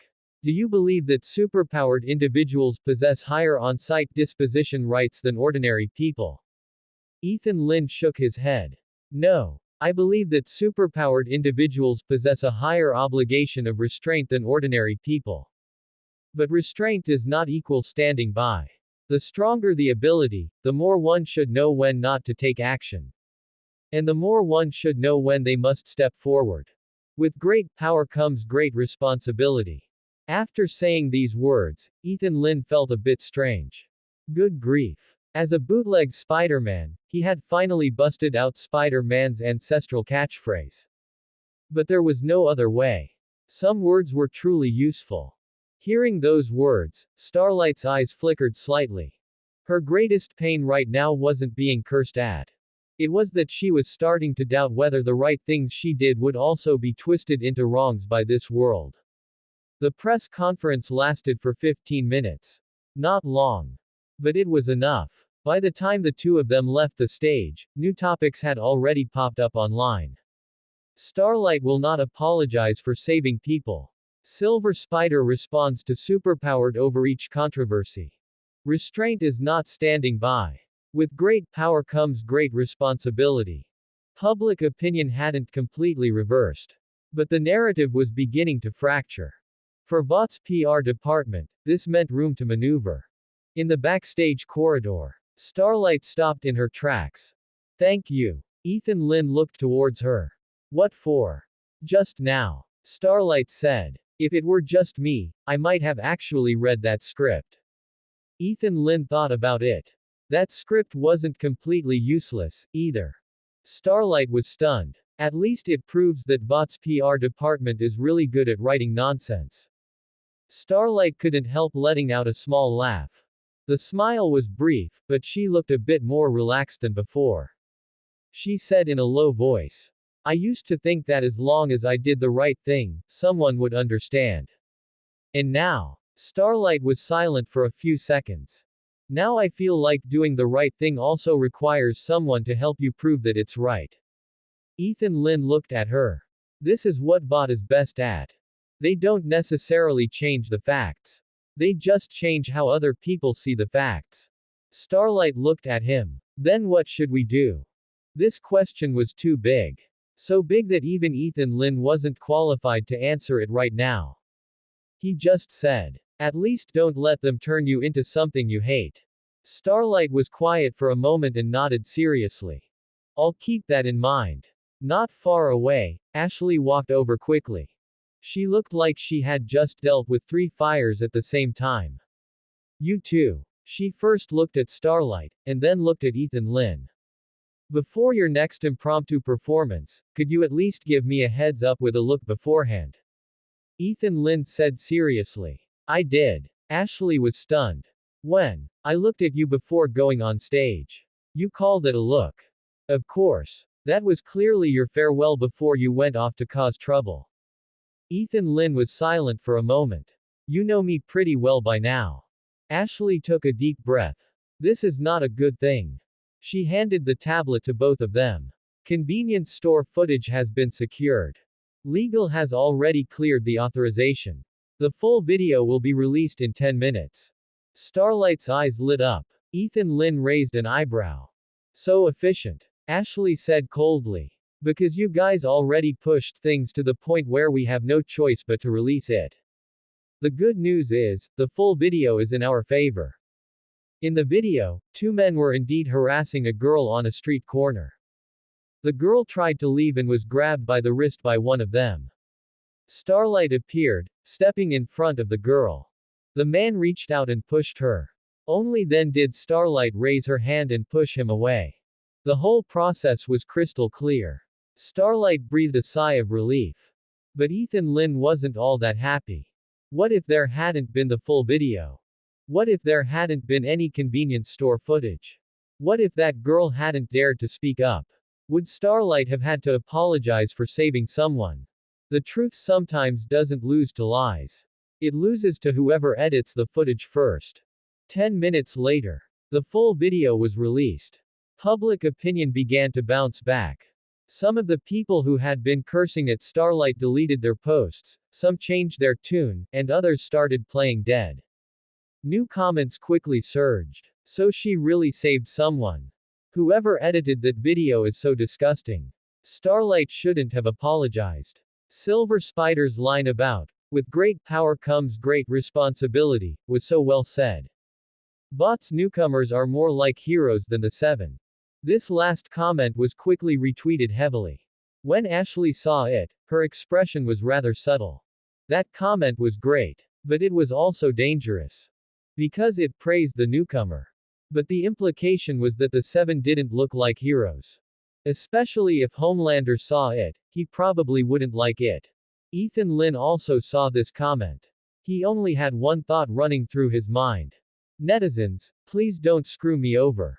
You might not even see the bootleg Spider-Man tomorrow.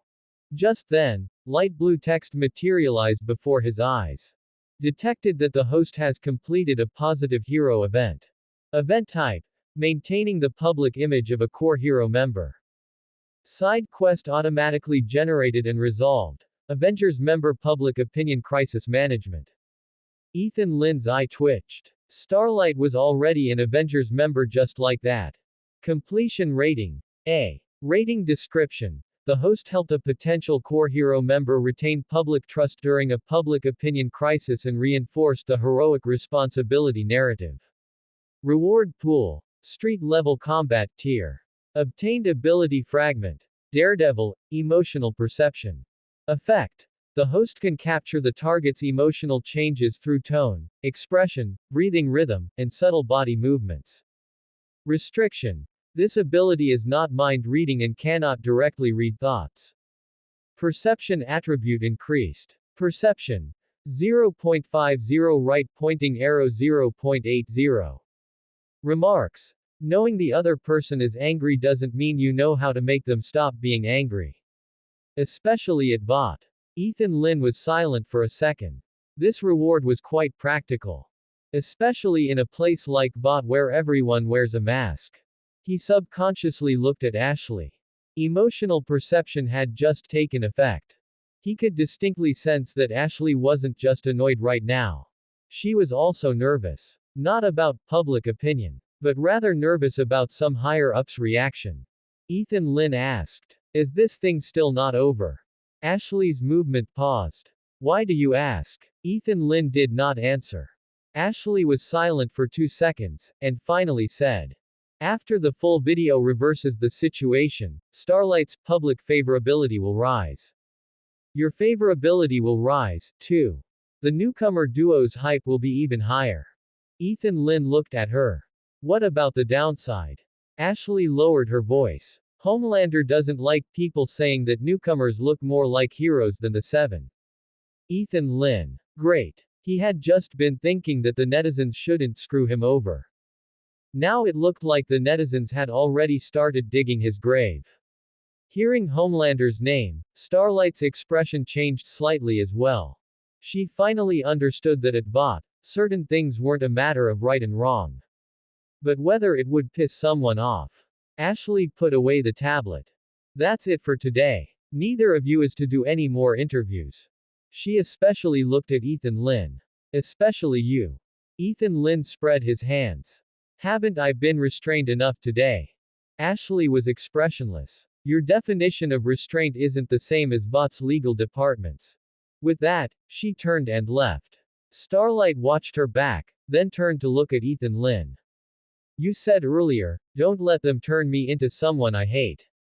Then what about you? Ethan Lin was stunned. Starlight asked seriously. Will you? Ethan Lin did not answer immediately. The hallway lights were bright. The walls were clean enough to reflect light. Staff members hurried past in the distance, like gears inside this massive machine. Ethan Lin saw his reflection in the glass wall. Young.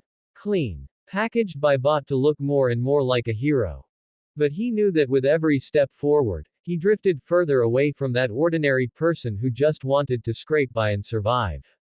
I don't know. Ethan Lin said at last. That was the truth. Starlight looked at him. Ethan Lin smiled. So if one day I really turn into that kind of person, make sure to remind me. Starlight was silent for a moment, then nodded. Okay. Ethan Lin had originally wanted to say something lighthearted. But his phone vibrated just then. He looked down. It was a text message from Huey. Can we meet up? Ethan Lin stared at those words. A few seconds later, the corners of his mouth twitched slightly. Looking for me at a time like this? Are you getting ready to plant a bug on me? Ethan Lin stared at his phone screen for 3 seconds. The text message sent by Huey was very short. Can we meet? There was no pleasantry or build-up. There was not even an explanation of why.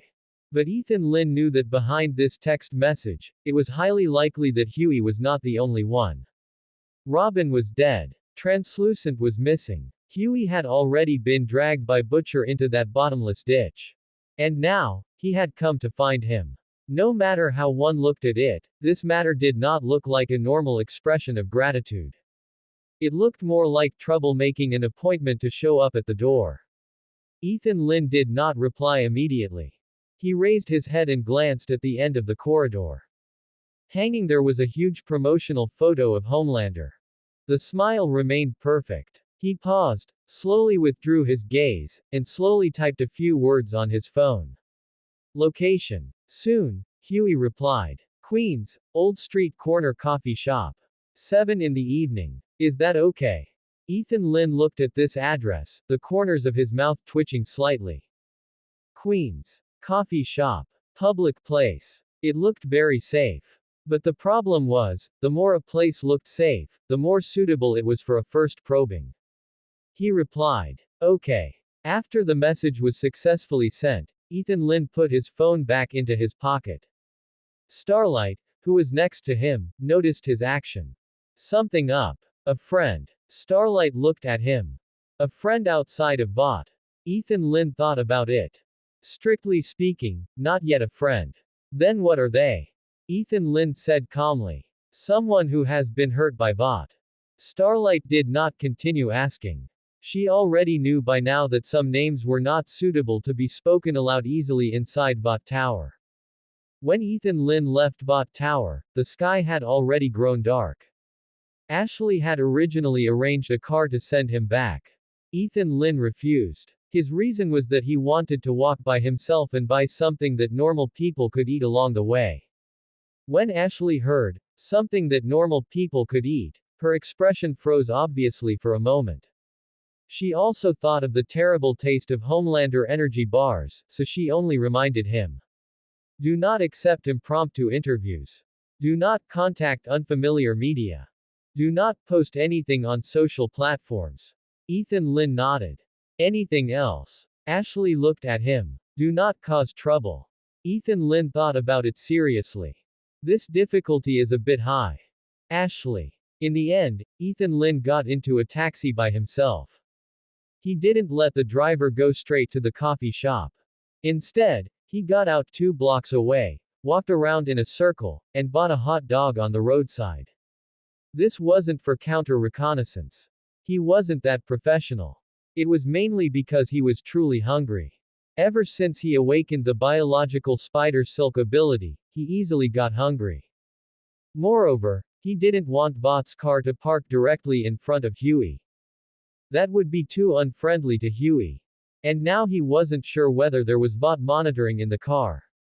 Every single line of those terms in the 7-day temporary cooperation agreement seemed to say, "You are free. Within the scope we allow." Exactly 7 o'clock in the evening. Disguised, Ethan Lin pushed open the door of the old street corner coffee shop. There weren't many people in the shop. Huey was sitting at a seat by the window.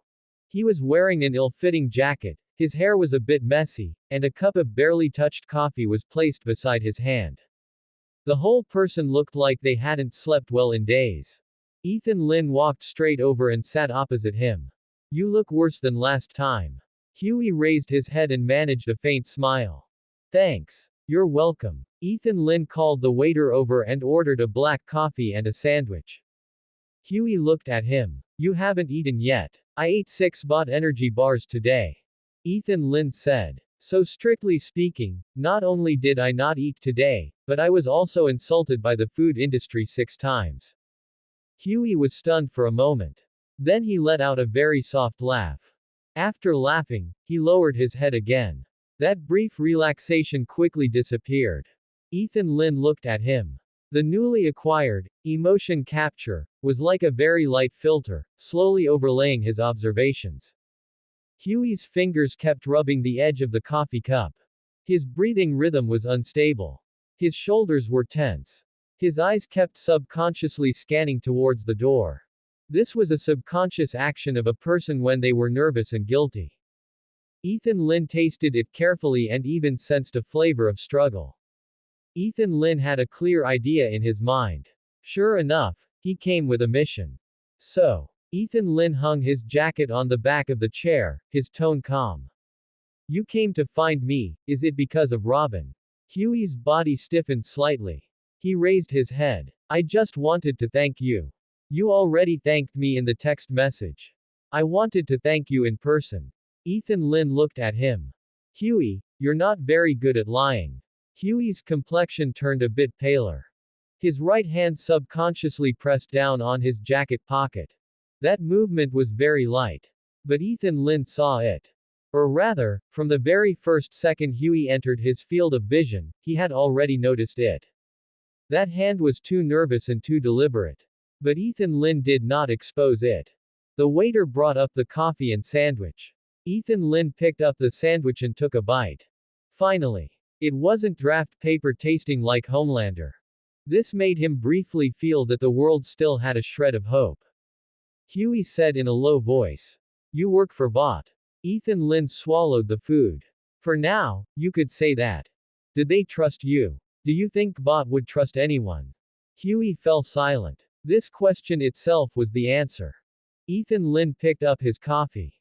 "They trust data, contracts, popularity, and control. If one day they say they trust me, it's probably because I still have utility value." Huey looked at him, his eyes flickering slightly. "Then why are you still getting close to them?" This was a very sharp question. Huey asked it very softly. But the weight behind it was very heavy. Ethan Lin put down his coffee. He did not answer immediately. Because the truth could not be fully told. Say he wanted to join the 7 to complete system tasks. Say he had no way out if he didn't get close to Vought. Say that if he didn't look for an opportunity to climb up, a heat vision coming from the sky would turn him into a Mexican burrito. None of these could be said. Thus Ethan Lin chose another truth. Because if I'm too far away, I can't change anything. Huey froze. Ethan Lin looked out the window. Car lights flashed past one by one on the street. New York at night was still noisy. Everyone was living their own lives. And these lives, to Vought, Or just background that could be covered up by news edits at any time. Regarding Robin's matter, if you just stand outside the Vought building and shout, they will treat you as noise. Ethan Lin said. But if someone stands inside, then the voice can at least be heard clearly by them. Huey's fingers slowly loosened from the coffee cup. Do you really want to help me? Ethan Lin looked at him. I'm not sure if I can help you. But I'm sure that someone like Robin shouldn't be left with just a settlement agreement. Huey's eye rims turned a bit red. He lowered his head quickly, as if not wanting Ethan Lin to see. Ethan Lin did not rush him. After a few seconds, Huey said in a low voice. Some things are worse than I imagined. Ethan Lin's heart stirred slightly. Translucent. Compound versus butcher. But he didn't ask. Asking too accurately now would make it seem like he knew too much. So he said. If you find Vought dirtier than in the news, that's not surprising. Huey raised his head. What do you know? Ethan Lin did not answer. He just picked up a tissue to wipe his hands, and then stood up as if very naturally. I'm going to the restroom. Huey was obviously stunned for a moment. Oh, okay. Ethan Lin picked up his phone. But he didn't take his jacket. That jacket was still hanging on the back of the chair. When he passed by Huey, he could feel Huey's body becoming even stiffer. Ethan Lin walked into the restroom, turned on the faucet, and washed his hands. His face was reflected in the mirror. A young and handsome Asian face. More and more like what Vought wanted. Looking at himself in the mirror, he suddenly found it a bit funny. Huey was really too unsuited to do this kind of thing. His tension was almost written on his face. But this was also precisely the reason why Butcher would let him come. There was a connection between Ethan Lin and Huey. With the name Robin serving as a bond. If Butcher himself had come, Ethan Lin wouldn't have appeared at all. At least not appear alone. Although Huey would feel guilty and hesitate. He would also make people more likely to let down their guard. Butcher was always ruthless when employing people. Ethan Lin turned off the faucet and pulled out tissue paper to wipe his hands. He stayed in the restroom for 30 seconds longer. Enough time for Huey to finish the thing he wanted to do yet didn't want to do. When Ethan Lin returned to his seat, Huey was lowering his head and stirring his coffee. His face was paler than just now. Ethan Lin sat down, his gaze sweeping across his jacket. The position of the jacket had barely changed. But the inner pocket was bulging slightly. If he hadn't been prepared beforehand, he wouldn't have noticed at all. Ethan Lin didn't touch the jacket. He just continued eating his sandwich. Huey's voice was a bit dry. You just said that Vought is very dirty. Ethan Lin raised his eyes to look at him. What I said was, if. Huey's lips moved. What if someone wants to investigate? Ethan Lin smiled slightly. You. Huey fell silent. Ethan Lin put down the sandwich. Huey, you're not an investigator. You're not even very good at stuffing things into someone else's jacket. Huey's complexion froze instantly. His entire person seemed to be nailed to the seat. Ethan Lin didn't look at the jacket. Nor did he lower his voice. He just looked at him calmly. Don't be nervous. I'm not planning to take it out. Huey's lips turned white. I know. Ethan Lin interrupted him. I know you didn't want to do this yourself. Huey's eyes went into disarray all at once. I also know that if you don't do this, the person behind you will think you're weak, useless, and not yet ready to seek justice for Robin. Huey was completely speechless. Inside the coffee shop, people were still chatting in low voices. Behind the bar counter, the coffee machine made a steaming sound. The world was very noisy. Yet their table was quiet as if isolated separately. Ethan Lin leaned back against the chair. You can listen.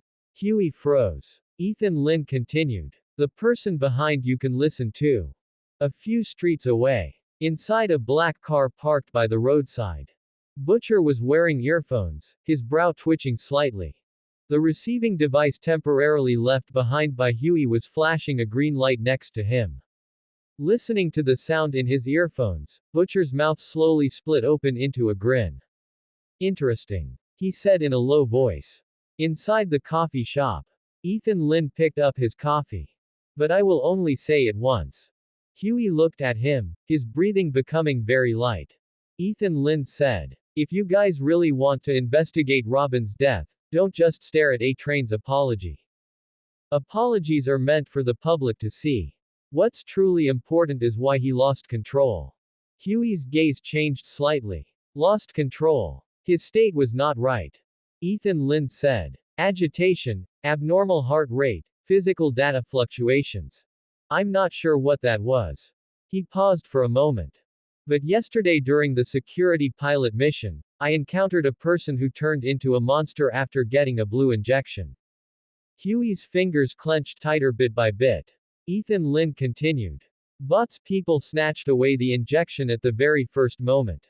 Not the police. It was Vought. Huey's voice trembled.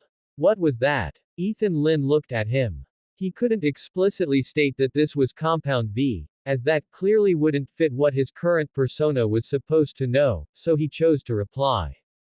I don't know. Ethan Lin said candidly. But I participated in Vought's children's charity medical project when I was a child. They are very nervous about that file now.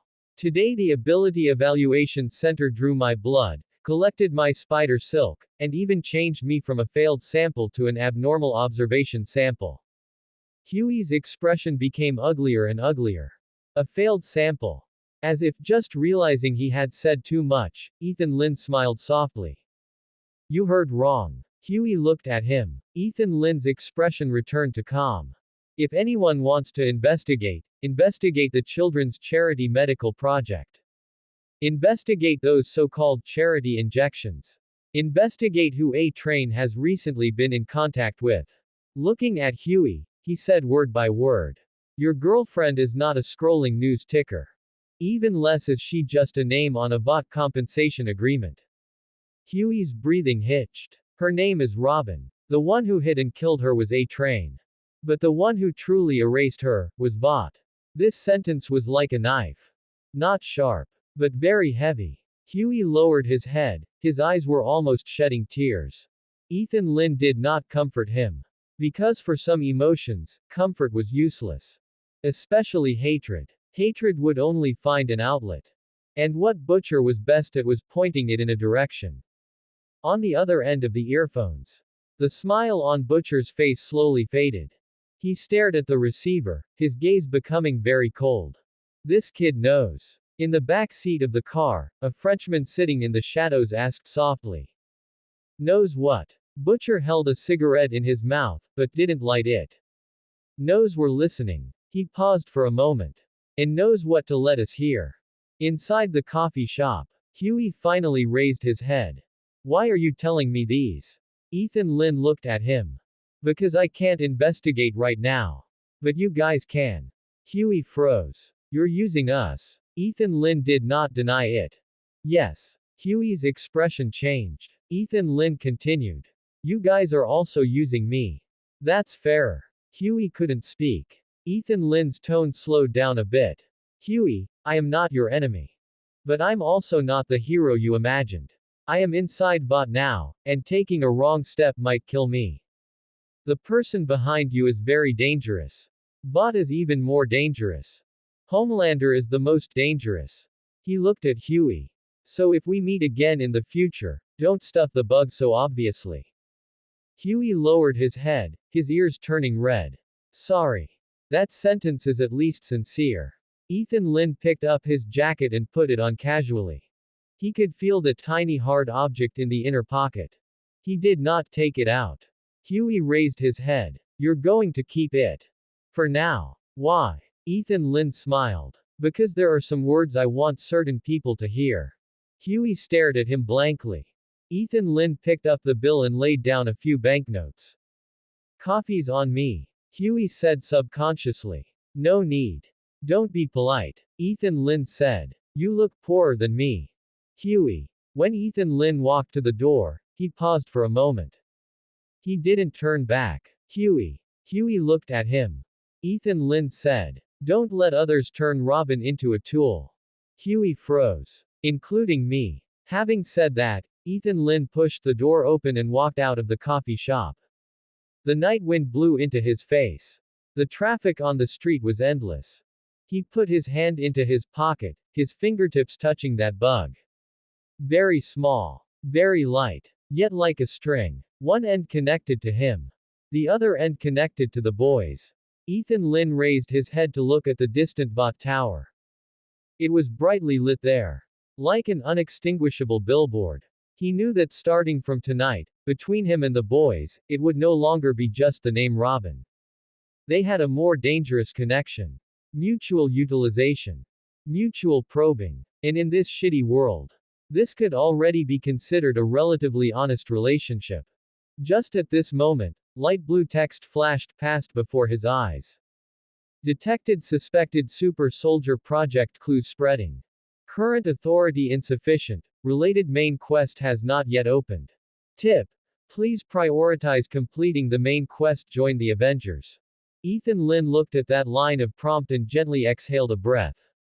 Got it. Join that dump first. And then go investigate the things they hide at the bottom of the dump. By the time Ethan Lin returned to his rented apartment, it was almost 10 in the evening. The neighborhood was still the same. A street lamp was broken, someone was arguing at the corner of the street, and a siren wailed in the distance. He couldn't tell if they were chasing someone or being chased. Compared to the glass world of Vought Tower, which was clean enough to look sterilized, this place was chaotic, run down, and noisy. But at least it was real. Ethan Lin deliberately lightened his steps as he went upstairs. Light still seeped from the crack under Mrs. Martha's door. The television's volume was very low, seemingly playing some old movie. He didn't disturb her. Enough had happened today. Starlight's public relations crisis. The test from the boys. Exhausted, Ethan Lin opened his door and stepped into his cheap rented room. The room was still pitifully small. A bed, a table with peeling paint, and an old wardrobe.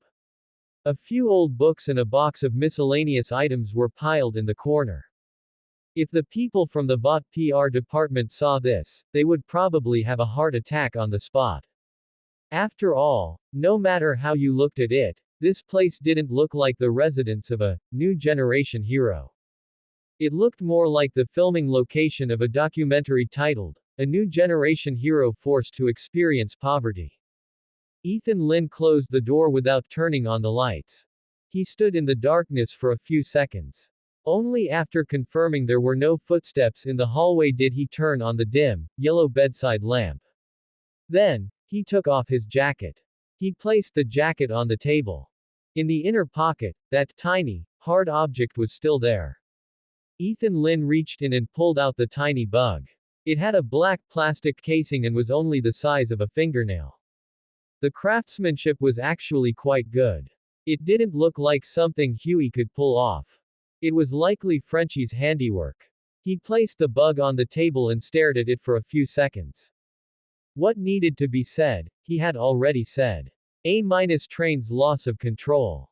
Those contacts who would never appear in Vought's promotional videos. These clues were enough for the boys to investigate on their own. Saying any more wouldn't be a warning, it would be delivering himself to the stage to be identified. Ethan Lin picked up the bug, applying a bit of pressure with his thumb and index finger. Crack. The black plastic casing shattered. Tiny metal components slipped through his fingers and clattered onto the tabletop. He looked down at the fragments and casually swept them into the trash can. Now was not the time to contact Butcher directly. That guy wasn't exactly a great partner for cooperation right now. He was more like a rusty blade, capable of cutting through Vought, but just as likely to turn around and wound the hand holding it. A few streets away. Inside a black van, the receiver suddenly erupted in a burst of harsh static. Frenchie frowned and took off his headphones. Mon Amy, he destroyed the bug. Huey's face went pale in the back seat. Butcher sat in the passenger seat with an unlit cigarette dangling from his mouth. He stared at the static coming from the receiver and actually let out a chuckle. This kid is pretty tricky. The van fell silent for 2 seconds. The static from the receiver continued to hiss. Frenchie leaned back against his seat and tapped his fingers on the steering wheel. Then why didn't he destroy it from the very beginning? Butcher looked out the window. The streetlights slid across the car window, casting his face in alternating light and shadow. Because he wanted us to hear it all.